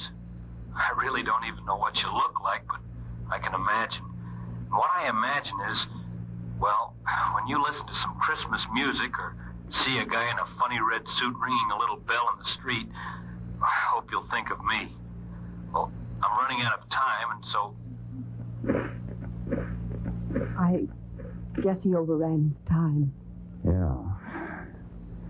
Well, come on, Angel. Lucy, I didn't mean to shoot my mouth off about this Denning guy. I know. That's what people may think of him, but he's in love with me. He's sincerely in love with me. Are you sure, Lucy? Wait a minute. Here. Take a look at this.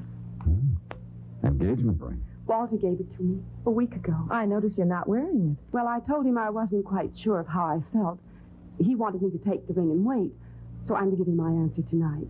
And? Well, he's waiting for a divorce, so he isn't free to marry me yet, but he will be in a month or so. He's taking his troupe on a road tour the day after tomorrow, and he wants to give me a job and let me go along. He says he can make a dancer out of me, and then we can be together in the meantime. Yeah. Oh, it's a beautiful diamond. Yes, isn't it? Walter really has been sweet to me, honest with me. Do you understand? Sure. Thanks a lot for taking the trouble to come here on Christmas Eve, but really I'm quite all right, and there's nothing to be done about Red. Good luck, Lucy. Thanks. Goodbye.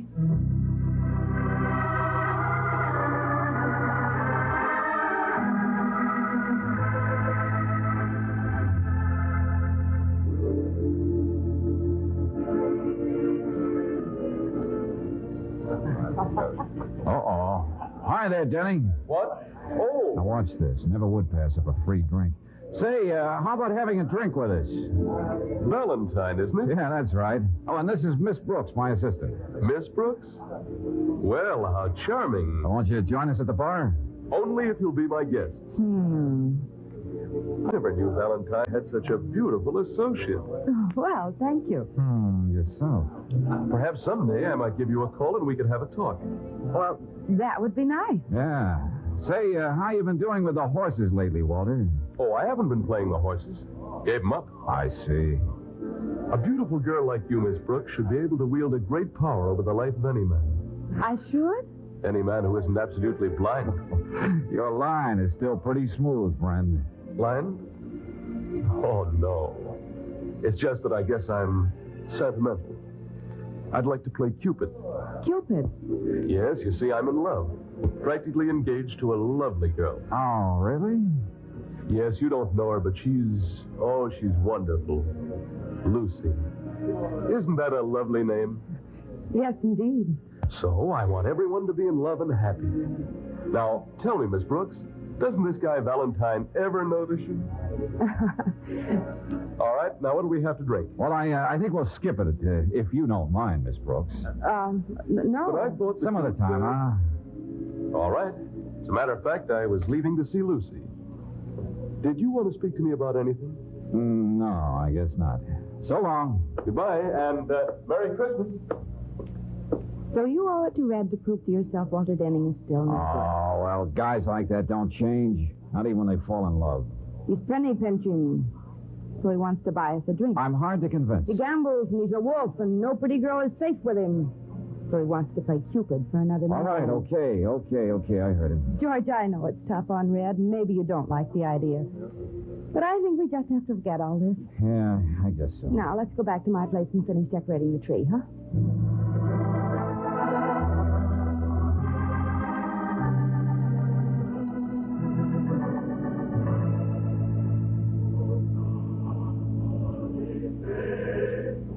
Well, lights are all set. Wait a minute, I'll turn them on. Oh, aren't they beautiful? Yeah. The whole room is so peaceful. Darling. Christmas Eve. Frankly, I'm glad all the excitement is over. Ah, yes, so am I. Did I speak too soon? Let's just keep quiet and they'll go away. Oh, no. We'd better do something about this. Oh. Yes, officer? Valentine? Your name's George Valentine? Yeah, that's right. Won't you come in? What is it, George? Just a minute, folks. I hate to do this on Christmas Eve. The tree looks real pretty in there, too. There's a warrant out for your arrest, Mr. Valentine. Arrest? There must be some mistake. What for? Now, take it easy. How should I know what for? There's a warrant, all right. Sworn out by somebody named Lucy Rand.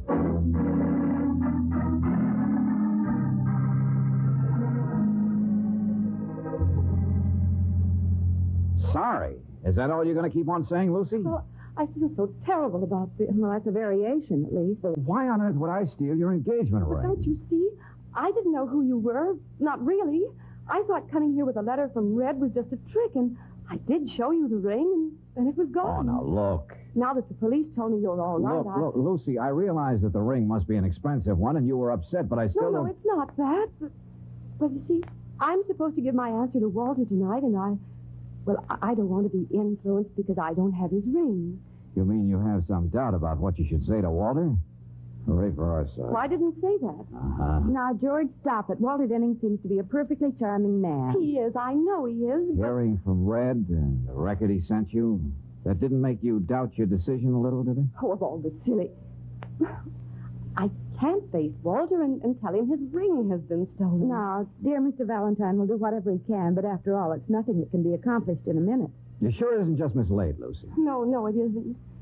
After I showed you the ring, I put it down a minute, and then the phone rang. It's out in the hall, you know, and I went to answer it. Oh, the ironic part of it is it was a wrong number. And then when I came back, the ring was gone. From where you were at the phone, you couldn't see who went into your room. No. So it might have been anyone here in the apartment house. Yes, but, well, they're my neighbors. Good, respectable people. And it's Christmas Eve. Why? Okay. I'll see what I can do. Take it easy. Oh, dear. This is probably Walter. Well, there's nothing you can do but let him in. I suppose so. Will our friend Mr. Denning be surprised to see us here? Lucy is not really sure of her feelings toward that guy. Maybe if he finds out about the ring and acts the way I think he will. Now, George, playing Cupid for Red is one thing, but trying... Walter, these are some friends of mine. Miss Brooks and Mr. Valentine. Why, hello again. Yeah. I didn't realize you knew each other. Say, let's all of us get dressed up and go out and celebrate Christmas in real style. A good idea? Well, Walter... Yeah, well, that sounds fine, but I'm afraid I won't be able to join. After all, if I'm to look for that ring of yours, Lucy... Valentine? Ring? Well, what's he talking about, Lucy? George, I could wring your neck. Well, I'm sorry, Lucy, but I don't think you can keep that a secret from Walter anyway. After all, it'll take days, weeks, if the ring will ever be found. Well, I'm so terribly sorry, Walter. The ring, that beautiful ring you gave me, it must have been stolen. I don't know what to say. Don't say anything, darling. But the ring, I know how much it must cost you, and I... Do you think it's really important to either of us? Well, I don't want anything in the world to make you unhappy for 1 minute. Oh, Walter. You're more important to me than all the rings in the world. So, come on, snap out of it, honey. You mean that, don't you? Of course I do. Oh, go home and dress up, darling, and pick me up later. We're going right out and celebrate our engagement, with or without a ring. What? Darling. Oh, I still wish you folks had joined the party. No, thanks. Come on, Brooksy. Coming, Cupid.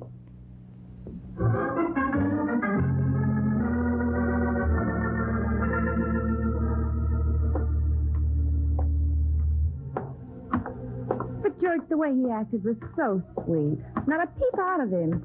Any girl would melt at such a sign of devotion. Yeah. I thought he'd yell like a stuck pig. Let's get out of here. Go back to my apartment and finish decorating the tree. You know, that's beginning to sound like a chorus of a song. Let's go back and decorate the tree. Well, I suppose that's all we can. What is it? Look, in that corner. The neatly wrapped Christmas pudding. Somebody in this house must have bought it and then threw it away. It could be, but it's still unwrapped. So maybe our little salesman came here to sell it, threw it away himself when he got something that would bring him more money than 1,000 puddings. The ring. He must have stolen Lucy's ring. Uh-huh. He was headed for jail.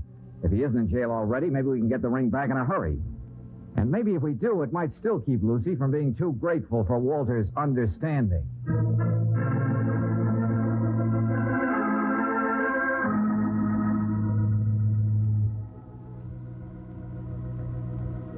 George, he isn't in jail. Are you sure, Angel? I asked Lieutenant Johnson to help, and he checked. So it looks more and more like Shorty, huh? No luck with the neighborhood pawn shop? Now, they're closed. But a bartender tells me there's one on Vesey Street that's not only open all the time, but is careful of what it buys. See you later.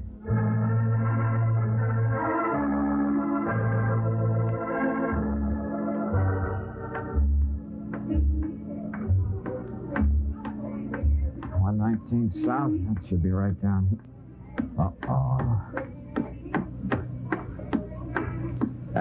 Gonna sell a Christmas pudding in that pawn shop, friend? Yeah, but... Remember me, Shorty?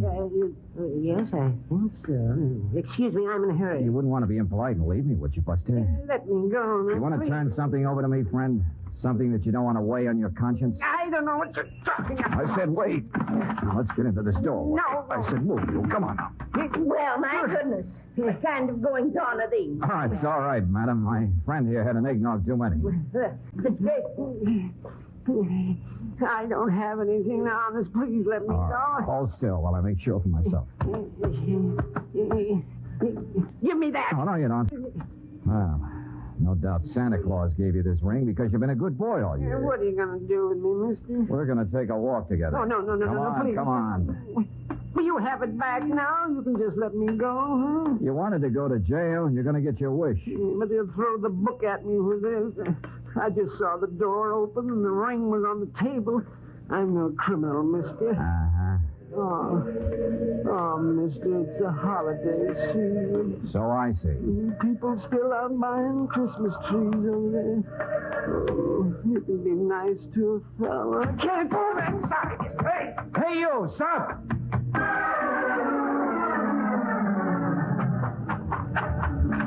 Oh, he would run in there. All those trees. Yeah, evening, Mac. Like something in a silver tip? No, Buster. Half price, Mac. I got some of the nicest Douglas. I said I'll see you later. Hey, look out. You knocked down a tree.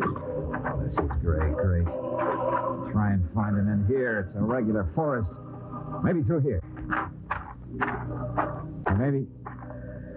So there you are.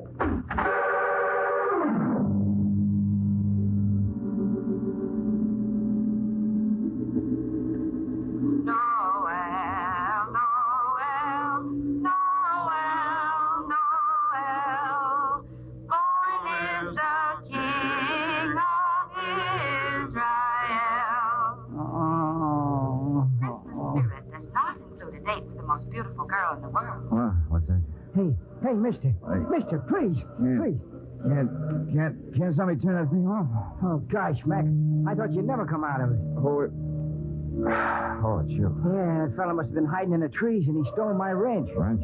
Yeah, I was fixing my truck when all this started. Had a wrench laying on the top of the cab. Let me sit up. Wait. Huh? Guess I didn't really expect to find it. What are you talking about? Oh, a charmed circle, a lover's vow, a maiden's dream. Hey, you ought to find yourself a dock right away. Oh, no, thanks. I got to give the police a description of a pudding salesman.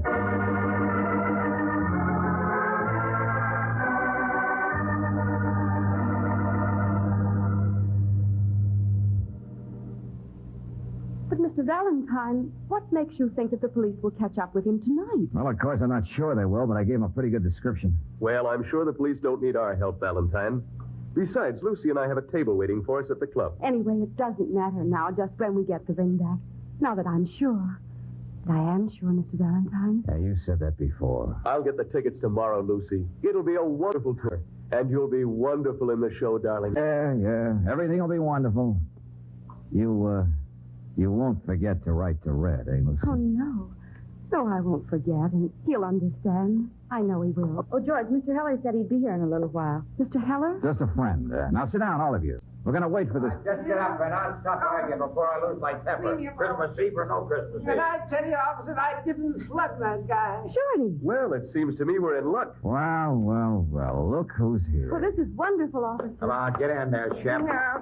He says his name's Shep Gilson. Now, welcome home, Shep. I didn't hit you, Mr. Valentine. I just kept on running. And I haven't got that ring. You searched me, officer, didn't you? Yeah. The ring wasn't on him, Mr. Valentine. But he had plenty of time to stash it away somewhere. That's what probably happened. And we'll have a little talk with him down at the station house. And we'll let you know, Miss Rand. Oh, yes, of course. Oh, just a minute, officer. Huh? I'd like to talk to you and Mr. Denning a moment, if I could, out in the hall. Oh, sure. Oh, we'll leave the door open. The ladies will be all right with Shorty.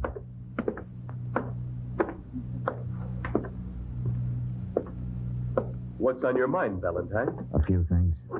Yeah? Things like what? Like, would Shep, who's small and kind of puny, really be the one who slugged me? Well, it doesn't take much to swing a heavy wrench. Yeah, but it was lying on top of the cab of that truck. Shep would be too short even to see it up there.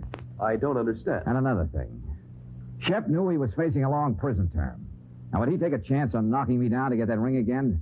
It's kind of giving yourself mighty short odds. What are you driving at? The fact that I felt there was something very fishy when you didn't act human, Walter. Human? Yeah, exactly. I mean, when I told you about the ring being stolen. No matter how much in love a guy is, he'd still react normally. Be shocked or angry. Anything except the perfect gentleman with a noble speech. Oh, now look Unless here, there's a my dear reason. fellow. Wait a minute, Valentine. You mean... Yeah, you followed me ever since I left Lucy, didn't you, Walter? This may be taking another long shot, but you don't mind if we look through your pockets, do you, handsome? I certainly do, and I'd like to see you... Oh, this is just my night for not taking care, Buster. Wait a minute, Valentine. Wait a minute, or I'll run you in for assault and You keep out of this, will you? Okay, Walter, okay. Can we play some more? No, let go. Stop that. The ring. Yeah. Walter, what's been going on out here? I'm afraid you ladies are in time just for the finish. Are you leaving us, Walter? What? Or do you want to stick around? Well, Valentine? What does he mean? You don't mind if I keep the ring, do you? Just as a souvenir? Well, yes. Yes, of course. Walter, will somebody tell me what this is all about? That's what I want to know. Walter, please. Where are you going? I'm sorry, Lucy. Goodbye. Goodbye, everybody. Walter? Okay, Lucy. Now, look, Mr. Heller is a jeweler, a friend of mine, an expert. I was hoping we'd have this ring to show him. Why would Walter do all that just to get his ring back? Why was he so embarrassed? Why would he... Oh, Get the idea? phony. That's what it is, isn't it? The ring, the talk of engagement. Walter just got caught with his real intentions showing, that's all. Phony diamond, phony proposal, phony character. Yes, I was such a fool, Mr. Valentine. Now, you'll be all right.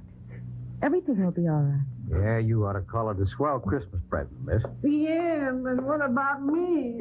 What am I going to do with a long rap staring me in the face? Oh, why, Shep, I'm surprised at you. If this ring is worth only a few dollars, you didn't commit very much of a crime now, did you? What? Oh, hey. Yeah, sure. You might even get just what you wanted from the judge. Just long enough in jail to see you through the holidays. Free turkey, remember? Maybe it's not such a bad Christmas all around.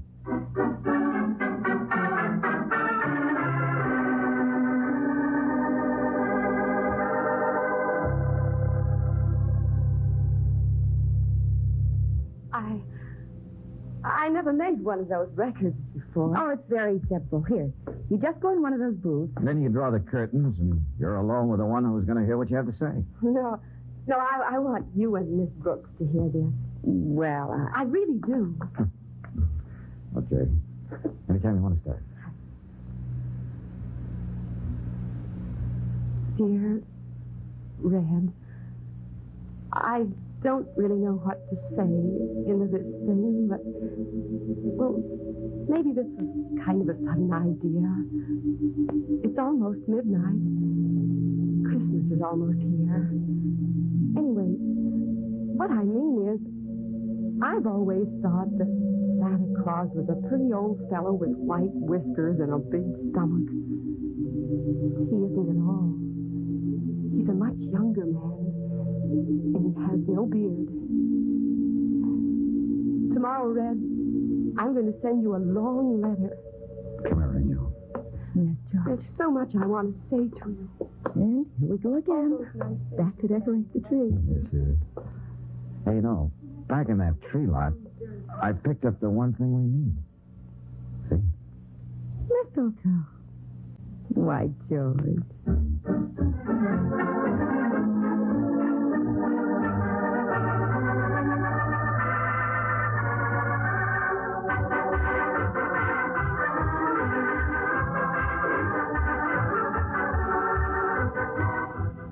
Merry Christmas, everybody. This is John Heaston, and right now I'd like to introduce a friend of yours, George Valentine, but by his real name, Bob Bailey.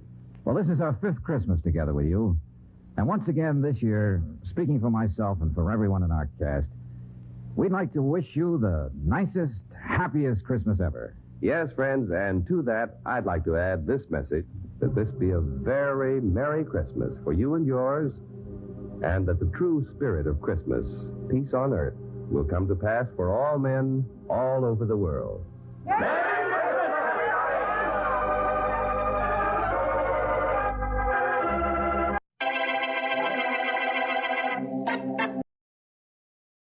There we go, everyone. We knew George could do it, couldn't we? We're just going to keep things going here, everyone. Merry Christmas. Hope we're having a fantastic evening. Little Boston Brownie or Boston Blackie.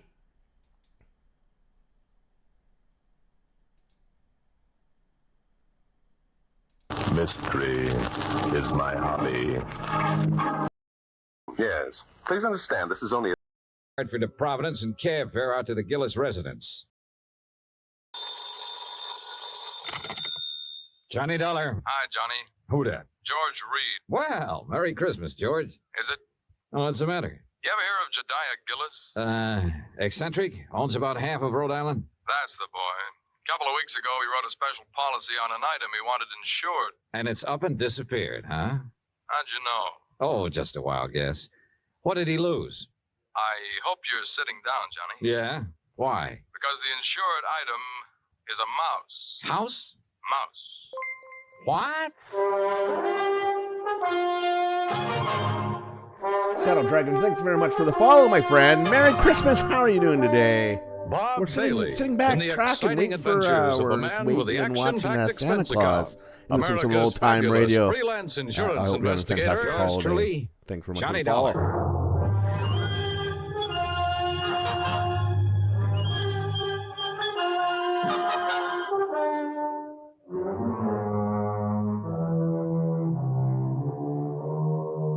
Expense account submitted by Special Investigator Johnny Dollar to Floyd's of England, American Branch Office, 443 North 15th Street, Hartford, Connecticut. The following is an account of expenses incurred during my investigation of the missing mouse matter.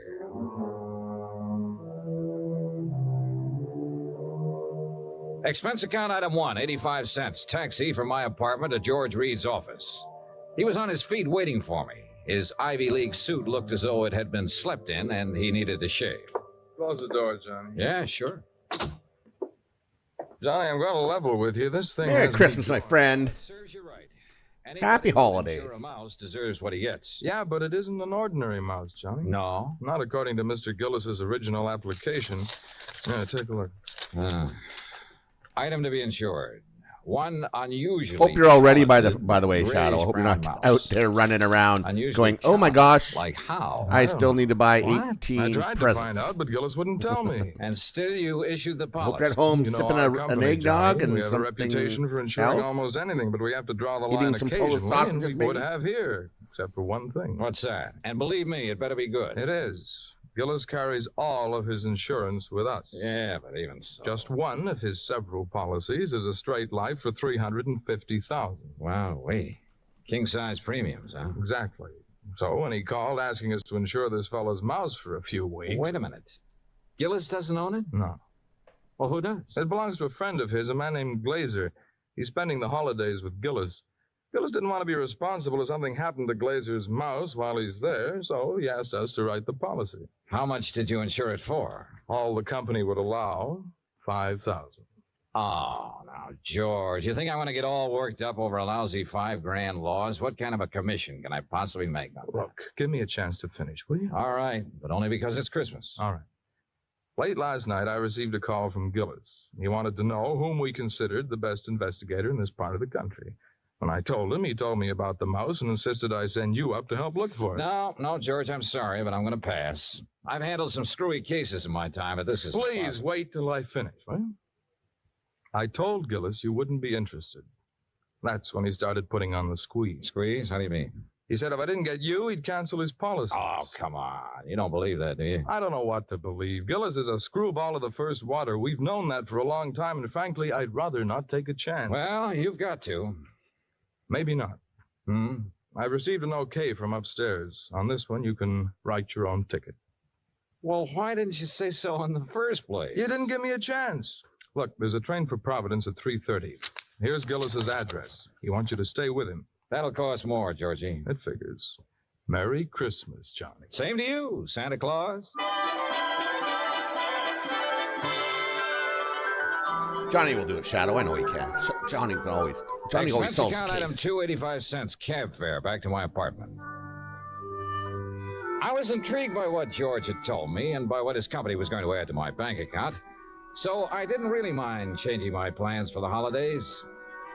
Expense account item 3, $18.90, transportation, including a round-trip ticket, Hartford to Providence, and cab fare out to the Gillis residence. Palace would be a better word for it. It stood in the middle of a large wooded park. Must have been half a dozen acres, all of it surrounded by an old-fashioned iron fence. I'd dismissed the cab and had started toward the front door when it opened. And standing against the light, watching me, was a tall, beautiful girl. Careful of the steps. What? The steps, they're icy. Oh, thanks. We've been expecting you, Mr. Dollar. Hi. Well, hi. Mr. Glazer and Father are in the library. Would you like to meet them now or wait till after you're settled? Oh, I'm afraid I'd better see them right away, Miss Gillis. Marion, Johnny. Oh, Johnny, Well, Johnny, come on. Johnny, Johnny. You know, for the first time, I'm glad I came home for the holidays. I bet you are, Mary. Here we are. You'll have to come visit me, Johnny. Ooh. Maybe I'll do something drastic, like losing a mouse to guarantee it. Marian, I told you to keep that door closed. Oh, Mr. Dollar's here, Father. Oh, well, have him come in. Yes, by all means, have him come in. See you later, Johnny. Well, Dollar, glad you finally got here. Yes, Lou, how you doing over there in TikTok, my friend? What's going My on? friend and associate, Bert Glazer. Merry Christmas, Happy New Year. Bertie and his We're sort of pals. chilling out Mr. tonight, listening to a little old-time radio and watching Santa. You're not, Blue, you're not in Newfoundland, are you? Because if you are, better go to bed. Santa's going to arrive in 1 minute, 1 second. Merry Christmas, my friend. Merry Christmas. Got anything you want to drink? I got an eggnog, hot buttered rum. Well, maybe later. Right now, I'd like to hear the details of your loss. You mean that insurance agent didn't give you all the information? He didn't know it all, Mr. Gillis. All he did know was that a so-called talented mouse has disappeared. So-called. And he hasn't disappeared either, not at all. He's been kidnapped, that's what. Kidnapped, yes, sir. Kidnapped And we know who mouse. did it, too. And why? We know why, too. And it's your job to get him back, Dollar. Oh, now, wait a minute. And I'm not going to pay 1 red cent for ransom. Not 1 cent. Not 1 cent. Okay. But what makes you so sure the mouse was kidnapped? Well, I'm afraid I can't tell you that without Bert's permission. Well, Mr. Glazer? Well, if we tell you, we must have your solemn promise you won't repeat it to anybody until Christmas Day. Well, I'm not sure I can do that. If you can't, we don't open our mouths. Right. Well, there it is, everyone. There's Okay. Newfoundland. Till Christmas Santa's Day. in Canada, Good. everyone. Look at Dollar. that Newfoundland. Suppose place. I Look at told that you Gulliver was gorgeous worth at least Canadian $50,000. Gulliver? The missing mouse. Oh, you'd be surprised if I said he was worth that much? Depends. You claim he's talented. Does that have something to do with this valuation you put on him? Something. It has everything to do with it. Yes, sir. Well, what does Gulliver do that other mice can't? Nothing. But it's how he does it that counts. How he does what? Sings. What? Can't you hear the man, Miss Della? Can't you hear him? Gulliver sings. He carries a tune. You know. With the clarity of a clarion, the fervor of a female opera star, and the tone of a tenor. That's how we plan to bill him. I see. Crazy, Blue, crazy. He doesn't believe us. Oh, no, wait. I didn't say that. There's no need to. We can tell by your face. Can't we, Bert? But a mouse. Mr. Dollar, it is a scientific fact that mice sing. Mice sing? Well-known magazines have published articles proving it. Unfortunately, most of them sing in a scale too high for human hearing. But not Gulliver. Well, not Gulliver. Yeah, that's right. He's a basso. A basso? By mousy standards, that is. Oh, no. No, Bert, he still doesn't believe us. Very well, Jedediah, there is only one thing to do. There's only one thing to do. You follow us, Dollar. We'll erase the doubt in your mind forever. I took a good look at Bert Glazer, then reluctantly followed the two of them out of the library and down a long hall. At the moment, this thing had all the earmarks of a good old-fashioned con game. Or better still, a benefit on behalf of Bert Glazer with Jodiah Gillis and Floyd's of England as the sole cash contributors. We wandered for what seemed like blocks through the old mansion and finally reached a large playroom. On top of one of the billiard tables was a small brass cage. In it were 2 small grayish-brown mice. Glazer opened the cage and let them out. Mr. Dollar, allow me to present Hecuba and Esmeralda. Oh, how do you do? I suppose they sing, too. Oh, they certainly do. But not nearly as well as Gulliver. Just don't have the instrument, you know. Instrument? The voice, Dollar, the voice, the vocal cords. Oh, yeah, I see. But, now, where did you keep Gulliver? In here with the others. Bert didn't want to separate them. That's right. I originally started to make the 3 of them into a singing, trio, like the Andrews sisters. But Gulliver advanced so rapidly, I decided he should be a soloist. Oh, sure. You aren't afraid of mice, Mr. Dollar? No. No, well, that's fine. Nice sensitive you are, you know. It upsets them. Upsets them. All right, now, Hecuba, move over a bit. Give Esmeralda some room. That's it. Now, up on your haunches. Up, Esmeralda. There we are. Now, what would you like to hear, Mr. Dollar? Oh, anything at all? Oh, Bert, how about my favorite? Over the Wave. Good. Yeah, you got it, Esmeralda? Over the Waves. Happy holidays, Casual Gamer Network. How are you doing? Already then? Good. That'll be fine. Ready now? 1, 2, 3. 1, 2, 3. Oh, that's it. Oh, beautiful, Esmeralda. Beautiful. Yeah.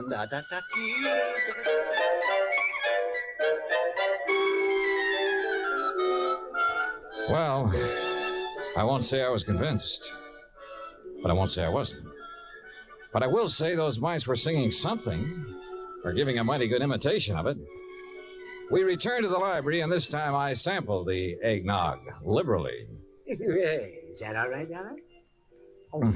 Oh, fine. Thanks.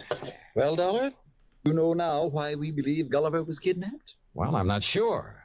To exploit him. What else? Exactly. You have any idea who did it? Harry McQueen, that's who. McQueen. Who's McQueen? Used to be my agent. Theatrical agent? Uh-huh. He's been snooping around here lately, Johnny. We figure he's gotten wind of our mice. Well, what do you mean by snooping around, Mr. Gillis? No, you know, he's been out here twice this week wanting to see me. Had to kick him out of here yesterday morning. How'd he get in? Well, my daughter answered the door. Yes, she didn't know McQueen from Adam. So when he asked for me, she figured he belonged in here, rehearsing the show with the rest of us. Rehearsing what show, Mr. Gillis? What show? The show for the Children's Hospital. Jodiah puts one on for the sick kids every Christmas Eve. Of course. You know, Dollar, variety act, a Santa Claus. This year, though, we got a radio hookup. Go all over the state. And Gulliver, well, he was going to headline. And that's why I sent for you, Dollar. I figured you can get him back by tomorrow afternoon if anybody can. How long was McQueen in here before you noticed him? Long enough to lift Gulliver. This was our dress rehearsal, Dollar. We'd asked some of the kids from around the neighborhood in to watch, so it was pretty crowded. Where were the mice during the rehearsal? Well, that's where I made my mistake. What do you mean? We were keeping them a secret till the real show. Well, where were they? In their cage, over there on the mantel. Now, we were using this part of the room for the stage, so McQueen could have just reached in and taken Gulliver without us seeing him. Now, what makes you so sure McQueen did it? We told you. Besides, who else would want him? Who else? And it was right after I kicked him out of here that I discovered Gulliver was missing. What'd you do then? Why, I called off the rehearsal and started searching for him. McQueen? Dick Gulliver. And I put in a telephone call to the Providence house where McQueen was staying. Did you talk to him? Nope. They said he checked out. After questioning them for a while, I finally had a nightcap with Jediah, then went to the phone in the hall and made some calls, including one to George Reed. Well, how's it going, Johnny? It's not. That's why I'm calling. Look, they think a theatrical agent named Harry McQueen stole the mouse. He has offices in Boston and New York. I placed a person-to-person call to both offices, but with tomorrow Christmas Eve, he might not get the message. So, what do you want me to do? Find out his home number. Ask him to call me here. Okay. Anything else? Hello? Johnny? Johnny, you there? Yeah. And so is a cat. What? A big yellow cat. What's so unusual about that? Oh, nothing. Except he's got a grayish-brown mouse between his two front paws.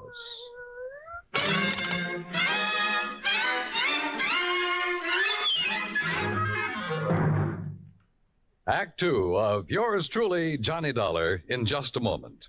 Think the cat did You it, can't everyone? buy happiness by the pound or the yard, but you can have it by the hour with no strings attached every Monday through Friday evening and each Saturday in the daytime when the Robert Q. Lewis Show is on the air. Join him and his fun-loving gang 5 nights a week and Saturdays in the daytime on most of these same stations. Now, Act 2 of yours truly, Johnny Dollar, and the Missing Mouse Matter.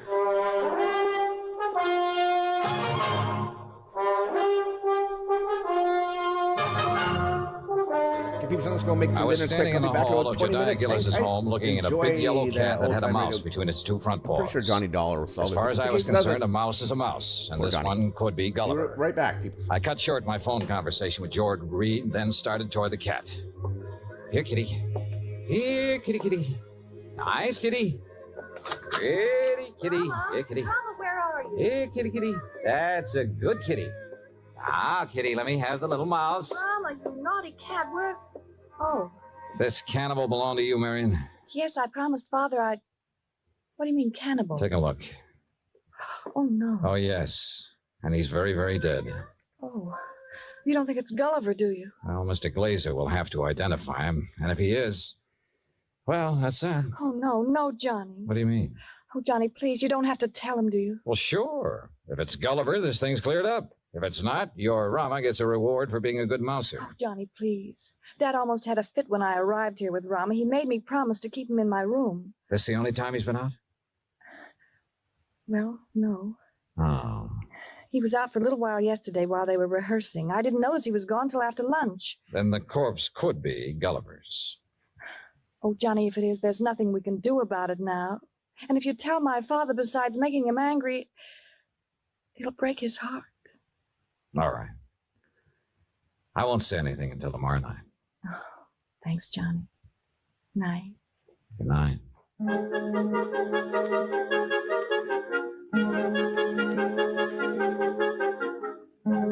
Christmas Eve morning came cold, crisp, and clear.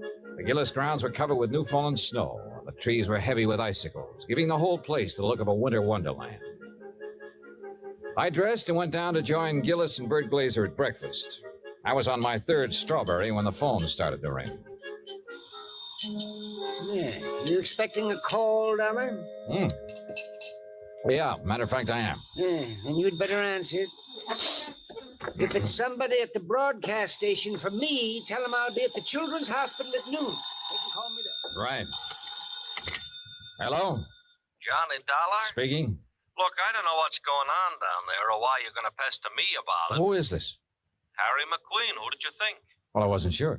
Well, your friend Reed got me out of bed this morning, Dollar. He told me you wanted to ask me some questions about a mouse that's missing from Jediah Gillis's place. Hey, that's right. What do you know about it? Well, I've done a lot of pilfering in my time. I've taken towels from hotels from Maine to Miami and Seattle to Bridgeport. But I never had to stoop so low as to steal a mouse from any hotel, garbage dump, trap, or field. Do I make myself clear? Perfectly. Except for one thing. Yeah? This particular mouse was a performer. Was a what? He was trained, did tricks. Still doesn't interest me. Well, then why were you trying to see Mr. Gillis? To get some of my people on his Christmas show. Anything wrong with that? No. There'll be a lot of publicity about it. Would have done him a lot of good. And you're sure you weren't interested in the mouse? Look, Dollar, when I went into this business 18 years ago, I swore then I'd never handled kids, belly dances, or animal acts. But you handled Bert Glazer's dog act. Is what? Dog act. Bertie and his Oh, pals. somebody's feeding you a line, Dollar. That act was Bill Bertie and his pal, and the pal is a dummy. Glazer's a top-notch ventriloquist. He's a master. You hear me, Dollar? Yeah, Harry. I hear you fine. I had to do some thinking, so I put on my coat and went outside for a walk around that wooded park. What I had just learned about Glazer confirmed what my instinct, my common sense, had been telling me all along. Except for one thing. The performance given by Hecuba and Esmeralda the night before. If Glazer had been doing the singing for those two mice, he was a master ventriloquist. Which was exactly what Harry McQueen said he was. I'd started back toward the house, wondering if I should get Jediah aside now and tell him or wait until after the show when something soft and cold hit me on the back of the head. Hey! Sorry, Johnny, I couldn't resist such a serious target. Anything new? Well, if you mean, have I found Gulliver, the singing mouse? No. Dad told me to tell you if Gulliver does turn up before 1:15, rush him over to the hospital. Yeah, sure. But I think that's extremely unlikely. You think Rama got him, don't you? If he did, he got a very ordinary mouse. He didn't get one that sings. I'm afraid I lost you. Doesn't matter. Oh, now I wonder what he wants. Who? That boy on the porch. Oh, well, if this was Hartford, I'd say he was the paper boy coming around to collect. Well, it's not Hartford, and he's not a paper boy because Dad doesn't subscribe to anything but Fortune. Oh, well, then he's selling something. Well, if he is, he's not going to give us a chance to buy any. Johnny, looks like we scared him off. That's fine. Hey! Hey, come back! He sure tore out of here when he saw us. Wonder what he wanted. Do you suppose he was one of the kids they invited in to see the dress rehearsal? Well, if he was, what would he be doing back here today? I don't know. Let's take a look around. We found it in the playroom, near where Gulliver's cage had been. It was a roundish metal clamp, the kind of boy wraps around his trouser leg when he's riding a bike. I was about to call the hospital and ask Jediah for a list of all the kids they'd invited to the rehearsal when the front doorbell rang. Johnny, it's that boy again. Better let me get in.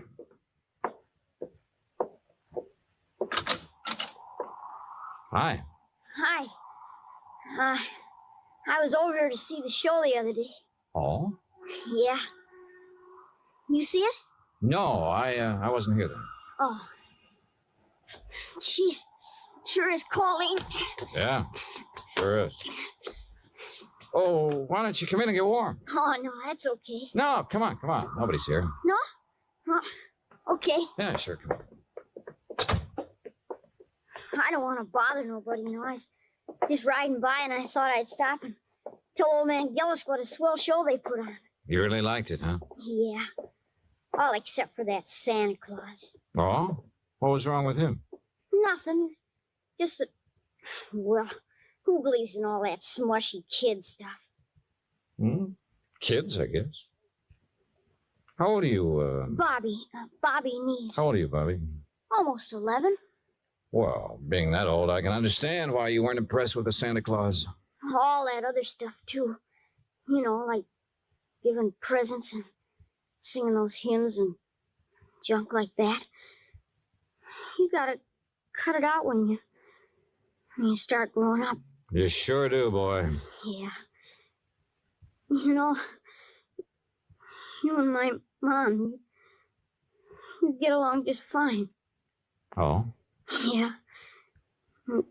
She feels about Christmas. She feels about Christmas just like you and me do. All right. Yeah. Boy, this log fire sure makes your eyes smart, don't it? Yeah, sure does. Where do you live, Bobby? Crosstown, Scully Avenue. Well, how'd you happen to be over here the other day? Well, I was riding my bike when I saw this dog. Well, he was... Anyhow, when I tried to catch him, he ran from me. I followed the silly muck clear over here. You ever catch him? No. I was about to when this man hollered and asked me if I wanted to see a free show. So I came in. I see. Well, you must like dogs a lot, huh? Sure. You got one? Used to have one when my pop was with us, but we can't have no pets where we're living now. Oh, that's rough. Yeah. You know that poem? Which one? You know, about all through the house not a creature was stirring, not even a mouse? Yeah? Well, that fits our place. Especially now. How do you mean? Well, I didn't think he'd miss it, you know. Man with a house as big as this one and all. So when I saw this cute little fella up in that cage, well, I didn't really mean to take him on hold with me, but when he got under my sweater and was real quiet, like he liked me, well, you know what I mean. Yeah, Bobby. I know. But I got to thinking and decided to bring him back. So would you give me the old man, to Mr. Gillis for me, please? No, I think you'd better do that yourself. Oh, no, please. He might be awful mad at me by now. No, Bobby. In fact, you're going to get a reward. Yeah? Word of honor. Now, what do you say we go down where Mr. Gillis is putting on that Christmas show and see it?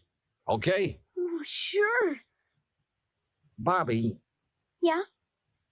did you notice anything unusual about this mouse? Yeah, I sure did. What was it? He got some white on his right hind foot.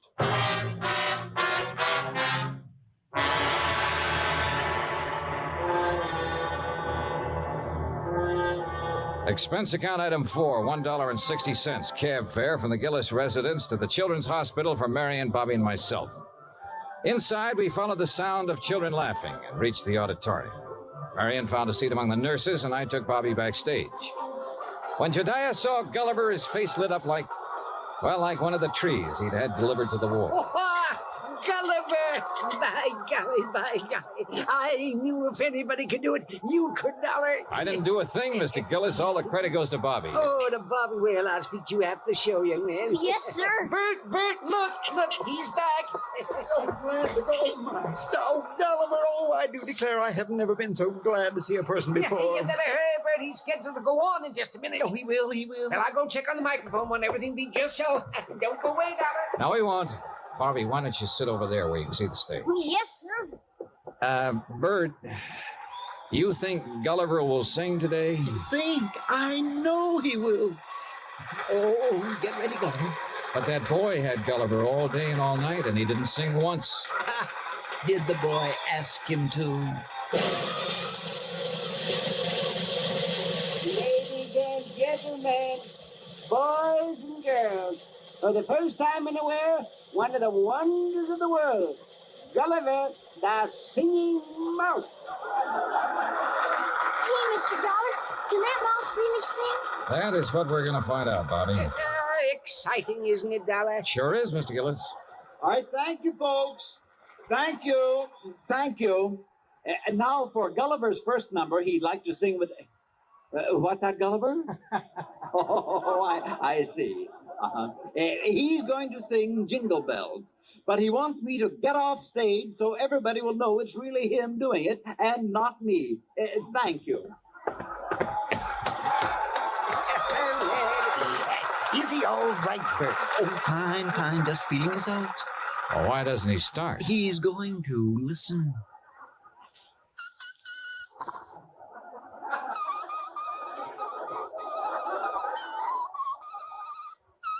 Well, Dollar? Now I have seen everything. Me too. Gee.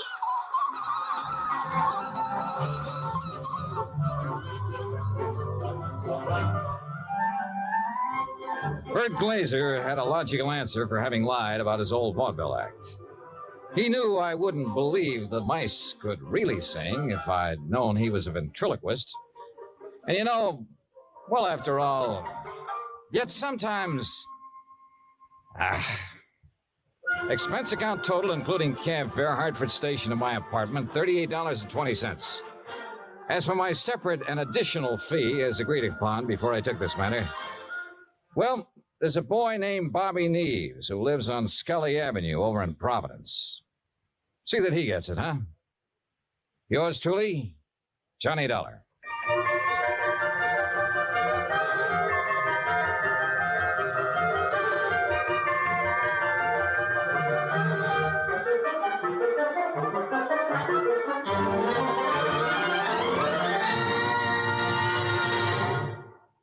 Our star will tell you about next week's story in just a moment. Meantime... Hey, Dan, I'll make a deal with you. Oh? Let me have the mic for a second, then you can tell them about next week's story. By all means, be my guest. All right. I just don't want to pass up a chance to do two things. First, well, Pam and Eric and Fran, Mr. and Mrs. Froelich, Helen, Will, Scotty, all the rest of you nice people who've written in to tell us how much you like the program. Thanks.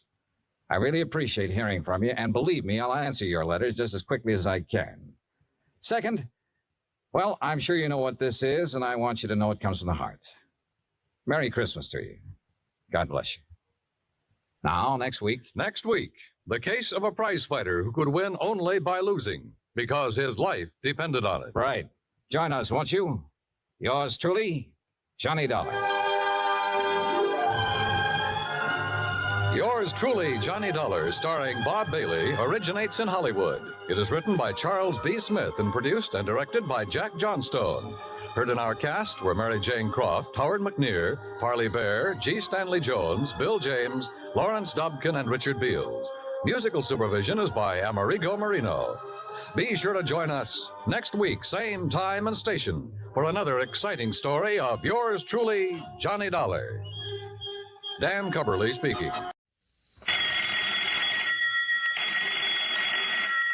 Calling all detectives.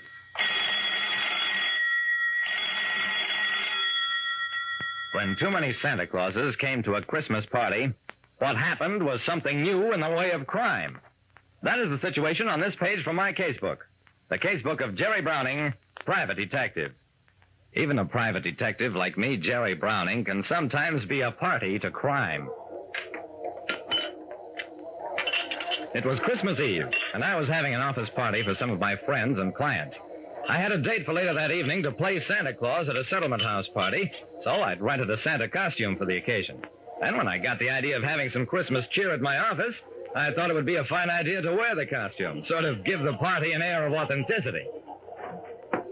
Wearing my costume was a fine idea, except that it also occurred to a good many of my guests. And there already were 4 other Santa Clauses milling around my office. I went up to greet the 6th Santa as he pushed his way in. Hello, Mr. Browning. The season's greetings to you from Santa Claus. Oh, hello, Dawson. You're the first Santa I ever met with a southern accent. Doggone it, Jerry. I've been working on that accent. That's all right, Dawson. If any kid asks you how come, you tell him you're from the South Pole. Come on in, meet some of my friends. Dawson, you know Louie, though you may not recognize him behind that beard. Hello, Lieutenant. Sure is nice to meet a cop and not worry what's he got on you. You're so right, Louie.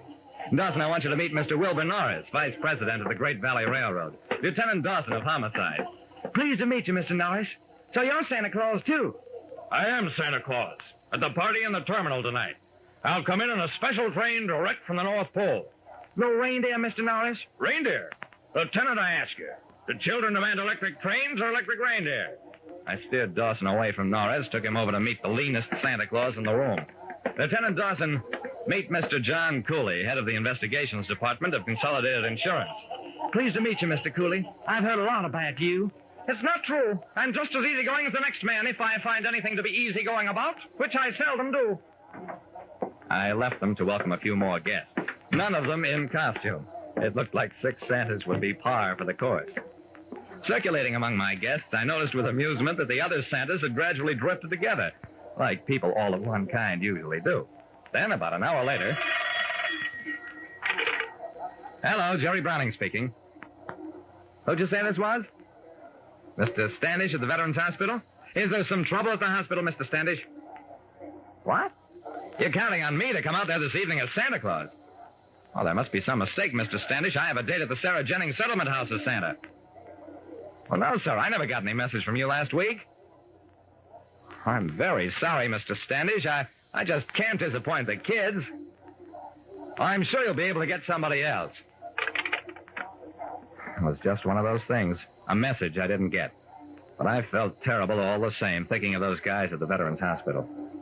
Well, if I couldn't be there, at least I could pay for the price of a professional Santa. I reached into my pocket for my wallet and felt nothing. My wallet was gone. And only a second later... I've been robbed. My wallet's been stolen. John Cooley grabbed his own pocket. Lock the door. My wallet has also been stolen. We locked the doors all right, and then took inventory. My wallet was gone, so were those of Wilbur Norris, John Cooley, Lieutenant Dawson, and Louie.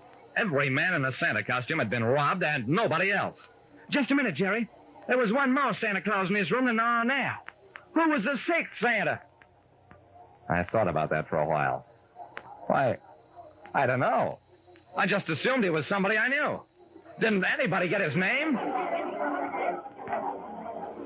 It developed that nobody got the strange Santa's name, and that the Santas in conversation had referred to one another as Santa or Mr. Claus. And nobody had noted the exact moment when the 6th Santa left the party with the wallets of the others. At that point, John Cooley had a thought.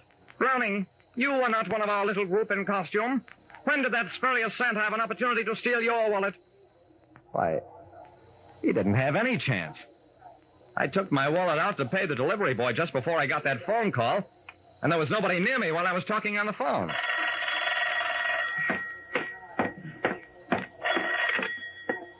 Hello, Jerry Browning speaking.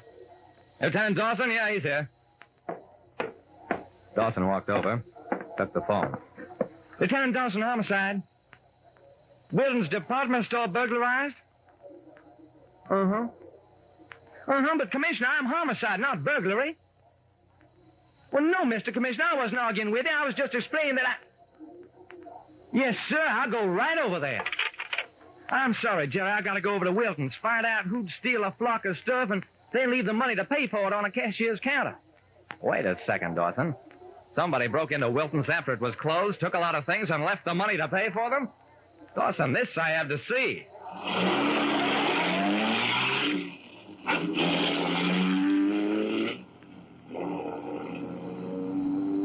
Norris, Cooley, and Louie insisted on coming along, too. On the way, we took inventory of our losses. They came to $900.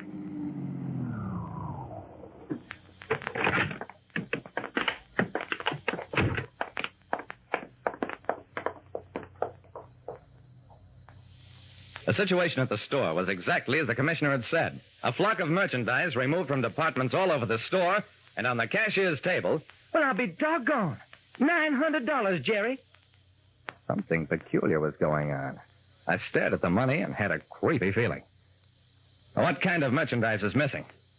The store manager answered that one. We haven't fully accounted for everything, but it seems to be all things for men. Shirts, jackets, shaving sets, writing paper, fountain pens, pipes, tobacco. That's enough. I turned to Dawson. I've got a hunch, Dawson, and don't ask me how I got it, but I think we'd better go out to the Veterans Hospital.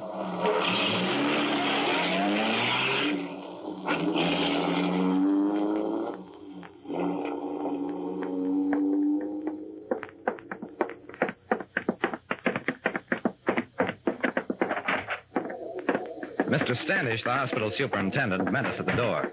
I'm delighted to see you, Mr. Browning, but it wasn't necessary for you to break your date. We got a Santa Claus after all. I looked beyond Standish into a room where a group of men in bed were opening packages and generally having a fine time. Who was your Santa, Mr. Standish? Why, I don't exactly know. I assumed he was one of your friends, Mr. Browning, because he said you were sorry about not being able to show up. And he intimated that, that you and your friends had chipped in together to buy gifts for the boys. Nothing wrong, is there? Huh? No, nothing wrong. Nothing at all. And by the way, how did the Santa come here? In a carriage drawn by horses. Thought it a bit odd. Come to think of it, how did he get through the gates? The gateman didn't phone up here about it. Just then Dawson came running up.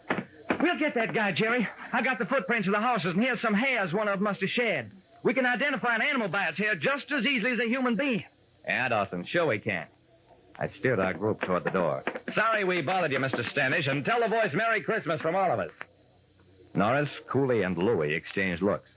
Then... Jerry, me and Mr. Norris and Mr. Cooley decided if it's all the same to us, we just as soon forget about that dough. And we got to get going. Very busy night ahead.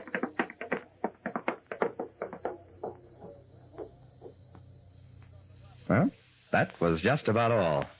We never did recover the money, though each of us got his wallet back by mail. Nothing missing except the money. We never learned the identity of the sixth Santa Claus either. But the day after Christmas at the crime lab, where Dawson insisted on taking the horse hairs for examination... Jerry, the lab man says these are reindeer hair. What do you think about that? I smiled at him. Dawson, I haven't got a thought in my mind. And that was absolutely all. Like I said, there are parties to crime, and mysterious parties of the second part.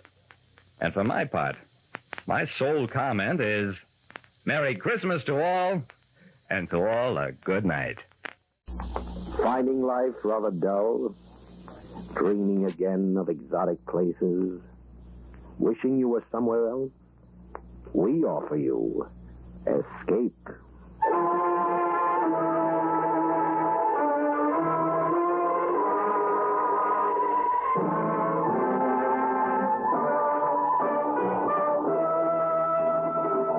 In the spirit of the Christmas season and its magic effect on all men, Escape brings you a charming fantasy about a small boy who discovered a delightful new world and lived forever after in its enchantment, as Anthony Ellis tells it in The Cave.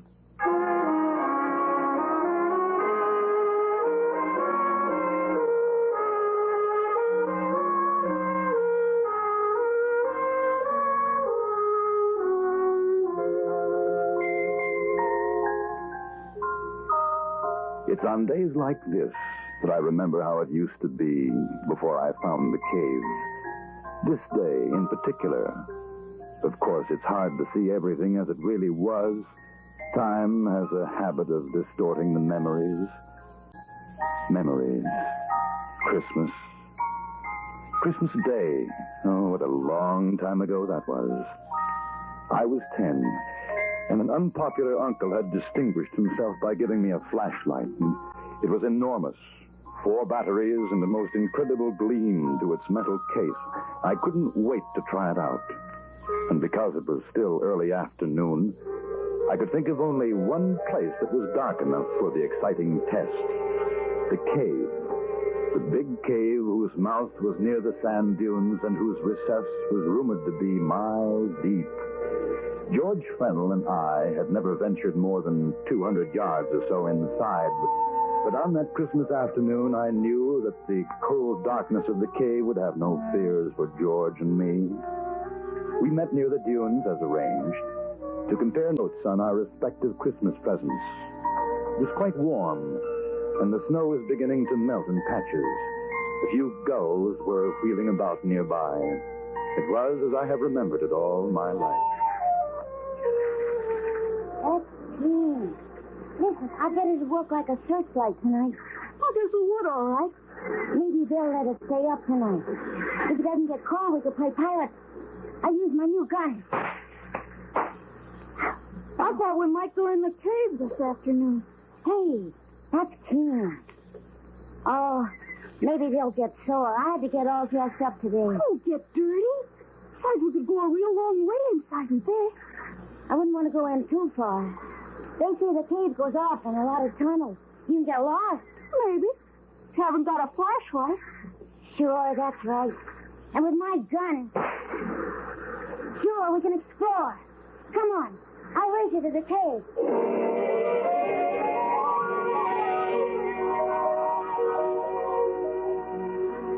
I won the race, and we stood at the entrance of the big cave. The arch had a span of about 25 feet, but just inside, it widened until the walls were 70 feet apart and the ceiling was over 50. As we passed from sunlight to shadow, I turned for a moment and looked down to the sea.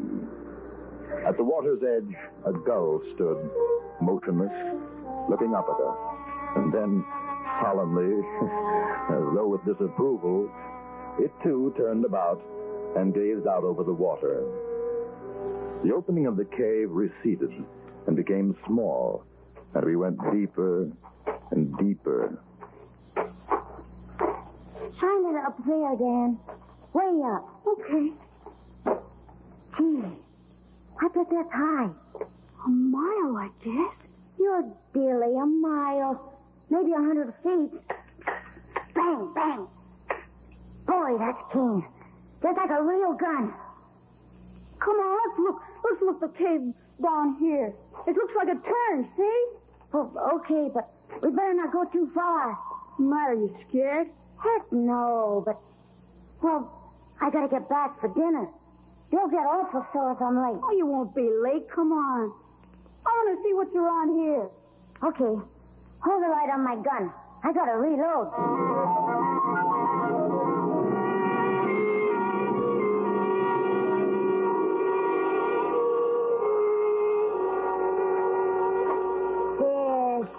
Whoever heard of fish in a stream like this? Where'd they come from, huh? Where? I don't know. They say there are fish in caves sometimes. Blind fish. That's silly. What are you stopping for? We gotta go back now. Why? Because it's late. Besides, how do you know which tunnel we took? How? Maybe we could get lost. Listen, maybe if we keep on going, we'll find treasure in here. Treasure? Sure stands to reason. Maybe like in the pirate book. Somebody came here and buried treasure. Harry Morgan or somebody. No. Sure stands to reason. Everybody's like you. They say no, but just suppose. If no one's looked, how'd they know? I think we better get back. Maybe tomorrow we can look. Cave's getting awful narrow. We might even find old pirate bones. sword. You got too much imagination. I heard them saying so at home. I don't want to go any farther. I'm going to. Okay. Give me the flashlight. No. You want to go back? You go back in the dark. They'll be mad. It's late. Just for a little while. If we don't find anything, then we'll go back. All right. But only a little while. I'm thirsty. You better not drink out of that water. It's probably poison. Why? Hold the light. I'm going to have a drink. There you are. See, I told you. Now you'll probably die. Poison. Oh, it's like the ocean. Hey, look. What? There, coming down the stream, that white thing. Yeah. Looks like a piece of paper. I'm going to get it. Hold on my hand. You'll fall in. Oh, I got it. What is it?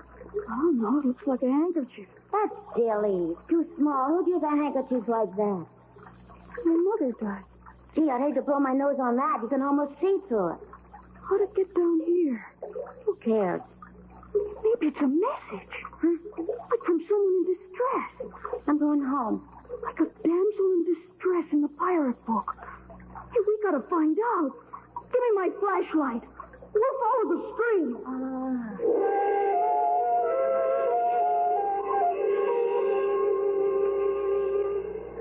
We followed the stream. We walked by it as the cave twisted and curved. We didn't notice the passageway, which had been getting smaller all the time, suddenly widen out, and the stream, which was becoming a river, and the river... The river. Hey, what? Where's the other side of the water? There isn't any. It keeps going. It's like a lake. Or maybe a sea. There's little waves. Dan, huh? Turn the light around. The walls are gone. There's no walls. There's gotta be. It's a cave. There's no top to it either. It's just too high to see, that's all. Let's go home. Let's go home right now. What are you afraid of? I'm not, but I'm hungry and it's Christmas. Well, I got things to play with. Come on, Dan. Come on, I want to get outside. What'd you do that for? Turn on the light. Turn it on. Don't you notice something? You turn that on. Give it to me. Oh, wait a minute. I want you to see something. I'll turn it on. You give it to me. I'm not going to play with you anymore. You give it. What you done? It's all your fault. I didn't want to come in here anyway. How are we going to get back? It's dark. No, it isn't. That's what I wanted you to see. Look up there. I don't see anything. You will. Oh. It's like stars. Way, way up. That's what it is. It's stars.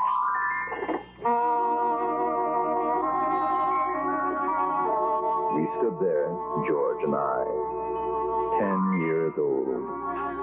And for a moment, no longer afraid because of the wonder of the thing. It was like from a sky that I knew I'd never seen before. Yet I knew I was still in the big cave because when I spoke, the echo of my voice returned. It's beautiful. I can't find it. The water's too deep. Dan. That's funny. You're always saying that. It's not going to be funny when we can't get home. Dan!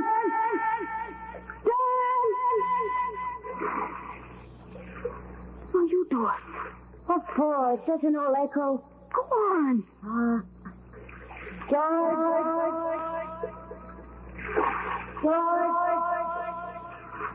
Help. There. How can there be an echo when there's no cave anymore? You're trying to scare me. Well, I'm going. You can come too if you want. Dan, please. Oh, but nobody's ever been in here ever. I bet we're the first. Except for pirates, maybe. I wish we could see more.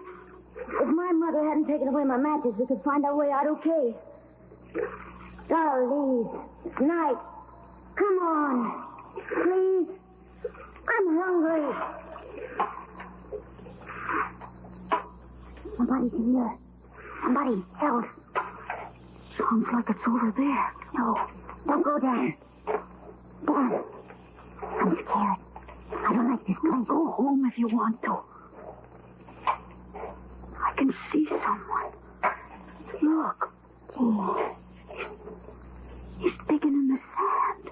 Don't let's go any closer, Dan. Let go of me. I want to see what he's doing. Look.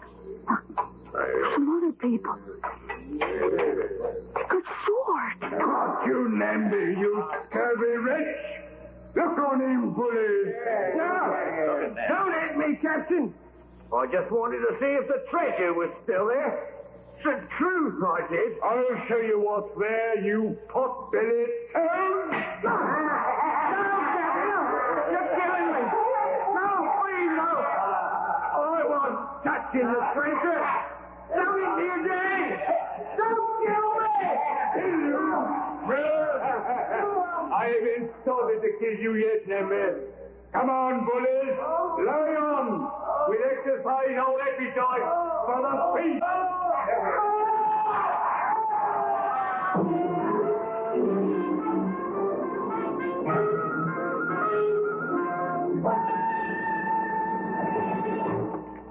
Escape, under the direction of Norman MacDonald, returns in just a moment. There's nothing quite as depressing as being hungry. Hunger is the hand which crushes the will to work. Hunger is the enemy of hope. And there are many, many hungry people today in the war-anguished lands of Europe and the Far East. You can restore that will to work. You can restore hope by combating hunger. And your weapon of combat is a care package. For $10, you can send a care package today. Keep sending them until those people can take care of themselves. And now, back to Escape.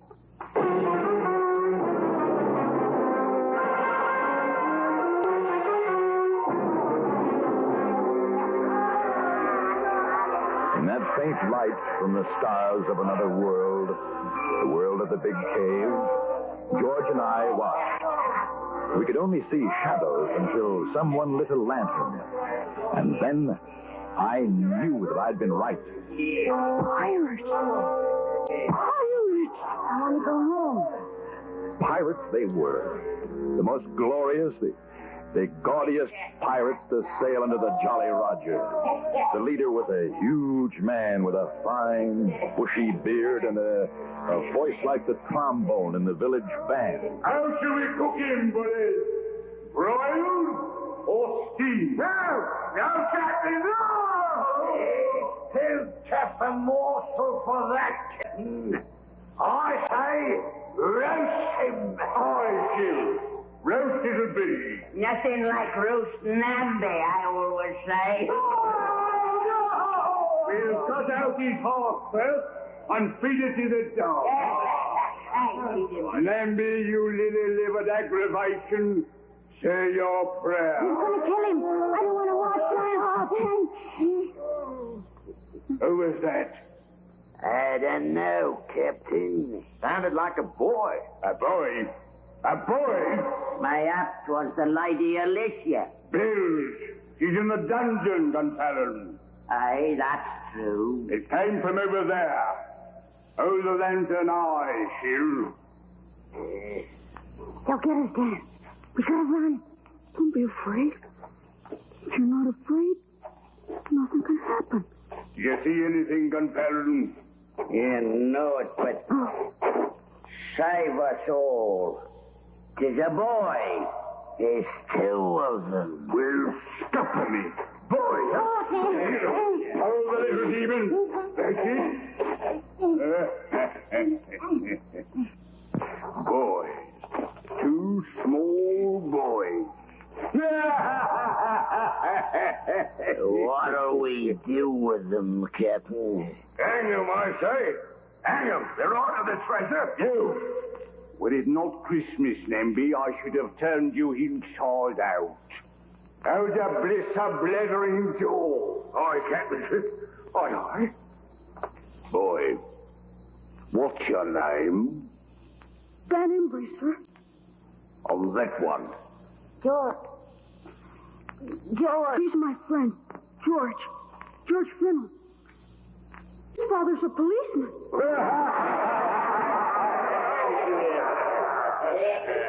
Where'd you come from, boy? Greenfield? That's outside the cave. Cave? What cave? What do you do here? Whose spies are you? Answer up! Just exploring. We got here, that's all. Exploring? Where's your ship? We didn't come in a ship. What, no ship? They're boys, Captain. What harm can they do? Come, it's Christmas. I say feed them and send them on their way. What's Christmas got to do with it? If there's spies, it's the plank for them. We're not spies. Honest. We'll look into this further. Meantime, the goose and suckling pig should be ready. I say it's time for the feast. Out say you with it. Are you hungry, boy? Yes, sir. And him? He's hungry, too. Then join us. And Merry Christmas. For no man can say Captain Blackton lacks the Christian spirit. Am I right, Member? You're right, Captain. Right as rain. I'd have slit your gullet had you said me nay. Merry Christmas. And break out the rum barrel.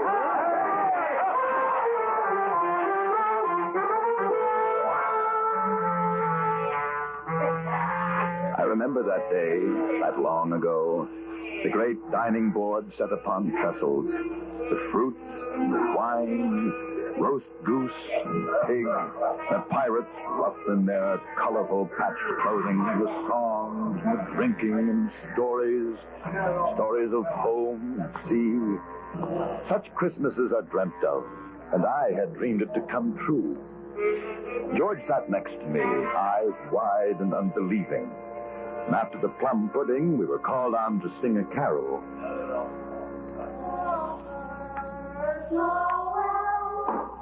And as we sang, they became quiet, and each sat lost with his own thoughts of sweetness and sadness. The little man Namby, bird-like and asleep. Don Fallon, thin as a twig, a patch over one eye, and the other kindly and wise. Jill and the captain, tears coursing down their cheeks. These were my pirates, my own.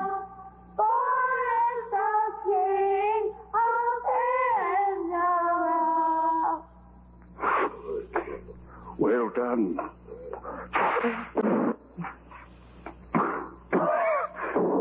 Well done, I say. And done up and run for the boy. Captain, this being a happy day with us, let's share with those less fortunate. Less fortunate? Oh, we're all well met. The Lady Alicia. No, she is our prisoner. Until ransom is paid, so she will remain. Oh, what matter if she graced our table for the evening? It has been long since a woman's been with us. Very well.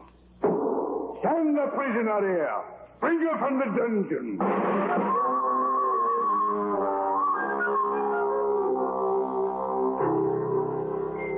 Then I thought of the fine lace handkerchief we had found in the stream. Would this prisoner, the Lady Alicia, would she have sent the message of distress? And how?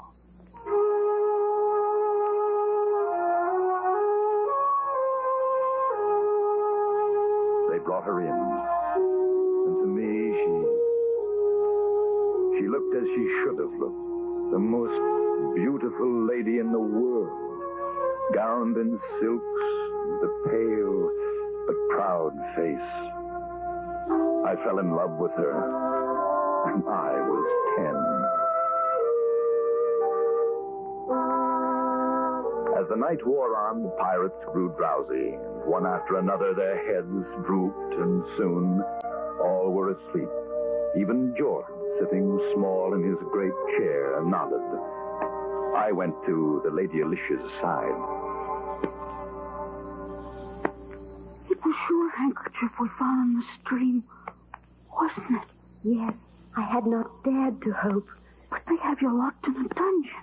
Beyond my window is a running brook.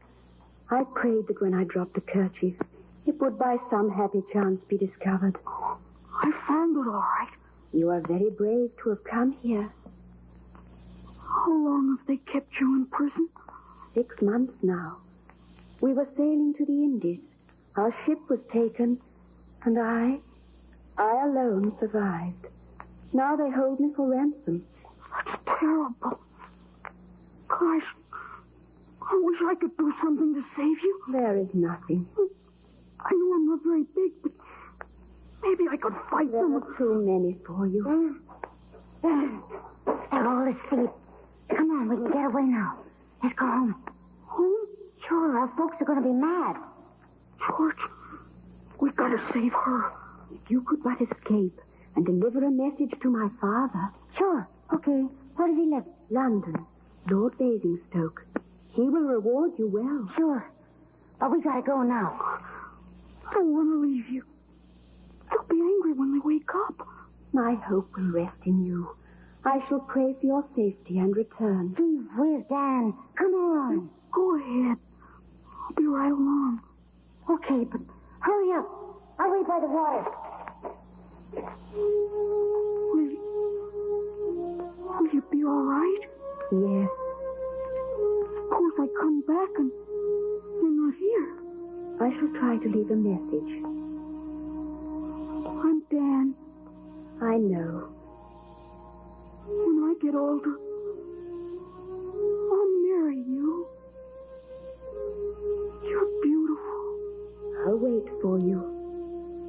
You must go before they awake. I don't want to go. You will come back to me. Here.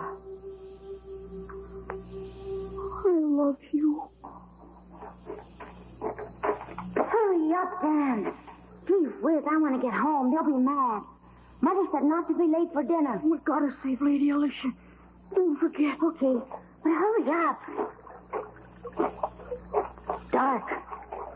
Do you know which way to go? I know. I don't want to fall in the stream and get all wet. I got my good clothes on. You won't. I'm sorry I dropped your flashlight in. I'll save up. Get you another. I don't mind. I bet it's awful late. I'm glad it's Christmas. Maybe they won't mind. We followed the tunnels one to the other. The stream flowed with us, urging us on. It was dark, but I knew the way. We felt along the damp walls of the cave, and at every step we moved further away from my world.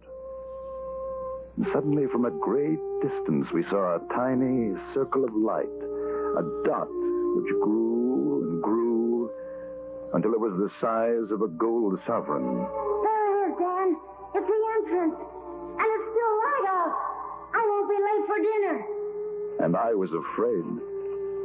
I was afraid because I knew that if I stepped out into that sunlight, I should never be able to find my way back again.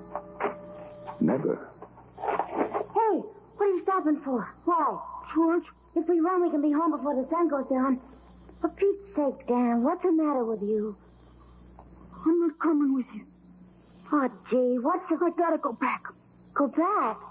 What do you want to do that for? I got to. I don't want to leave her. The pirates. I want to go back. Pirates? Who? Lady Alicia.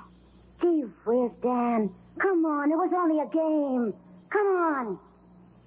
You've forgotten. I knew you would. I'm not going with you. You better. I'm going to tell your mother. You'll get it. Goodbye, George. Dan? Dan! Come back. Dan, what's the matter with you? Dan? You'll get lost. Dan! Dan! Don't go in there again. We played long enough. Come back. Come back. Dan! Dan! Dan!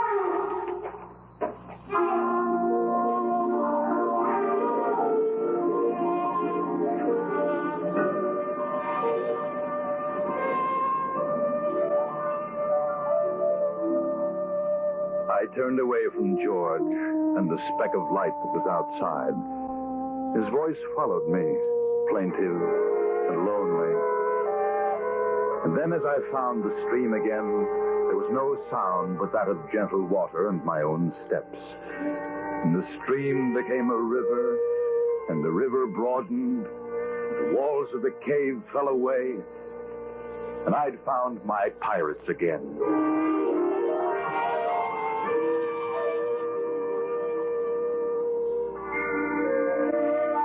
It's on days like this that I remember how it used to be before I found the cave. This day in particular. Sometimes I wonder what happened to George and what it's like outside the cave, but I don't really mind. After all, the Lady Alicia kept her promise and waited for me until I grew up. Now, everything is as I'd always dreamed it in the books. Oh, Captain Blackton, well, he's still here. A little less ferocious, perhaps, than 20 years ago. Captain? Yes, Blackton. If you and milady are ready, sir, the turkeys are cooked, and the men are waiting your pleasure. Very well, Blackton. Thank you. And a Merry Christmas. Thank you, Captain. Thank you, sir. And a Merry Christmas to you, sir.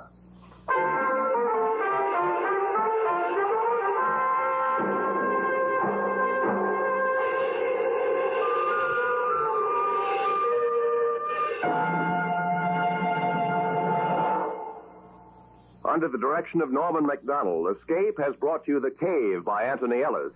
Featured in the cast were John... edition of Escape. That's always such a good show, everyone. Welcome in, everyone. I'm CasualCoo. Thank you, Captain. Thank you, sir. Stop that. I was pressing buttons, and I'm going to do this. Because here you go. I'm here, people. Believe it or not, I'm here. I've been hanging around all day with you. Well, sometimes I went and had a little nap for about half an hour once and had some lunch and got some tea and stuff. But generally, I'm here. We're here watching Santa Claus, everyone. Oh, Bimore, thanks very much for the follow over on Twitch. Thanks. How are you doing today? Merry Christmas, my friend. But yeah, we're just tracking Santa today. Been tracking him all day. He's currently down in Orlando, people. So if you are down in Florida, get your ass to bed because Santa Claus is coming, people. Or just get your kids down. It's 10 o'clock there, so it was a little early, but he's there. But yeah, well, thanks very much for the follow, Bimore. Yeah, we're going to continue on with the old time radio. We're going to go. We've listened to a few mysteries and such right now. I think we're going to go have a little bit more fun, a little lighthearted fun with Fibber McGee and Molly. Here we go, everyone, from Christmas 1942. Enjoy.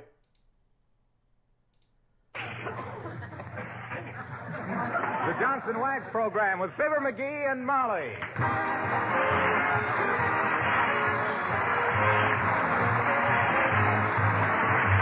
The makers of Johnson's Wax and Johnson's Self-Polishing Glow Coat present Fibber McGee and Molly, written by Don Quinn, with music by the King's Men and Billy Mills Orchestra.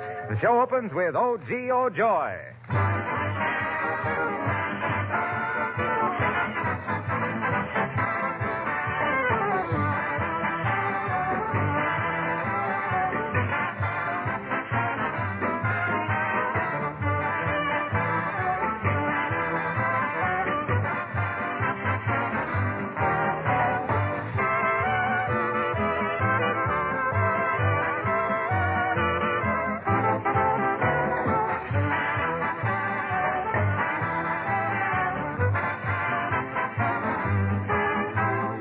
On this program, I mentioned something that caused a good deal of comment. I said, a waxed house is a clean house, and a clean house is a sanitary, healthful one. Do you remember?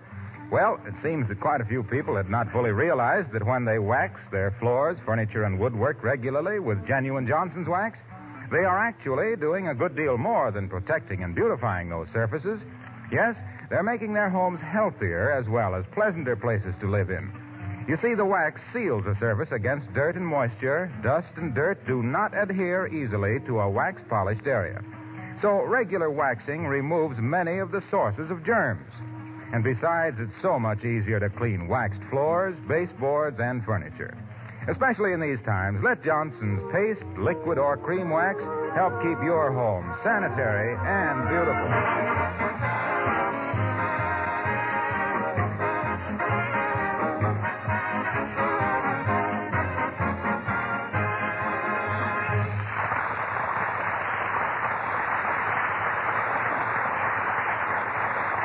Well, about this time of the, quote, happy, unquote, Yuletide season, every husband begins to get that cornered rat look about his eyes.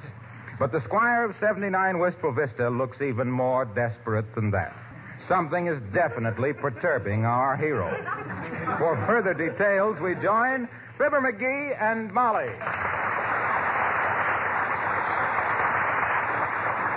And furthermore, I'm the dumbest, short-sightedest, dim-wittedest, stumble-bummetest, empty-headedest, feather-brainedest droop that ever didn't know enough to come in out of a tornado. Well, just as you say. If my head was small enough to fit my brains, I'd be getting telegrams from Ripley. Well, I wouldn't be a bit surprised. They say Washington's home at Mount Vernon has got a beautiful big stoop, but you got a bigger and a beautifuler stoop, and I don't mean anybody but me.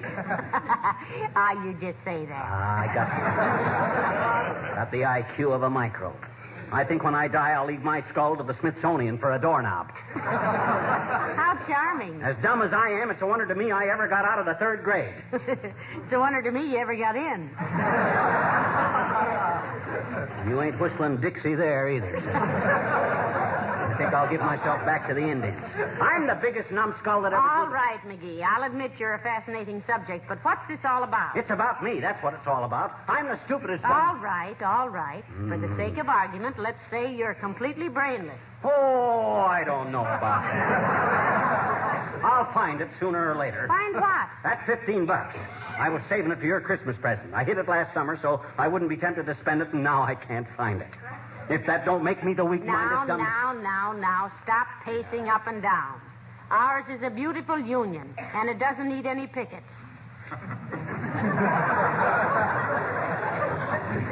Pickets are still laying there. And I'm getting desperate. Only 8 more shopping days before Christmas, and I've looked every place. Calm yourself. What man can hide, man can find. Yeah. Where do you usually hide your extra money? I don't usually have any extra money. But when I did, I used to put it in the sugar bowl. Did you look there? Yes, but I'm using it now to keep stuff more valuable than money. What? Sugar. Did you go through all your old clothes? Yeah, if it wouldn't be there. I distinctly remember tucking it away in some safe place. Oh, let me see. Where could... Hey, hand me that blue vase on the mantel. Oh, this one here? Oh, no, it ain't here. This is where I've been keeping my cellophane collection. Sure got a mess of it, haven't I? What are you saving cellophane for? I don't know. I guess I just got tired of collecting cigar bands. String. Seemed to be more future in cellophane. Doggone it, this makes me sore. Was it in $5 bills, dearie? It was a 10 and a 5 in a white envelope. And I wrote on the outside of it, do not touch until 10 days before Christmas, and this means me. Well, I'm a pretty good housekeeper, if I do say so myself, and I haven't seen anything of it. Well, if the worst comes to worst, I'll get an internal revenue collector in here. Them guys could find money in a caraway seed. Now, let me think a minute. If I could just remember... Come in. Abigail Uppington. Hello, darling. Oh, how do you do, my dear? And Mr. McGee. Hi, Uppy. Where's your Santa Claus costume? Or aren't you christening the Kringle today? I don't go on duty till 4 o'clock, Mr. McGee. But what, may I ask, is the matter with you? What do you mean, Abigail? Well, look at him, my dear. He looks positively haggard. I only hope the government doesn't catch him with those Chevrolet tires under his eyes. I ain't been sleeping good, Uppy. I got pernicious insomnia. I'm worried. Yes, he hid $15 for Christmas shopping, Abigail. Now he can't find it. For 3 days now, he's been prowling around the house like a mouse after a cat. You mean a cat after a mouse? In this house, anything can happen.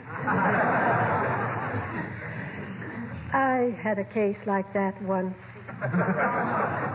Uppy, you sound Ozzier than Nelson.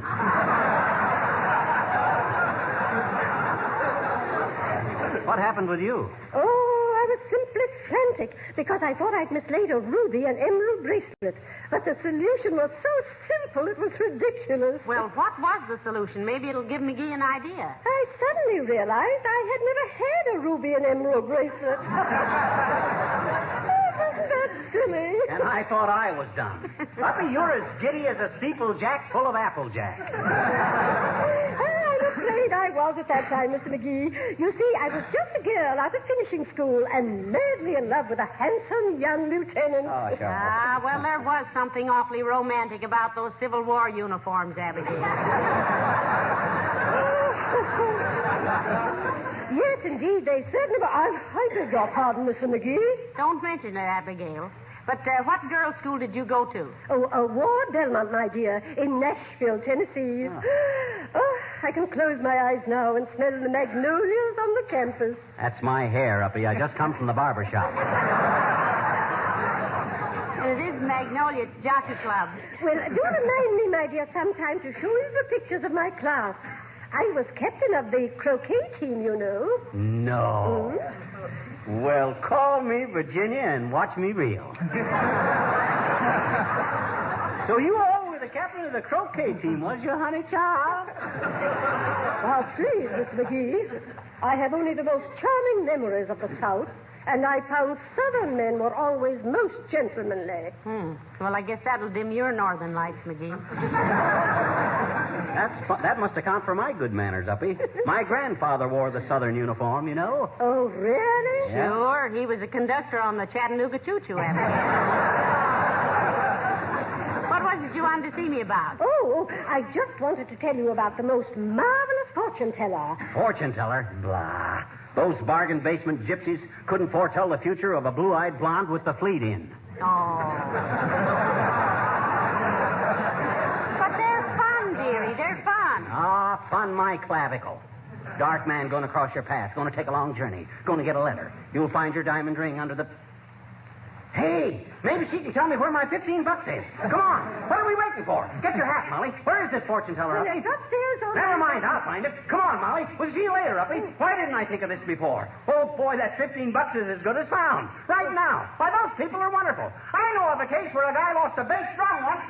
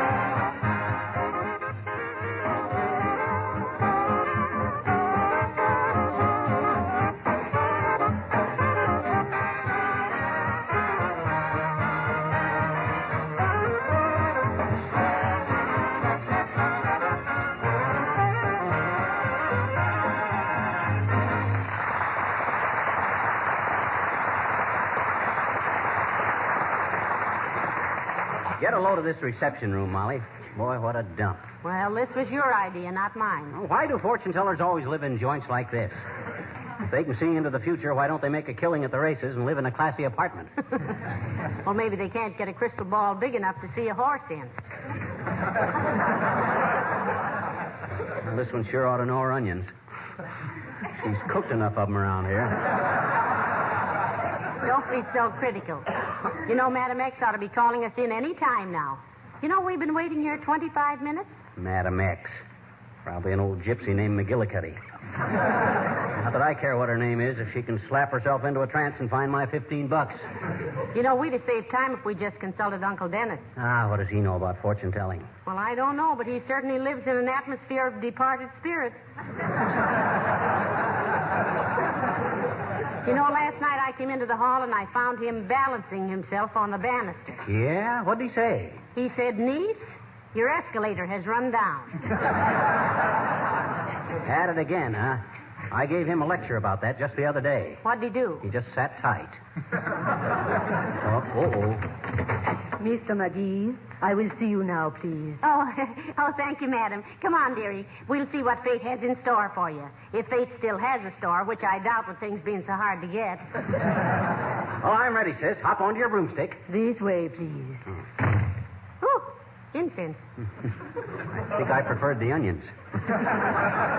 Hey, can't we have a little light in here, sis? No. The darkness, she is desirable for proper contact with the forces of the unknown. Oh. Sit down, please. Oh, thank you. You see, the reason we came, Madam X, is because... Do not tell me. I will tell you. Your husband is in trouble, no?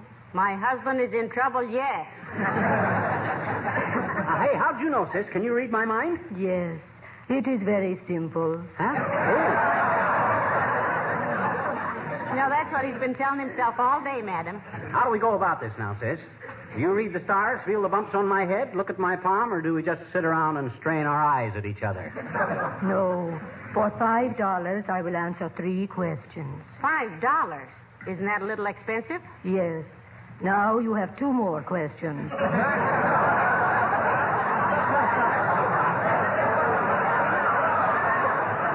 We better not waste any time, Molly. Here's the question, sis. Where's the $15 I was saving for my wife's Christmas present? It is right where you are putting it. Now, you have 1 more question. Heavenly days. We're not making much progress, are we? No. Now, for another $5, I will answer 3 more questions. Oh, no, you don't, sis. Come on, Molly. I ain't going to pay her $10 to find 15. Here, sis, here's your $5. Thank you. You must come again and see Madame X when you are troubled with business, love, or marriage. Who, us? Do we look that silly? Do you think we like to be gypped? That is 3 more questions. I will answer the first one by Come saying... on, Molly, come on, quick. Well, my goodness, McGee. We didn't get much satisfaction in there, did we? Well, yes. She at least says that dough is still where I put it. That's some comfort. Well, come on, let's go home and see. Well, hello there, folks. Say, have you been consulting Madam X? Yes, if you call it that, Mr. Wilcox. The way that dame clips you, she ought to be a barber in a boot camp. You going to consult her, Junior? Sure. I was in here last week for advice. About what? Oh, business. I asked her how the future of Johnson's Wax stacked up. She said it had a very bright and sparkling future. Oh. She said that in times like these, when conservation was so important, more housewives than ever would preserve and protect their floors with Johnson's Wax. And what was the second question, my fellow chump? Well, then I asked her which of the Johnson Wax features I should emphasize, and she said health. Because Johnson's Wax seals the surface against dust and dirt and dampness and gives the housewife so much extra rest and leisure. Oh, and the third question? That's where I made my mistake. I asked her if my pipe bothered her. And she said yes and soaked you another fin. Boy, what a racket. Say, why on earth are you coming back, Mr. Wilcox, if you knew you'd been cheated? I want to ask her if she took my watch. Mr. Wilcox, I will see you now. I'll say you will, baby. So long, folks. What? Well, let's get on home, McGee. We'll turn the house inside out when we find that $15. And believe me, the next time I hide something, I'm going to hide it in plain sight. This'll teach me a lesson. If I wasn't such a sap-headed, beetle-brained, lop-eared, low-browed, blithering tricks I ever heard of anything. Well, now that we're home, where'd we better start, McGee? Oh, I don't know. I remember putting it in a place where I could lay hands on it at a minute's notice. You say the $15 was in a white envelope. Yes. Well, that shouldn't be so hard to find. Would you put it behind one of the pictures? No, I looked behind all the pictures this morning. I turned Whistler's mother around so many times she almost fell out of her chair. Say, maybe you put it under a rug. No, I've had them up too many times. I'd have seen it. Oh, why can't I remember? I must have a skull full of rice pudding. I'm the biggest drip this side of Niagara Falls. The only thing that keeps my ears apart is my big fat mouth. Oh. No, no, McGee. Anybody can forget things. Nobody can forget them as easy as me. It's exasperating. I'm getting so I'm afraid to shake hands for fear I'll walk off without my arm. Here, I thought I was a pretty bright guy, and I couldn't pass the intelligence test of a Mongolian basket weaver. Why of all the now, for goodness sakes, if you'd stop scolding yourself for a few minutes, maybe we could get something done.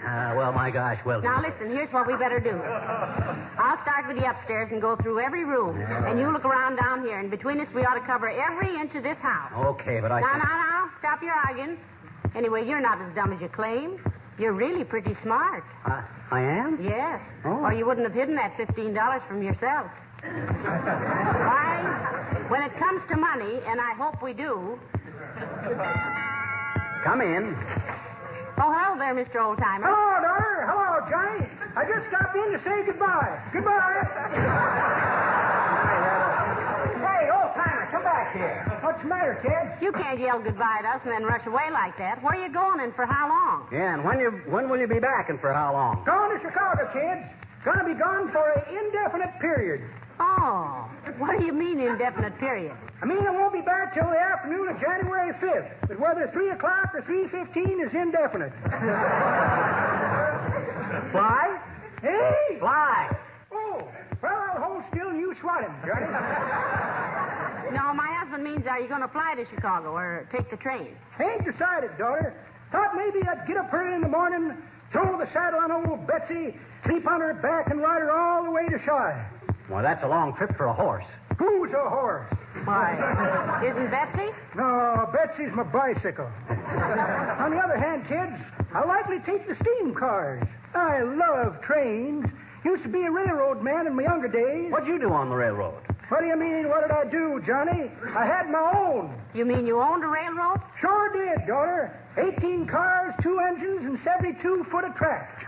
Run from the dining room through the front hall, back to the kitchen and round into the dining room again. Stopped at the umbrella stand, the piano stool, the refrigerator, and the cook, exception Mondays, which was the cook's day off, at the piano stool on signal only. But I had a bad wreck in 1889 when Papa come home late one night, tripped over the coal car. Oh, tough luck. Yes. Now I never see an engine with a tender behind without thinking of what Papa did to me that night. Well, go on, kids. Merry Christmas.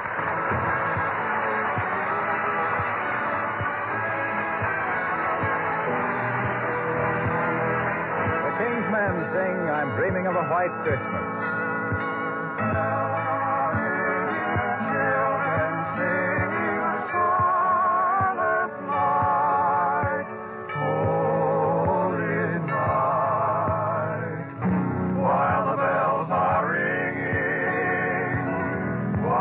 Children sing, I'm dreaming of a white Christmas, just like the ones I used to know, where the treetops glisten and children listen. Sleigh bells in the softly falling snow. I'm dreaming of a white Christmas,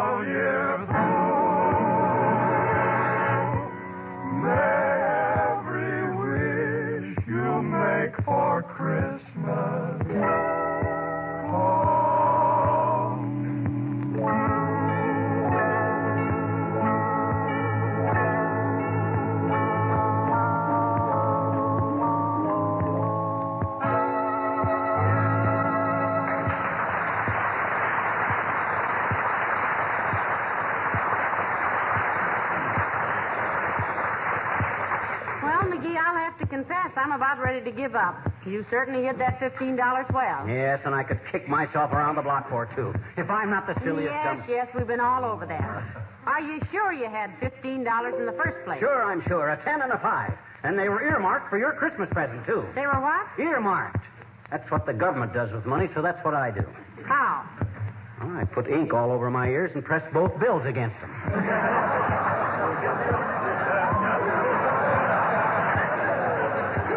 I think the theory is that no two people have ears alike. You know, like fingerprints, only easier to see. Well, that must keep Mr. Morgenthau pretty busy. Yeah, I guess it does. Now, listen, let's just sit down here and reconstruct what you did when you hid the money. What did you do first? Well, first I got me an envelope. Come in. Whose car is that out in front? The black one? Well, that's a kind of a combination ownership, Bud. Me and the finance company. I see you have an A sticker on the windshield. Do you do any pleasure driving? Take him for a ride around the block, McGee. That'll answer that question. In that car, sir, you get more pleasure walking. And I don't quite understand Let me see your draft registration card, please. Okay, here you are, Bud. I'm not only a little overage, but I got a lot of collateral dependents. I got collateral at the First National, the Morris Plan, the building in Long. Never mind. How much coffee have you got? Oh, well, about a half a pound. Sugar? No, thanks, just cream. Now, look here, Bud. I don't mind answering questions. McGee, this is war. Yeah. Sure, we read about it in the papers, but what... I only have a few more questions, then I'm through. Have you been buying war bonds? Bud, we've been buying war bonds till we're red, white, and blue in the face. And I've licked the back of so many war-saving stamps, everything I eat tastes like glue. Now, if you don't mind... I hope you're not complaining. Certainly we complain. Everybody complains, and it doesn't mean a thing. And now, if you please explain McGee, why... I see you have cuffs on those trousers. Did you buy that suit after restrictions were put on clothing? No, I didn't. And while I don't like to be personal, Bud, there are still a few people who need a cuff on the pants. Will you please tell us just who you... Just one more thing. The government doesn't want you to buy anything you don't need. They're trying to keep prices at a reasonable level, encourage buying bonds and paying off debts. We want this country to be on a sound financial footing after this war is over. Now, remember that. Just what is your connection with the government? Oh, my goodness, I forgot to introduce myself. I'm Mr. Tolliver. I just moved into the brick house down the street. Oh, I'm glad to know you, Tolliver. This is my wife, Molly. How do you do, I'm sure. Just what department of the government are you in, Mr. Tolliver? Oh, I'm not in the government, Mrs. McGee. I run the hamburger wagon down there at 14th and Oak. And I must say we serve the finest... Well, Dad, Bud, what right do you got come busting in here asking all them silly questions? Well, I think when a man moves into a new neighborhood, he naturally wants to know all about his neighbors. Certainly is nice to have met you folks. Good night.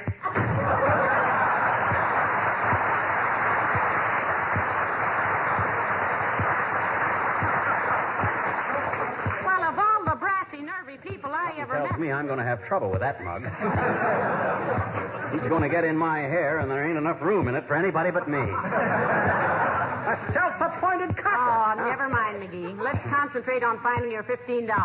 Now, what did you do after you got the envelope? Well, now, let me think. I put the money in the envelope and sealed it. Yes. Then I started looking for a hiding place. Yes. First, I thought I'd hide it in the hall closet. And then I says to myself, no, I says. I'm going to clean out that closet one of these days. So I takes the envelope. Oh, for goodness sakes. Come in. Hello, Mrs. McGee. Hello, Mr. McGee. Oh, Mr. Wimp. Hi, Wimp, old man. Why the suitcase? You running away from home again? Oh, no, Mr. McGee. I'm going to Chicago on a business trip for about 3 weeks. Oh?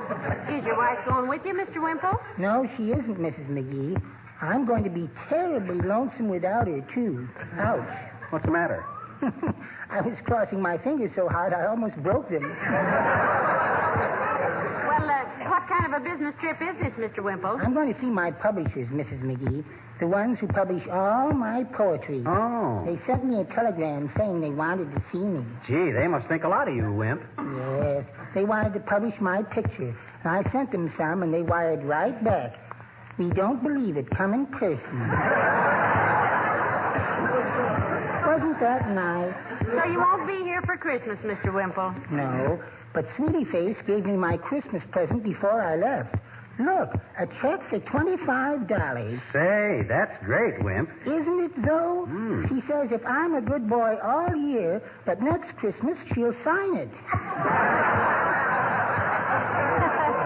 She might even throw in the blotter. Why, that old saber-tooth. I thought of a swell gift I'd like to send her, Wimp, but I hate to ask anybody to deliver it. Oh, I'd be very happy to take it over, Mr. McGee. Oh, no, you wouldn't. It might explode before you got there. Not if you timed it right to the second.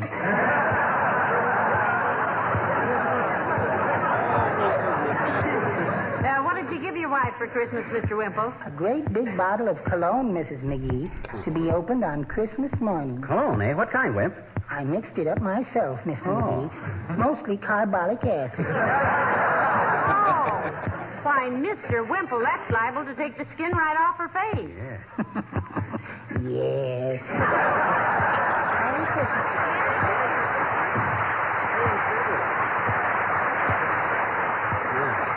3 weeks away from that gunner's mate of his, and Wimp will be a new man. Poor little fella. I'll be a poor little fella myself if I don't find that $15. If I wasn't such a numbskull, such a hopeless dope and a blue ribbon dupe, Stop it now. Huh? Let's take up where we left off. Okay. After you decided against hiding it in the closet, what'd you do? Doggone it, that's what I can't remember. All I know is I put it someplace where I'd remember it just before Christmas. Well, I'm sorry, McGee. I can't imagine where in the dickens you... Dickens! That's it. Now I remember. Here it is, right here in this book. What book? Dickens' Christmas Carol. Whatever made you hide your money in that? Safest place in the world. Nobody ever opens that book till Christmas time.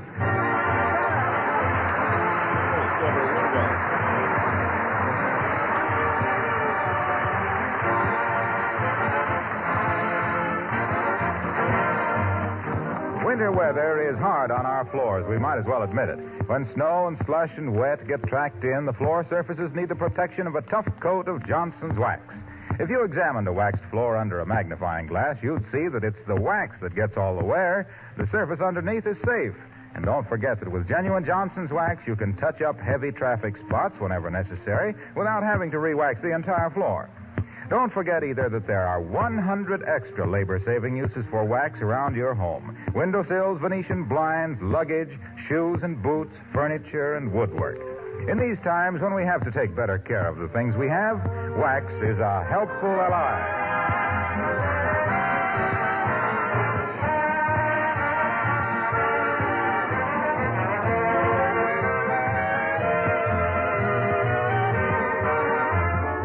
That was a kind of a clever stunt at that, hiding this $15 in Dickens' Christmas Carol. Maybe I ain't such a fool after all. No. You really have some bright moments, McGee. Yeah, I guess I do at that. Well, all's well that ends well. Here, you keep the $15 for me. I gotta throw this envelope in the wastebasket. Well, this isn't $15. This is the envelope. Huh? Oh, my gosh. I tore up the money. What? Oh, if I ain't the worst muddle-headed, more than ever should have had $15 in the first place. I'm the dumbest, dilliest, dim-wittedest good night. Good night,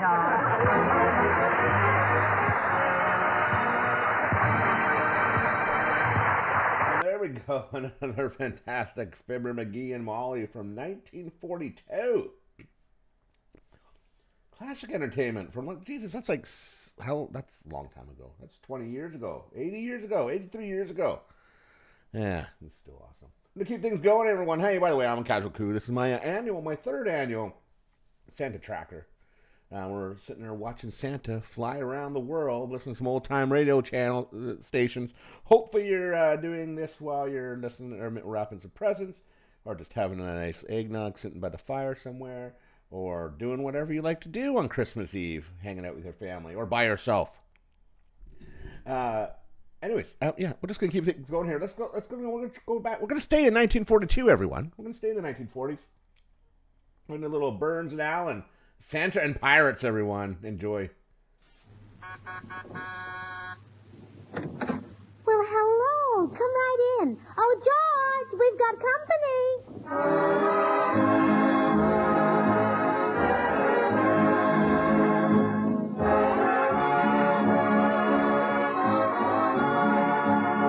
This is Bill Goodwin speaking for Lever Brothers, makers of Swan, the new white floating stove. Well, it's Tuesday night again. Time for another pleasant visit with George Burns and Gracie Allen, their guests Akim Tamirov, Jimmy Cash, and Paul Whiteman and his music. And now here are the 6 hits and a miss, singing Santa Claus is Coming to Town. You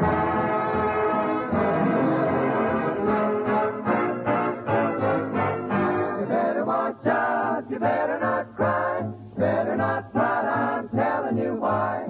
Santa Claus is coming to town. He's making a list and checking it twice, gonna find out who's naughty and nice. Santa Claus is coming to town. friend. He knows when you're away. He knows if you've been bad or good, so be good for goodness sake. You better watch out, you better not cry, better not pout, I'm telling you why. Santa Claus is coming to town.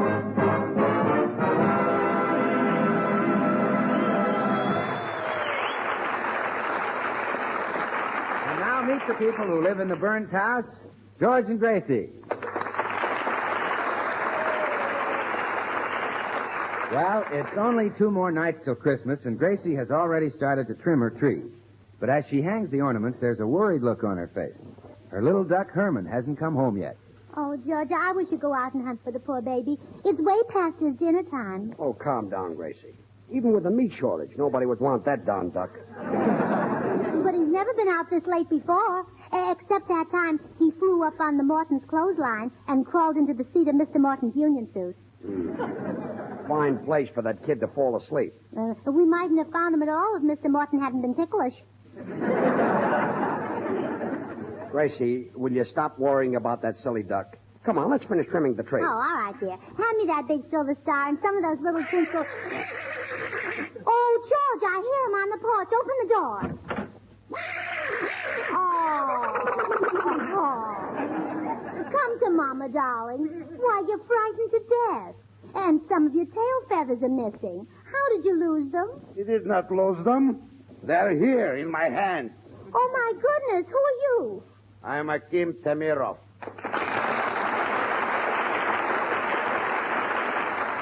Well, what are you doing with Herman's tail feathers? Ah, it was a mistake. I was reaching for his neck. That's awful. My husband will take care of you. George, throw him out. But, Gracie, it's Christmas and This broken down excuse for a man is your husband? Don't you say that. I happen to love this broken down excuse for a man. Well, thanks. Now look, I'm sneering at your husband. Hey, you can't do that. You can't come into my house and sneer at me. I'm in the house, no? Well, yes. And I'm sneering, no? Well, yes. And you're going to stop me, yes? Well, no. That's telling him, dear. Mr. Tamirov, I demand to know why you were chasing Herman. Because in my yard I have a pond which used to be full of little goldfishes. Now you have a duck which is full of little goldfishes. Well, I don't believe it. Herman wouldn't do such a thing. He's a sweet, innocent little angel, aren't you, baby? And he didn't eat any of your goldfish, did you, baby? Mr. Tamirov, you should be ashamed of yourself, feeding goldfish to a delicate little baby duck. They might gild his little tummy. I hope so. Madame, I'll give you a word of warning. In the future, my yard is Stalingrad and that duck is Hitler.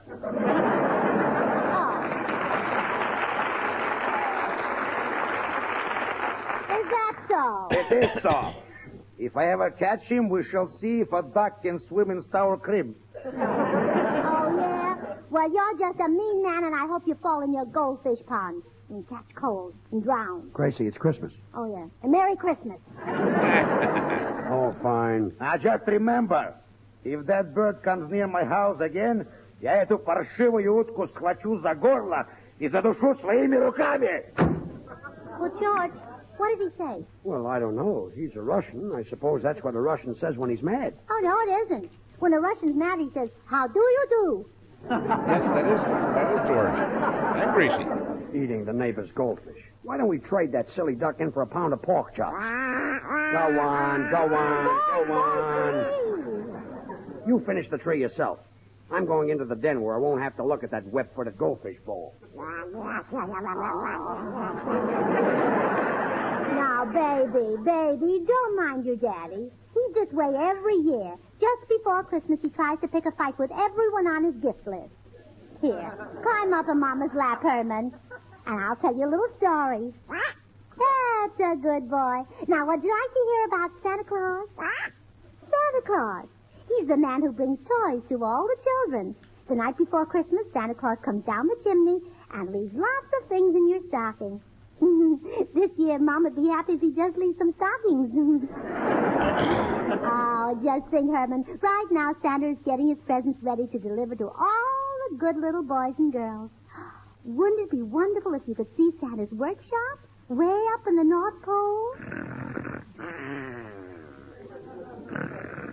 Oh, the poor baby has fallen asleep. Oh, no wonder. He's had a hard day.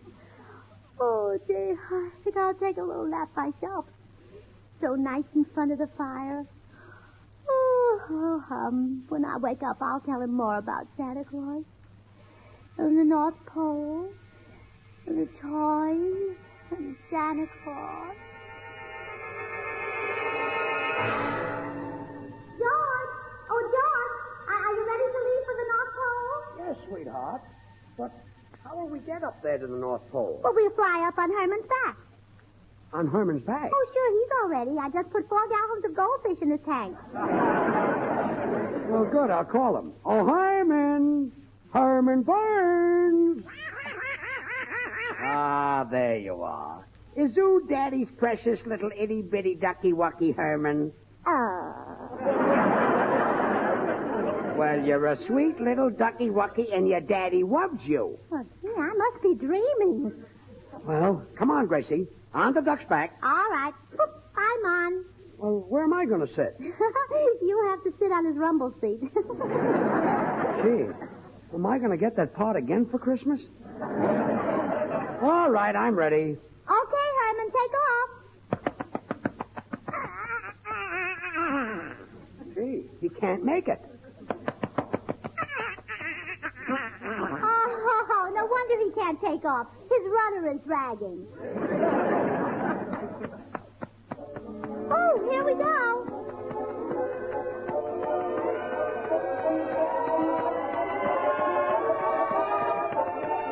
My, this certainly is the way to travel, George.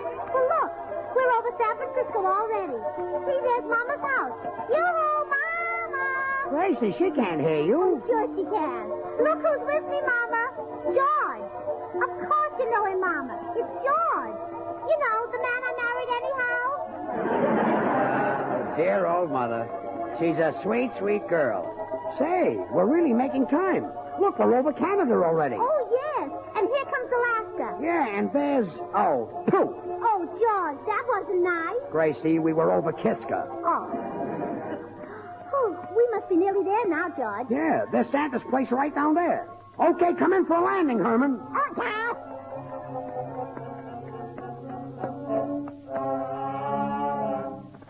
Well, that was perfect, Herman. We're right in front of Santa's workshop. Now we'll all go in and see good old Kris Kringle himself, huh?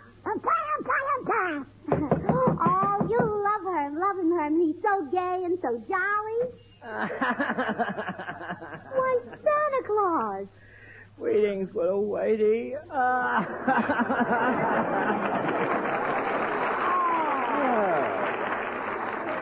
Now, buck up, Chris, old man. What's the trouble? Oh, last in a whack, my Christmas is ruined. This year it will be a complete flop over. Please don't cry anymore, Santa Claus. The tears are running down on your pretty red suit. And if your suit fades, you'll lose your job in the May Company window. All right, I'll stop. But I have no toys for the little ones this Christmas. Oh, dear. Wait a minute. Santa Claus, why haven't you got any toys for the kids? Because a wicked pirate stole them. The wicked pirate? Well, don't worry. My husband will get those toys back. He'll take that mean old pirate and smack him down, won't you, George? But, dear, it's Christmas. Well, smack him under the mistletoe. Well, I'll try. We'll leave right away. I'll tell my assistant to take care of things while I'm gone. We're going out to look for the wicked pirate. You look after things. Okay, Chris, I sure will. Well, that's Bill Goodwin. Bill, don't you know me? Percy. Why, no, I don't believe we've met before, madam. But you're Bill Goodwin. Oh, no, not me. I'm one of the Kringle boys, Irving Kringle. How do? Irving Kringle? Are you sure you're Well, not... Gracie, let him alone. Don't you see he's busy working? What's all the black stuff you're washing? Oh, that? Well, that's snow. But it's black. Well, sure it's black. That's the way it comes out of the mine. You see, it's white when we deliver it because I wash every flake. Didn't you know snow is really black? Why, no. Southerner. Bill, how do you wash it? I mean, Irving. Well, sit down at the piano, Santa Claus, and let's tell him about it. Oh, I... Beat it out on the old 88, Santa. Why, Santa, you got a cannon in your left hand. I'm in a groove tonight. You solid are, Santa. Now everybody wants a white Christmas this year, so I'm a-washing all the snow so pretty and clear. With Swan, the new white floating soap, I wash it with zeal, 'cause Swan is even purer than the finest cast steel. Rubbly-up-dub. Swan is the grandest soap, a rubbly-up-dub. Swab me with Swan. Because Swan soap is purer than the finest Castile, it's kind to your hands and gives them extra appeal. It's great for washing dishes, washing hankies or hose, or any other soap and water job you propose. Rubbly-up-dub. Swan is the grandest soap. Whoop-yup-dub. Swab me with Swan. Now, Swan has got a feature that you cannot resist. You break a bar in two with just a twist of the wrist. Use one half in the bathroom for your shower or tub, the other in the kitchen, and you won't have to scrub. Rub-dub-dub. Swan is the grandest soap. Whoop-dub-dub. Rub me with Swan.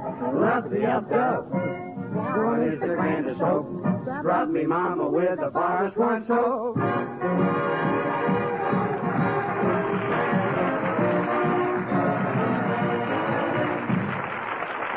I love how they placed ads in the old shows. Everybody. Fantastic. We're off to get the toys back from the wicked pirate. Oh, hope we catch him. He's probably planned his escape pretty carefully. Oh, don't worry about that, Santa. You know what I always say? The best planned men are oft-times nice and lay after glee, gang.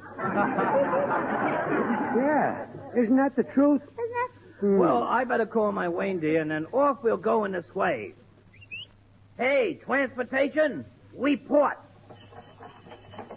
Whoa, boy. Oh, George, look at Santa's reindeer. There's Dancer and Prancer and MacArthur and Doolittle and Comet and Wait a Cupid. minute. MacArthur and Doolittle? You mean Dunder and Blitzen? Not this year. Oh, it's a bad year. In this way, everybody, we're ready to leave. Well, Herman, you sit up front, and if you see the pirate's boat, you yell, Mama, Mama. That's right. Well, we're off. Giddy up, gang.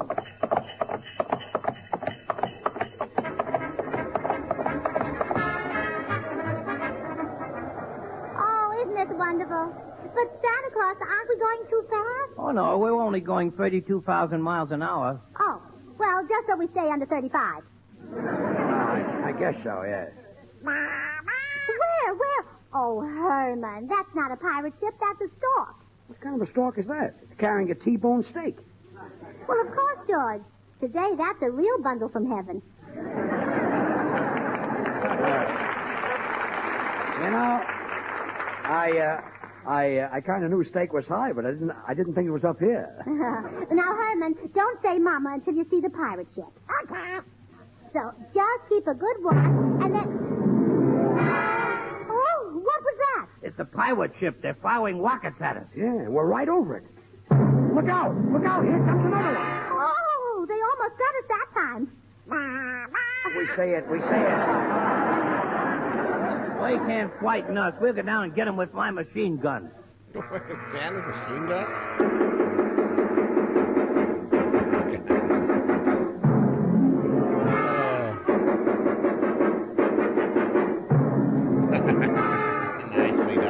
Nicely done, Santa.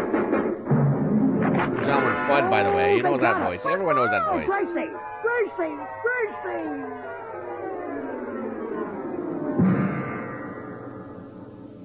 We landed right in the middle of the pirate ship. Come on, you swabs. Up on your feet. Oh, George, look who the wicked pirate is. It's Mr. Tamirov. Yes, better known as Tamirov the Terrible. They call me that because I am. Listen to me, Walter Terrible. I'm Santa Claus, and I want my toy. such a Santa funny Claus over fat Quebec man. City, everyone. If you got Hey, your little kids in that Quebec is City, Joe. get them to bed. Yeah, what would you Coming be your like way. after, now, tip it off 1 the terrible minute and 18 seconds. Is that skinny prisoner? Is that skinny prisoner still complaining because his cell is too small? Yes, and that he is, Well, take him out and shoot him. And put the fat man in. Oh, please. Ah, a plump little bird. Put him in a cell with the fat man, Spanish Joe. Ah, tonight I will have pressed duck. Hey, you're mean, aren't you? Well, my friend, I do not like to boast, but I'm the meanest, the nastiest, the dirtiest, the most low-down man who ever lived. Oh, you just say that. Oh, no, it's the truth. Never, even in the mill picture, was there such a wicked pirate. Oh, what about Captain Kidd? Ah, a cream puff. What about Blackbeard? Who? Shoe salesman. Now, do you know why I stole the toys from Santa Claus? Huh? To sell them? No, I just took them because I'm mean. I hate people. You do? Yeah, I hate everybody. Look. What? Ouch. Why, you stepped on your own toe. Yeah, I even hate myself. Oh, you're not so mean. In fact, you pirates are a bunch of sissies. What's that? Well, you're all wearing earrings and bloomers. My lady. Lady, you don't appreciate what a mess I am. Walking the plank and cutting off the ears is for junior pirates. When I take prisoners, I tear up their ration books. Pretty mean, eh? Say, what are you going to do with us? Don't forget, it's Christmas. You, my friend, I shall have beaten to a pulp. And then throw your body into the sea for the sharks to finish. But the little lady here is too pretty for such a fate. Oh, flatterer. Now, look, you're not going to take... Quiet, weakling. I think I will have a little fun with you. I will show you how a man kisses. George, don't you let him kiss you. Gracie, he means you. Yes. Now I shall make love to your wife, and you shall have the pleasure of watching. Boy, am I a heel, huh? Yeah. George, are you just going to stand there? Say something to this man. You bet I will. Listen, pirate. Yes? What you're doing is not nice. Oh, that's telling him, dear. Ah, enough of this talk. Come, my little chicken. Put your lips close to mine. Oh, no, I won't. How do I know you wouldn't try to kiss me? Yeah. Sure. You can't be trusted. Maybe we need music, to create a romantic mood. Yeah, very well. Your husband shall serenade us with a love song. Me? You heard me. Sing. Oh, sure. Lovely lady, I'm falling madly in love with you. Now, stop it, now. Stop it. When that. That's romantic? You sound like you're gargling with hot borscht. Well, what you said is not nice. Now, wait. I will cast a magic spell. Now, wait a minute. Hocus, pocus, abracadabra. There, now sing. Okay. Lovely lady, I'm falling madly in love. Gee, that's wonderful. I sound just like Jimmy Cash. Now, go ahead. Go, sing some more. Play, pirate. Lovely lady, I'm falling madly in love with you. It's a feeling beyond concealing. What can I do? Take my heart, it's yours alone.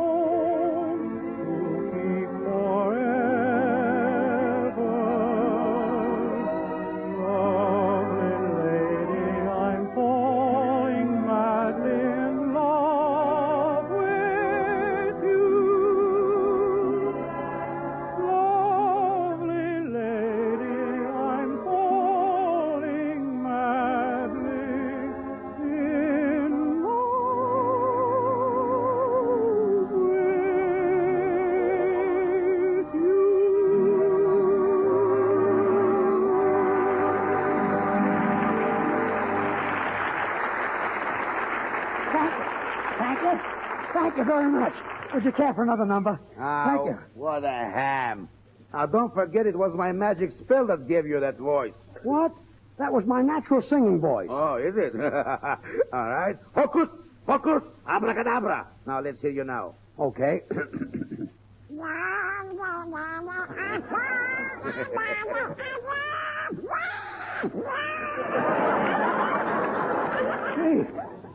what happened? Oh, George, I'm so happy now you sound like yourself again. Well, are you ready to make love now?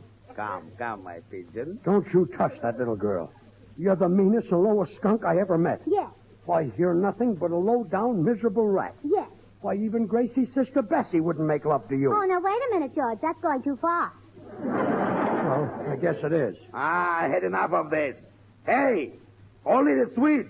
Yes, boss. Here I is. Now open the hatch and throw this riffraff down the hole. Sure enough, boss. Yes. Down with them!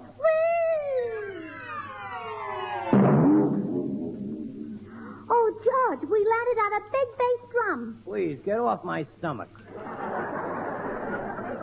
Why, it's Santa Claus. Oh, pardon us for dropping in on you like this. Well, that's all right, little lady.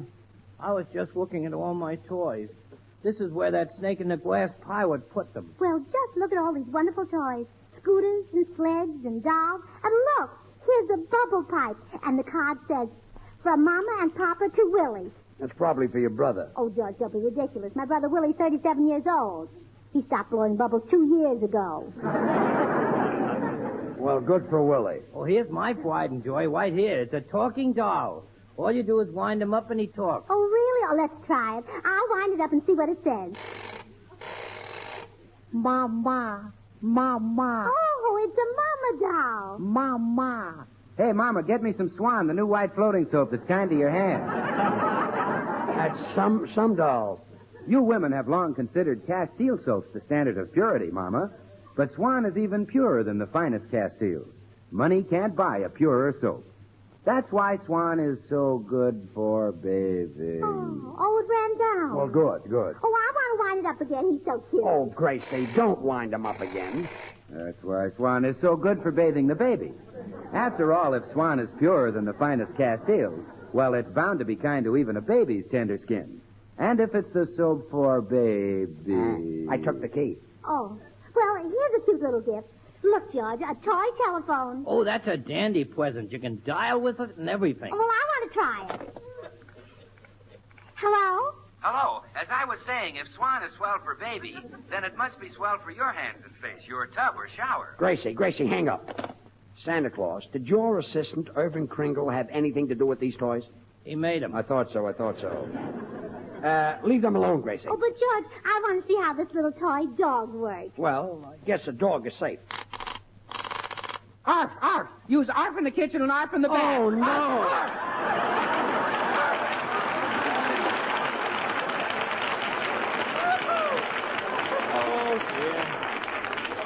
Oh, dear. All these beautiful toys. And it looks like the little kiddies will never get them. Roller skates, tin soldiers, bicycles, electric trains. Wait a minute. That old pirate can't have these. What's that you're saying? Who can't have what? Well, you can't have these toys. Santa Claus has to deliver them right away. Why, those skates are needed in North Africa. Those scooters go to New Guinea. And those toy trains have to go to Guadalcanal. What's that? Marines play choo-choo? Oh, no. They won't go as skates and scooters and toy trains.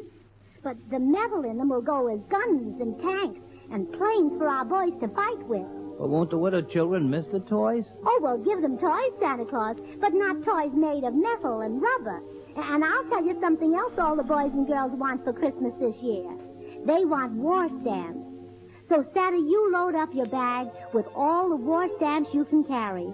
Because when the children get war stamps, they know they're helping their fathers and brothers and cousins and uncles and friends in the service to do the fighting job that has to be done. Take the toys. Take the toys. I give them all back to you. Oh, thank you, Mr. Pirate. Santa George, isn't that wonderful? Swell. I'm so disgusted with myself. Oh, well, don't cry, Mr. Pirate. You're not a mean man at all. You've got a heart of gold. Yeah, I know. Isn't that disgusting? Gracie. Oh, Gracie. Gracie, wake up. Oh, what? Oh, George, we're home. Oh, of course we're home. Oh, well, then I must have been dreaming. You and I were up at the North Pole, and we were captured by a pirate, and this pirate made love to me, and... A pirate? Uh-huh. Who was he, Tyrone Power? No, it was... Say, that's an idea. Good night, George. I'm going back to... Oh, fine.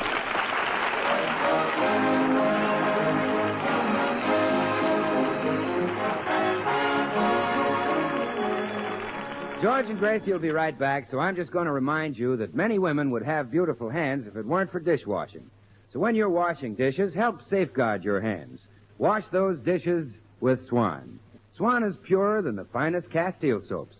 So naturally, with Swan in the dishpan, you help keep your hands lovely. And say, since Swan suds faster than other white floating soaps, you'll find it makes dishwashing a faster, more pleasant job. So what say? Why wash dishes the hard way? Why not try Swan? Well, here they are, George and Gracie. Yes? Oh, it's you, Mr. Tamiro. Where's that duck? Oh, don't you dare touch one feather on my little duck's head. Lady, that duck left only one goldfish in my pond. Well? Well, it's Christmas, so I brought it over for the little fella. Oh, thank you, and a Merry Christmas. Merry Christmas to you. Oh, and ladies and gentlemen, a Merry Christmas to you all. That goes for me, too. Merry Christmas, everybody. There we go. Merry Christmas from George and Gracie. Welcome in, everyone, on CasualCoo. We're still kicking around. We're doing a little bit of a... Well, not this. We're doing a little bit this. We're doing a little bit of a Santa tracking. We're not stalking Santa, everyone. We're tracking him. I do this every year on Christmas Eve. Thanks for joining me tonight. It's been a lot of fun. We're going to do one more show, Mel Blanc from 1946, and then I'm going to call it a night because I got to get ready for Santa, everyone. Santa comes by, and if you don't know, Santa comes by every year and has a beer with me before he finishes his routes. So he's coming. He should be here, well, in about an hour or so. But we're going to do this Mel Blanc, and maybe we'll do one other show, but we're going to end it, I think, with Mel Blanc, everyone. Sit back, relax, wrap those presents. Merry Christmas, everyone. Happy holidays.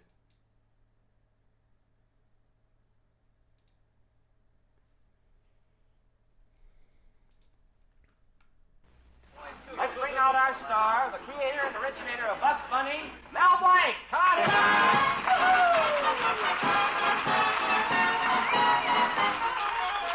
Good evening, ladies and gentlemen. I'm very grateful for this opportunity to meet you and to introduce myself. I'd like to tell you a little about my background. When I first came to Hollywood, it seems when film producers heard my vocal calisthenics, consistently and loud they shouted, "No! This guy don't rate with movie photogenics."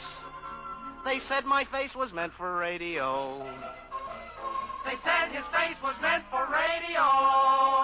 Don't rub it in. So I developed character projection upon the air and finally got a call. Producers hollered, "Mel is our selection, 'cause he's the biggest character of all. 'Cause he's the biggest character of all." You guys can be replaced, you know. I became the happy postman with a manner so beguiling. You remember? Goodbye, Mrs. Burns. Remember, keep smiling. I became a train announcer, and my tonsils did a conga with train leaving on track 5 for Anaheim, Azusa, and Cucamonga. They said that he'd look good on radio, and everybody told him where to go. No coaching from the audience, please.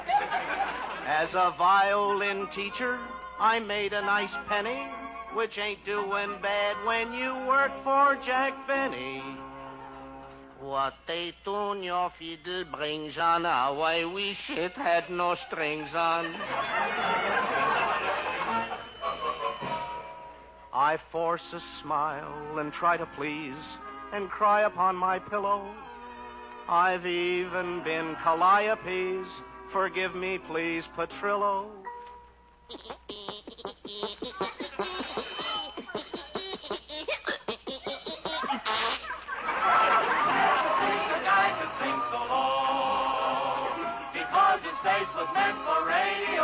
I heard that.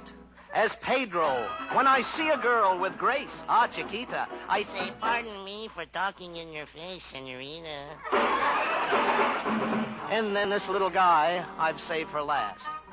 I'm Zuki, and in the fix-it shop, I'm the president. I'm the vice. I'm the not so fast!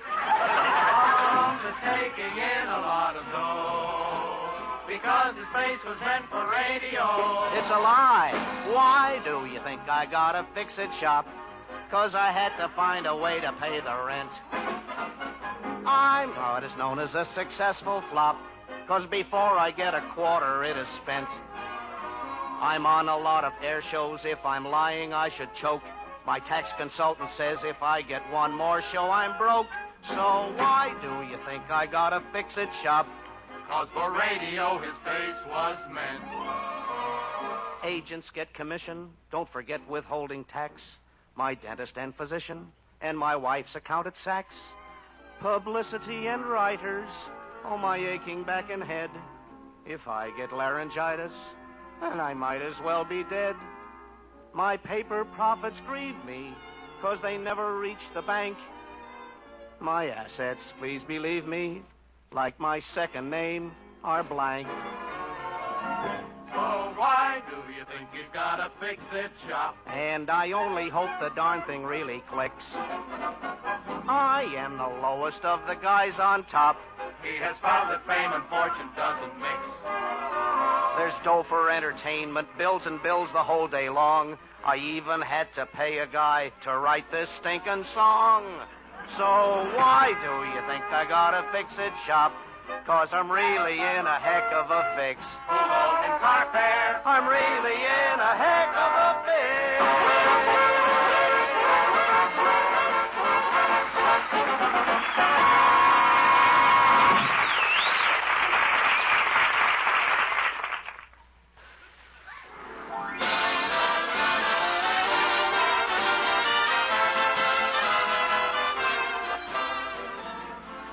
Hollywood, Colgate Tooth Powder presents The Mel Blanc Show with Mary Jane Croft, Joe Kearns, Jerry Hausner, Hans Conried, the sportsman, Victor Miller and his orchestra, and starring the creator of the voice of Bugs Bunny. What's up, Doc? Yes, Colgate Tooth Powder for a breath that's sweet and teeth that sparkle brings you The Mel Blanc Show with Mel playing his new character, Zookie. Hello, everybody. Hello, everybody. Hello, everybody. Hi. And starring himself in person, Mel Blanc. Hi, folks. Ugga, ugga, boo, ugga, boo, boo, ugga.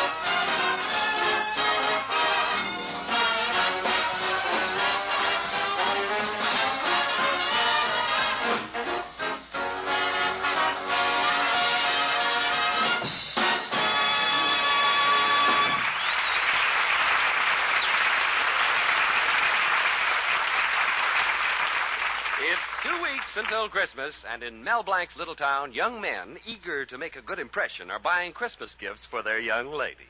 At the local furrier's, Sam Brown is saying to the clerk, I'll take this fur coat, wrap it as a gift, and send it Christmas morning. At the jewelry store, Tom Williams is saying, I'll take this diamond bracelet, wrap it as a gift, and send it Christmas morning. And in the candy shop where Mel Blanc has been shopping, Mel is saying, I'll take this 2-pound box of peanut brittle. No, don't wrap it as a gift. I'll eat it right here. So Mel ate the peanut brittle. Right now, we find him in his fix-it shop with his girlfriend, Betty. Being very low on funds, Mel is turning the pages of a mail-order catalog, hoping that the pictures may suggest a gift for Betty. Broom handle, garbage pail, nail polish, eye wash, diamond ring, fur coat, wristwatch, pen wipers, shoe horn. Mel, Huh? stop turning the pages so fast. Oh, all right. Well, let's start from the front of the catalog. Yeah, all right, good. Page 1, women's dresses. Page 2, women's bathrobes. Page 3, women's nightgowns. Page 4... Betty, stop turning the pages so fast. Oh, we don't need this old catalog anyway. That's right. I got you a perfectly wonderful gift last year without the catalog. By the way, Betty, what did you get me last Christmas? Oh, don't you remember, darling, those long-handled Chinese back scratchers? Back scratchers? Yeah. And I've been serving salad with them all year. Gosh, Betty, won't it be swell when we're married and can have Christmas in our own little house? We'll get up Christmas morning and look at the tree with all the presents. Yes. And then maybe we'll hear the patter of little feet around the tree. Betty, Santa Claus doesn't bring children. I know that, Mel. And I think you should also know that Willie Murdoch is giving me a wonderful gift. And very expensive. Willie Murdoch. He's probably just trying to impress your father. Betty, why does your father favor him over me? He's got little narrow shoulders, and I've got, he's got a small forehead, and I've got, he's got practically no chin, and I've got, gosh, we look so much alike, I don't see how your father can tell us apart. Willie will take care of that with his Christmas gift. Oh, is that so? Well, I'm going to get some money and get you a much bigger Christmas present. Oh, hello, Mr. Colby. Hello, Father. Betty, are you here again? How many times have I told you to stay away from this no-good, timid nincompoop? Father, that's not true. Mel is not timid. Yeah, that's right, Betty. Betty, this pauper will never amount to anything. Is that so? Yes, that's so. I bet you don't have a quarter to your name. Is that so? That's so. Well, look, Mr. Colby. Betty, you go on back to the supermarket. You should be helping Willie prepare for the new radio program. Yeah, all right, Father. Goodbye, Mel. Bye, Betty. Mr. Colby, did you say something about a radio program? Yes, but it needn't bother you. Needn't bother me, Mr. Colby? Me, the greatest actor in town? Oh, never mind that. I came in to see if you could straighten out this signet ring I'm wearing. It's gotten a little lopsided. Oh, that's easy, Mr. Colby. Just lay your finger on the counter here. Here? Yeah, that's fine. Now I'll just take this hammer and... Oh, Mel Blanc! What's the matter, Mr. Colby? The ring isn't lopsided anymore. No, now my finger is. Well, Mr. Colby, if I've done anything to hurt you, let me make it up by acting in your radio program. Oh. What kind of a program is it, anyway? Well, it's an idea my manager, Willie Murdoch, gave me. I'm sponsoring a program which appeals to the ladies. Great idea, Willie's. Supper at the supermarket. Supper at the supermarket? Say, that's a natural for me.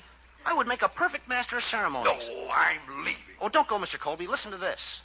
Now you have 8. Will you try for 16? Who does that sound like? Tommy Manville.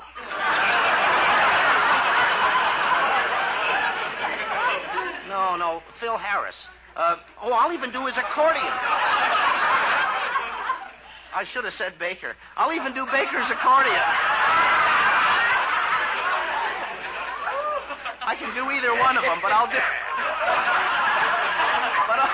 Phil Baker's accordion. Listen to this. Oh, Mel Blanc, I've had enough of your silly clown. Wait a minute. I'm a natural for radio, Mr. Colby. Listen to this. You gotta start out each day with a song, even if things go wrong. Mel Blanc, you come around to my program and I'll break every bone in your body now. How do you like that? Everybody wants to get into the act. Please, Mr. Colby, give me a chance. Besides, I need the money badly. I want to get Betty a Christmas gift, and I don't want to give her just anything. I want to give her something she'll like. Now, don't worry. If she likes you, she'll like anything. Besides, my manager, Willie Murdoch's going to be the master of ceremonies. Well, I gotta go now. Oh, wait, Mr. Colby, just one more. There's good news tonight. The international picture is a bit clouded. On the one hand, we see good tidings. On the other hand, we see bad tidings. Who knows? Tomorrow may be just tidings. In conclusion, I'm leaving. Oh, gosh, I'll never be able to get enough money for Betty's gift. What'll I do? There's bad news for Mel Blanc tonight. In conclusion, we can safely say that for Mel, it looks very blank.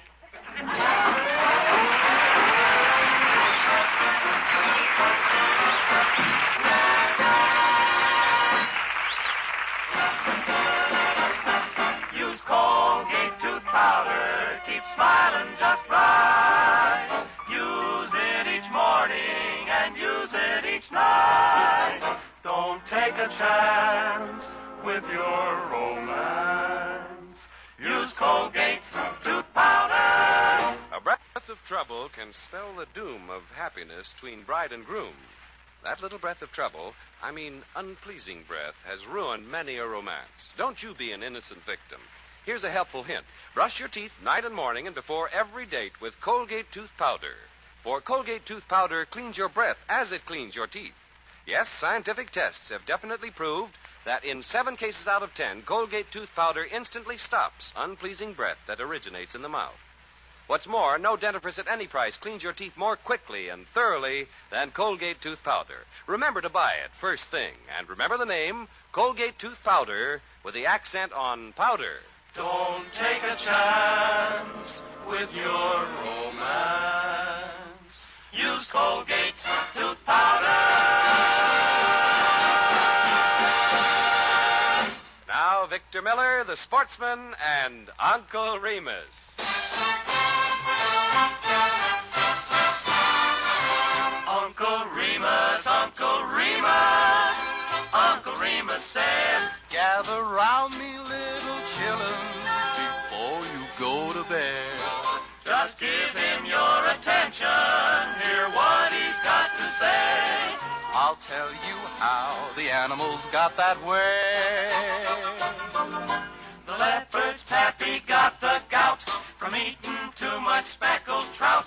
His mammy dreamed of polka dots. And that's how the leopard got his spots. That's what Uncle Remus said.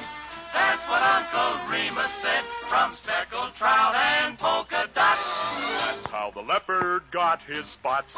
More, more, more, more. Uncle Remus, tell us more. The piggy saw his monkey friend swinging by his other end. He tried the same thing on a rail, and that's how the piggy got a curly tail. That's what Uncle Remus said. That's what Uncle Remus said. He tried the same thing on a rail. That's why the piggy got a curly tail.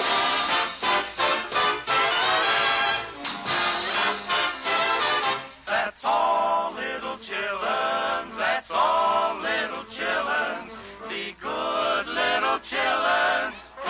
Time to go to bed. That's right, Uncle Remus. Good night, Uncle Remus. Sleep tight, Uncle Remus. Or we'll put a hole in your head. Your head.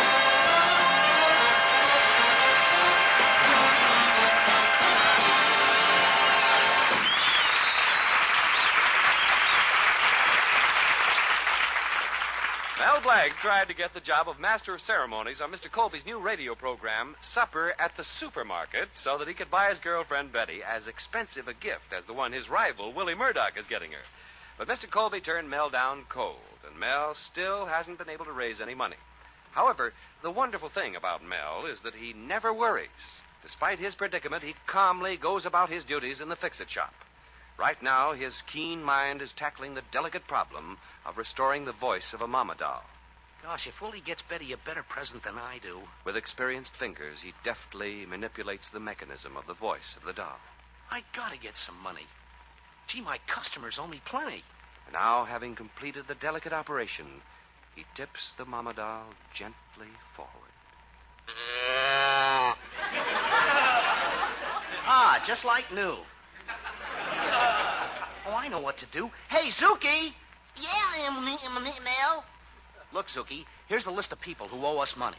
I want you to go out and collect it. Oh, okay, Mel. You can depend.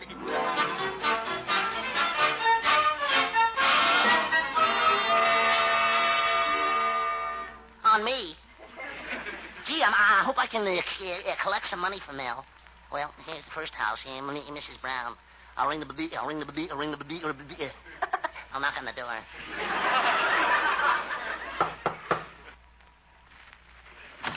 Hello, Mrs. Brown. I came to collect for Mel's repair job on your washing machine. What? Do you know what he did to my washing machine? I just put these sheets through it and look at them. Gee, what lovely lace curtains.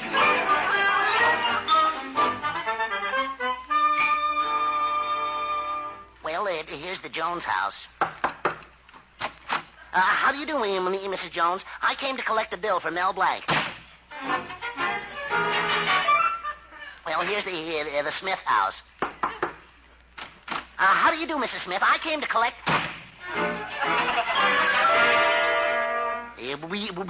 Well, here's the Gibbs house. How do you do? Well, here's the Martin house.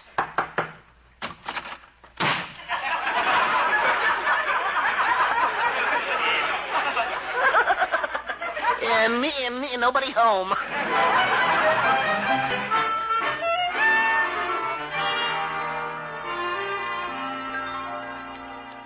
Well, Zuki, how did you make out? Oh, I collected 10 to 5 to 3 to not a dime.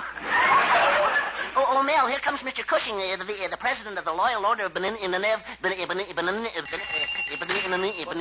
Zebras. Thanks. Hello, Mel.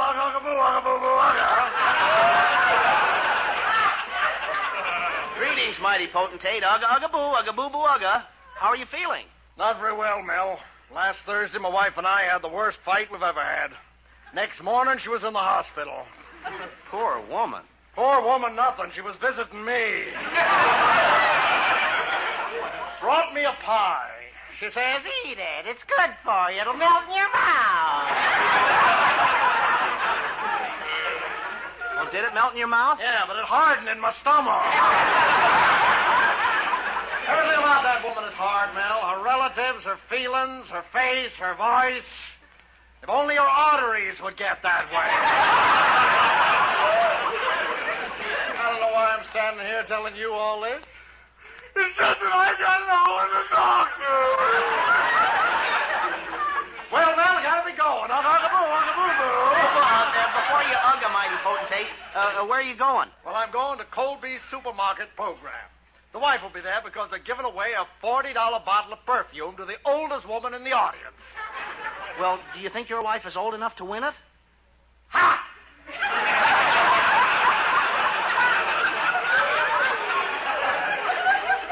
You really married a woman much older than you, didn't you? Mel, age didn't matter. When I first met my wife, Babe, I worshipped the ground she walked on.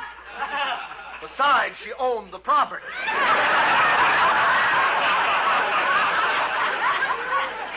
I guess in your case, Cupid was a real estate agent. Say, did you go with Babe much before you married her? Well, I went with her for 5 years. And then her uncle died and left her $3 million. After that, it was a case of love at first sight. Oh, you only married her because her uncle left her that money. No, that's not true, Mel. I would have married her no matter who left her the money.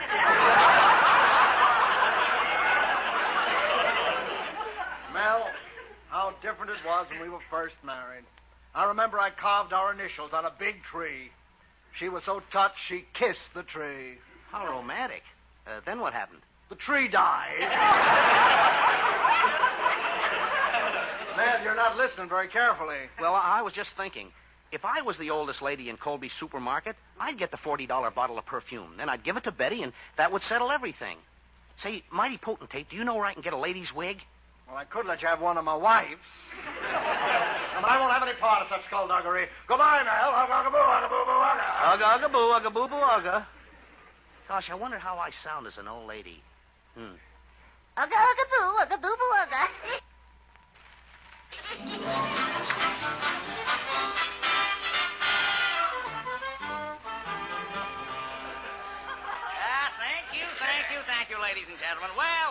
are we having fun? Isn't supper at the supermarket a gosh dandy program? Ha, ha, ha. Yes, sir. Well, the woman with the funny hat can sit down now. Well, this is Willie Murdoch handing the mic back to your host, Mr. Colby, who will select the very oldest lady in our audience.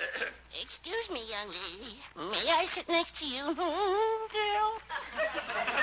Why, certainly, madam. My, you're awfully old. Well, I gotta be to win the prize I'm getting for you. Mel, you in a dress and a wig. Shh, quiet, Betty. Now, I'll get you a better gift than Murdoch, and I don't care how I do it. Now, ladies, the highlight of our show, the awarding of this $40 bottle of perfume. I'm going to select the oldest lady in the audience. Call out your ages, please. 70. 80. 85.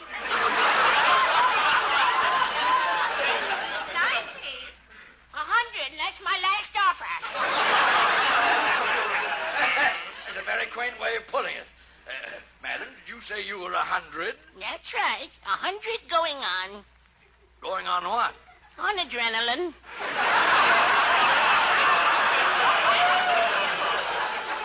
What else? Madam, what do you attribute your long life to? Oh, vitamins. Vitamins, eh? Yeah. My uncle ate vitamins all the time, every day. Oh, made him so lively and jumpy. Always jolly and happy. Finally, at 90, he died. He died, huh? Yep, happiest funeral you ever saw.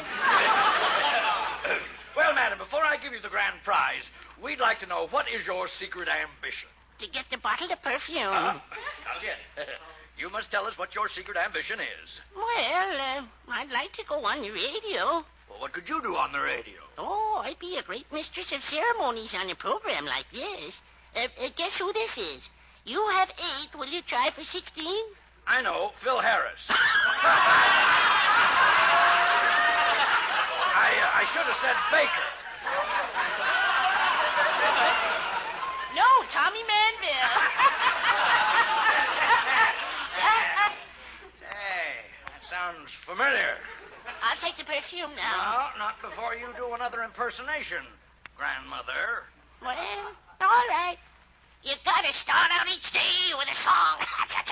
Even when things go wrong. I've heard that before only a short while ago. How do you like that? Everybody wants to get into the act.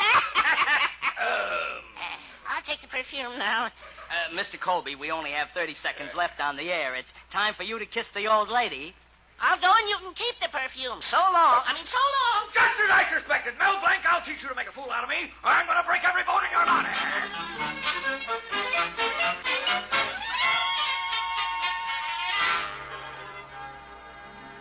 Gosh, Betty, imagine your father throwing me out like that. A fine way to treat an old lady. Oh, Mel, darling, it's all my fault. I should never have mentioned Willie Murdoch's gift to you.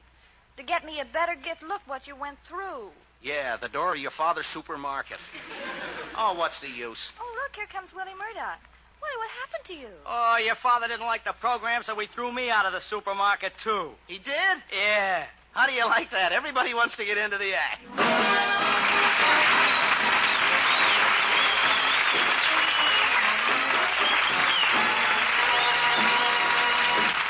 Blanc will be back in just a minute.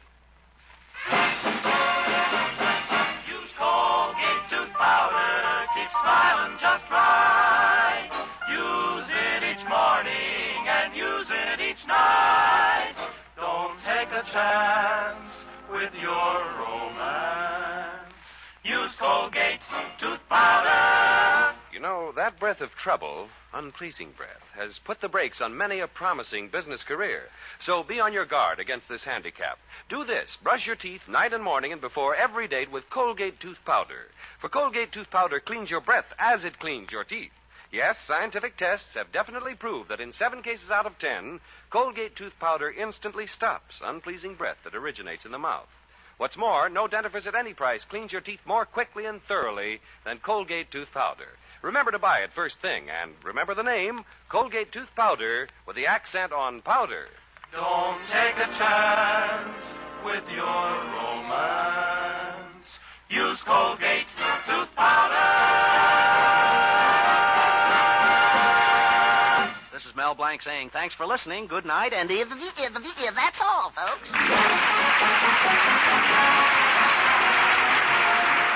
This is Bud Easton reminding you that Colgate Tooth Powder for breakfast Blank, everyone. It's some good old Christmas time. How about some Abbott and Costello from 1948, everyone? Merry Christmas. Santa Claus is coming your way, people, at least if you live in Headland, Alabama. Hey, Abbott, what time is it? It's time for the Abbott and Costello Show. We're on the air for ABC here in Hollywood. Well, what are we waiting for? Let's go with the Abbott and Costello Show.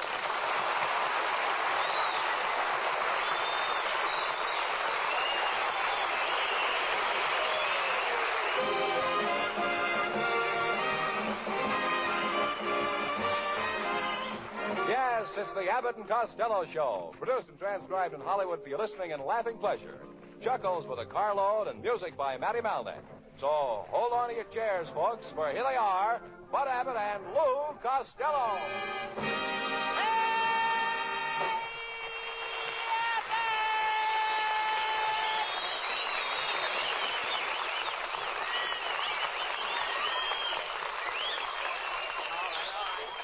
Stop that yelling, Costello. Come over here. I need $10,000 in a hurry. Will you loan it to me? Ha ha! Haven't got that much, huh? Well, how about 8,000? How about 5,000?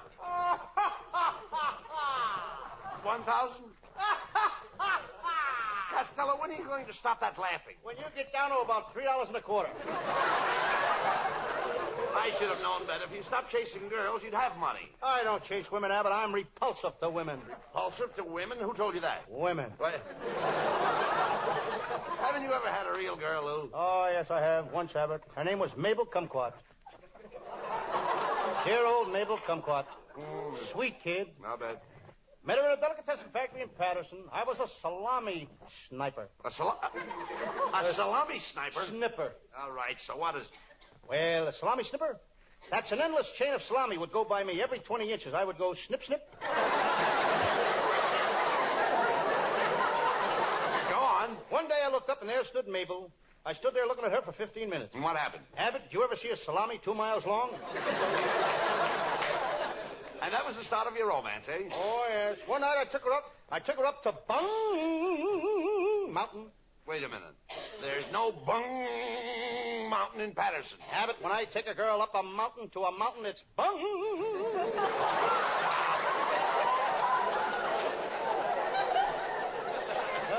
Then we became engaged. I slipped the ring on her finger. I didn't have a ring, so I used a cigar band. Where did you get the cigar band? Mabel happened to be smoking a white owl at the time. I know it was a white owl. I could smell the feathers. Costello, you could graduate with honors from an idiot's college. Thank you, Professor.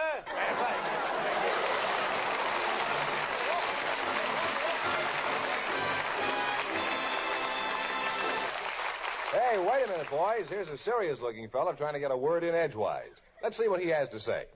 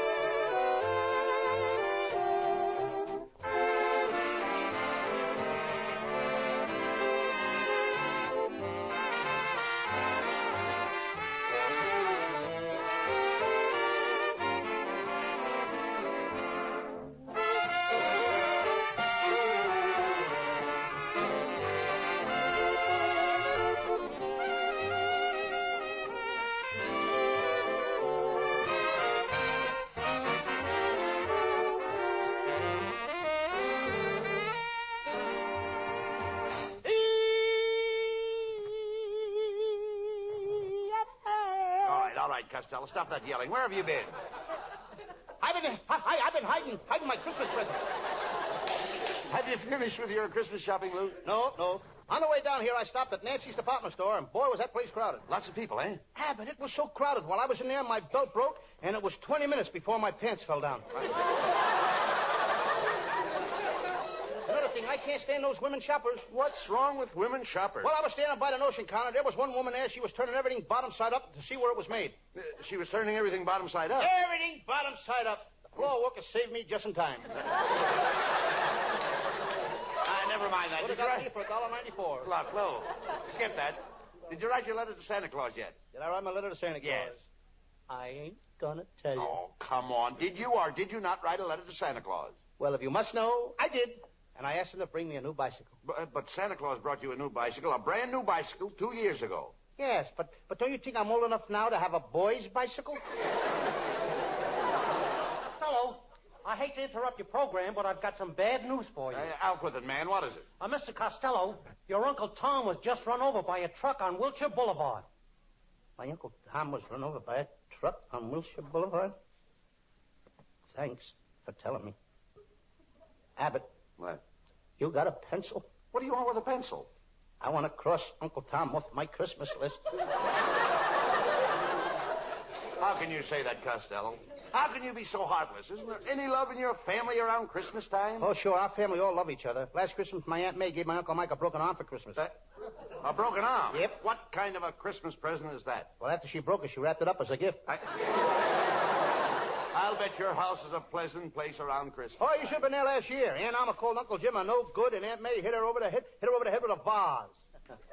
Then my uncle hit my brother Pat over the head with a cane-bottom chair, and then Uncle Tom hit my cousin Vincent with the umbrella stand, and my sister Marie fired 3 shots at my sister-in-law. What happened? Well, before you knew it, an argument started.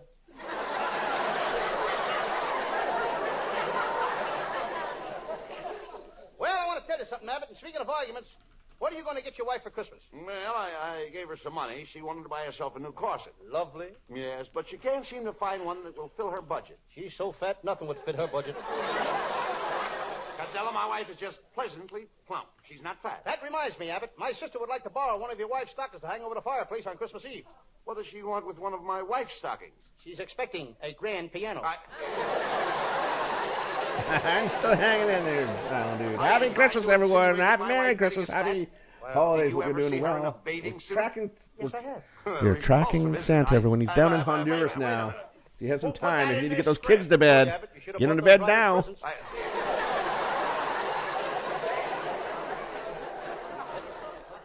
Did you buy the presents? No, but I asked them what they wanted, and they said to me, Louie, you know what we like best. You just go out and get it. Wrap it up and put it under the Christmas tree. Well, why didn't you do it? Abbott, you can't wrap up a saloon. Well, if you didn't get the writers anything, you should have at least bought their wives something. I did, Abbott. I gave each one of them a corsage. No, not corsage. Corsage. That's corsage. Spelled A-G-E is pronounced like odd, as in corsage or garage. Now, where did you get them? From the man who picks up the garbage.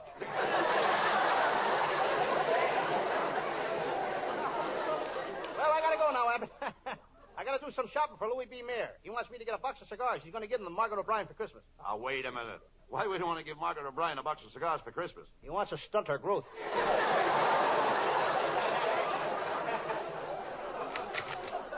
All right, Costello, that did it. Now I'm going to tell you what I think of you. You're the lousiest comedian on the radio.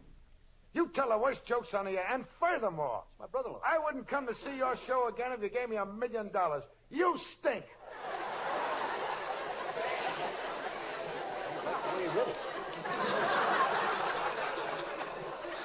Sounded good, Lou. This guy means it. Tough guy, huh? You want to step outside and say that? Certainly I'll step outside and say it. Why? Well, there's a lot of people out there in front that couldn't get in the studio. Maybe they'd like to hear it, too. That's what I thought. You're a yellow rat. A yellow rat, that did it. I'm not taking that sitting down. Oh, you're not, eh? No. He got me, Abbott. Where'd you get you, Costello? As I said before, I'm not taking this sitting down.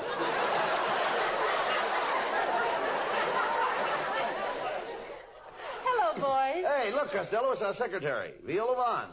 Why, Costello, I didn't expect to see you here tonight. I thought you'd be up at the North Pole looking for Santa Claus. Nah, it's too cold up there. My Uncle Jim moved up there to the North Pole. Last I heard him, he was keeping company with a girl polar bear, and he was going to get married. To a girl polar bear? What stopped them? Her parents objected. If I remember right, your Uncle Jim took your cousin Vincent to Alaska with him, didn't he? Yes, and one day Vincent was fishing for whales. He hooked one and started to pull in his line. Then the whale pulled, then Vincent pulled, then the whale pulled. Where's Vincent now? I don't know, but every time I get a postcard from him, he sends regards from Jonah. Viola, you look so pretty. Why don't you and I step out together after the show? I'm in a gay mood tonight. I'm feeling my oats. Yes, Abbott. Have you been out to lunch with Trigger again?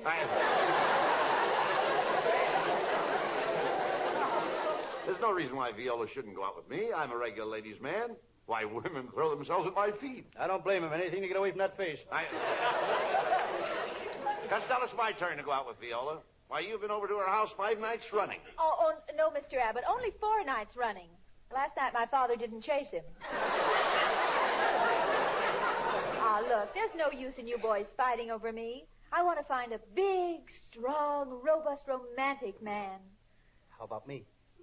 Okay, you can help me look. No, I don't blame Viola for not wanting to go out with you. You're fat, you're ugly, your front tooth is missing. Oh, no, it's not. I got it right here in my pocket. Costello, honey, what are you going to get me for Christmas? You know, I need a new car. A new car? Well, Costello, as soon as a new car prices come down a little, maybe you can get her a new car. I don't think so, Abbott. I went to a dealer yesterday, and I said, how long will it be before I can get a new car for $900? He felt my pulse and says, you'll never make it. Oh, forget about Viola. We've got a lot of people on this show, and we've got to get them Christmas presents. Come on. Let's go across the street to the department store.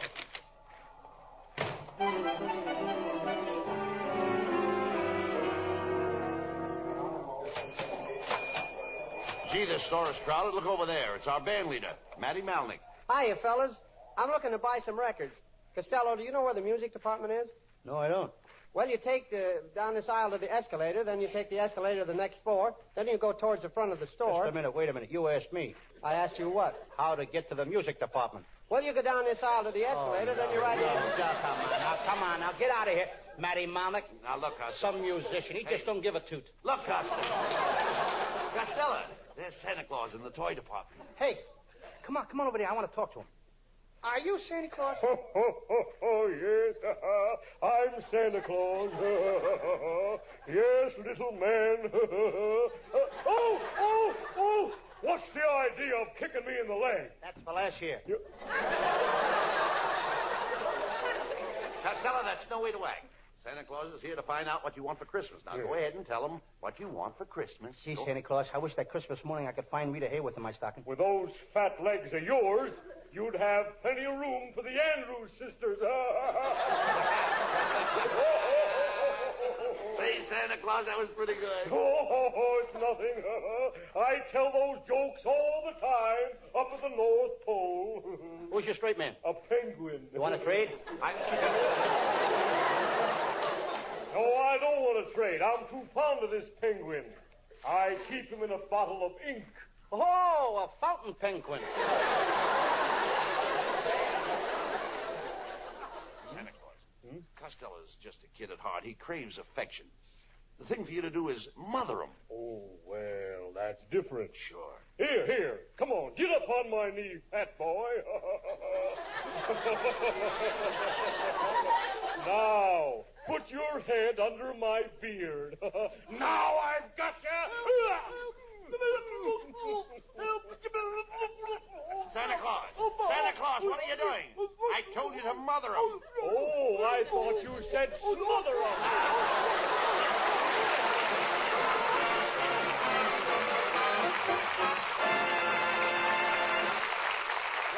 Break it up, man, but it's time to change the subject for just about 60 seconds.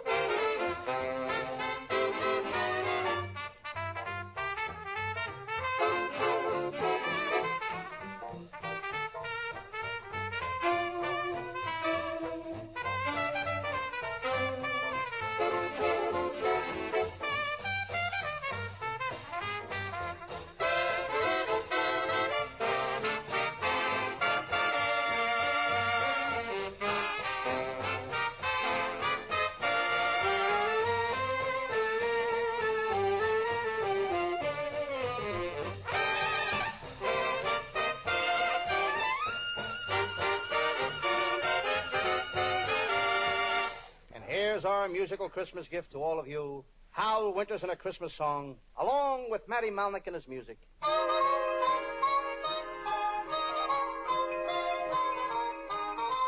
Oh, the weather outside is frightful, but the fire is so delightful. And since we've no place to go, let it snow, let it snow, let it snow.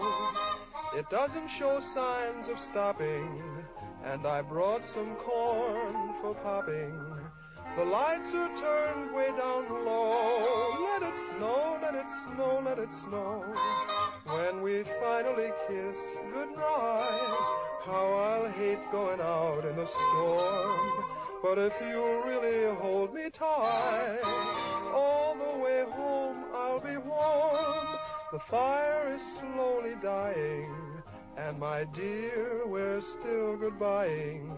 But as long as you love me so, let it snow, let it snow, let it snow. When we finally kiss goodnight, how I'll hate going out in the storm. But if you'll really hold me tight, all the way home I'll be warm. The fire is slowly dying, and my dear, we're still goodbying. But as long as you love me so, let it snow, let it snow, let it snow.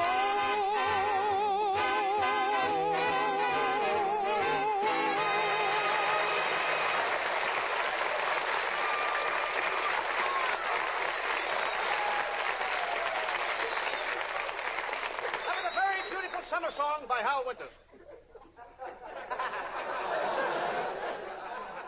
Hey, Everett.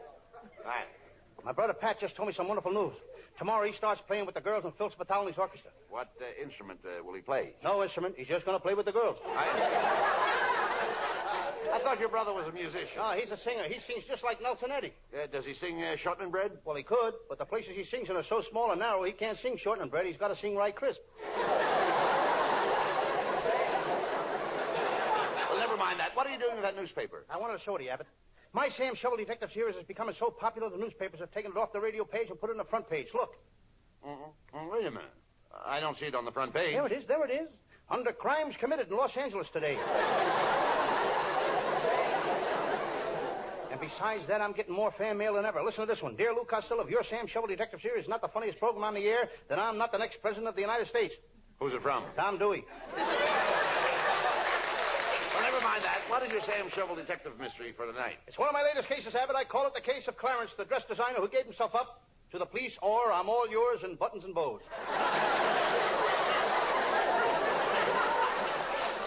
And now to the further adventures of Sam Shovel, Private Detective.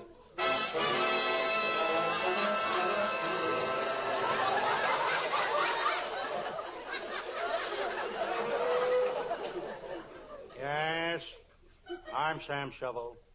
Sam Shovel, Private Detective. I'm sitting here in my little office. It's mighty chilly in here. I think I'll throw another log on the fire. Every time I build a log fire in my office, the landlord complains. Maybe it's because I have no fireplace. I pick up the newspaper. I drop it on my desk. It was the Mirror.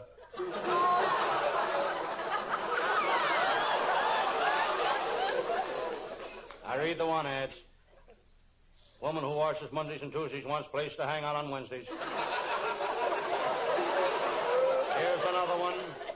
Wanted man to teach nuclear division of atomic astrophysical cyclotronic fissures. No experience necessary. I glance out of my window to see what's playing in the movie across the street. Chicago. Cleveland. Boston.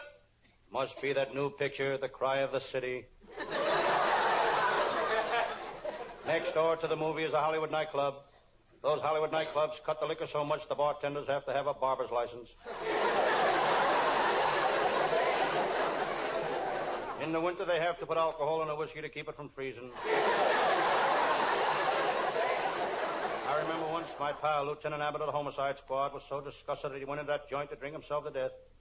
He didn't get drunk, but there was so much water in the whiskey he nearly drowned. Suddenly the phone rings. Sam Shovel speaking. Sam Shovel, you're on the spot. Get wise to yourself. You've got to play ball with us. Who are you? UCLA football team. We'll play anybody. One line went south.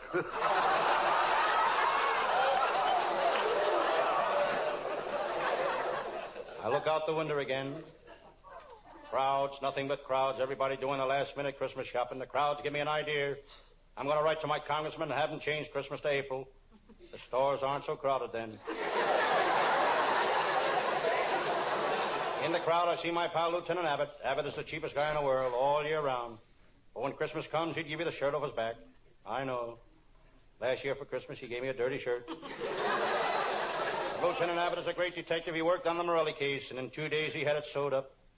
Then he got the Murray case, and it only took him 3 days to sew that up. Then came the famous Lewis case. He sewed it up in 24 hours. He never carried a gun. Just a sewing machine and 3 extra bobbins.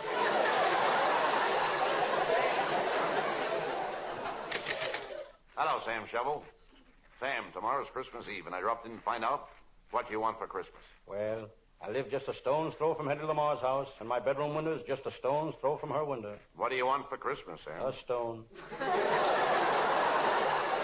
Lieutenant, why don't you send me some mistletoe so I can kiss the girls under it? That's not mistletoe. That's mistletoe. Missile, not muscle. When I want to kiss a girl, I got to use muscle.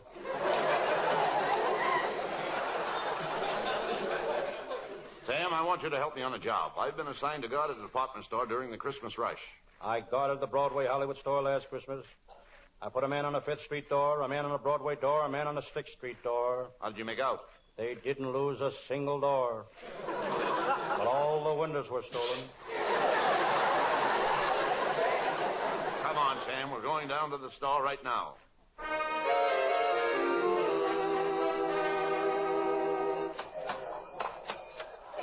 Sam, this is a big store. They sell anything from sailboats to a pound of pecans. I see. They got everything from sloop to nuts. Come, gentlemen, you'll have to go to work right away. The shoplifters are stealing everything in aisle 9. Where is aisle 9? Well, this is aisle 7, that's aisle 8, and that... How do you like that? They stole aisle 9. I think I like this job. Say, who is that gorgeous girl behind the crowded counter? Oh, that's Miss Fairchild. She works in lady slippers. She's beautiful. What else does she do? She just works in lady slippers, that's all. Hey, wait a minute. Look, that kid. He just stole a pair of roller skates. I'll get him. You let go of me! Let me go, you copper! Let me go! I'll teach you to steal. I'm going to lock you up. Lieutenant, I'll take charge of this case. You keep your eye on the store. Come with me, son. Please don't take me to jail! Please don't take me to jail! I didn't have the heart to take that kid to jail. He didn't look like a bad kid. He was poorly dressed. His face was dirty, but I could still see some of his freckles. His name was Johnny. I took him to my little office and sat him down in a chair. I could see he was scared, plenty scared. Gee, Mr. Shovel, I don't want to go to jail. And I don't want you to go to jail, son. That's why I brought you here.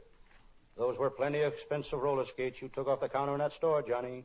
Oh, gee, they were only $1.98. I'm not talking about the cost in money, Johnny. It's the cost in shame and disgrace. Not only to you, but to your mom and your dad. Gee, I never thought about that. Mom and Dad. That's the trouble with doing a wrong thing, Johnny. Most time it hurts others more than the guy that does it. Gee, you're a funny guy.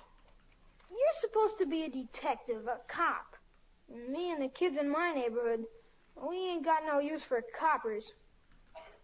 But gee, I kind of like you. You don't talk like no cop. You're more like a friend. Johnny, cops aren't bad guys. Every cop on the force wants to be the friends with every kid on his beat.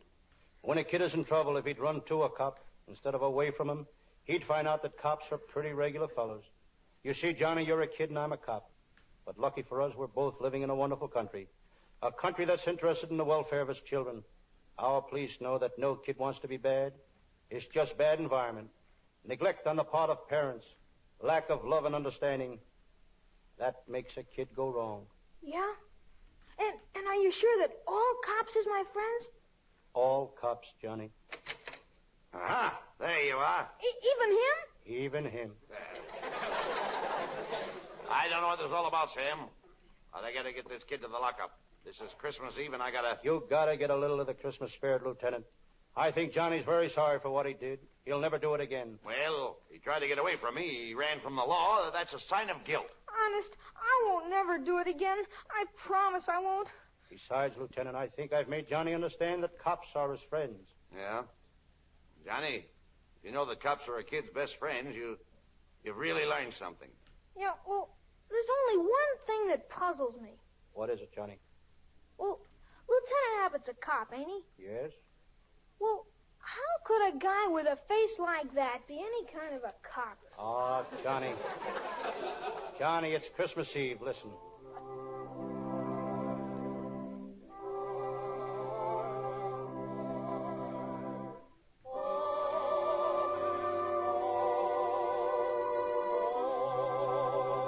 Well, it's Christmas Eve again. I promised my wife I'd be in church, saying my prayers, singing hymns. And here I am in this broken down... You don't have to be in church for that, Lieutenant. How about it, Johnny? Know the words to that song? Yeah, I think so. Johnny, let's try it, huh? What do you say?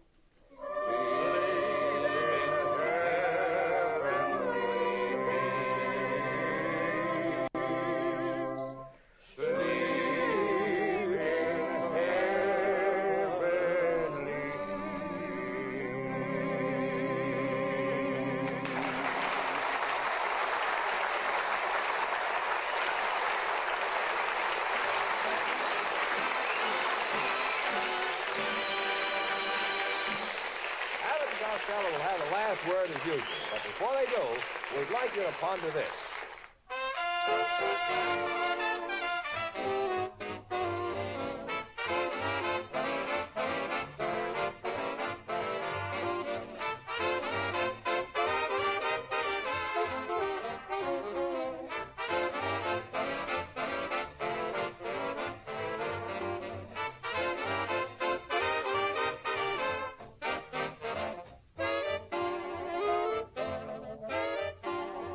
Well, everyone, that seems like the perfect time to call it a night.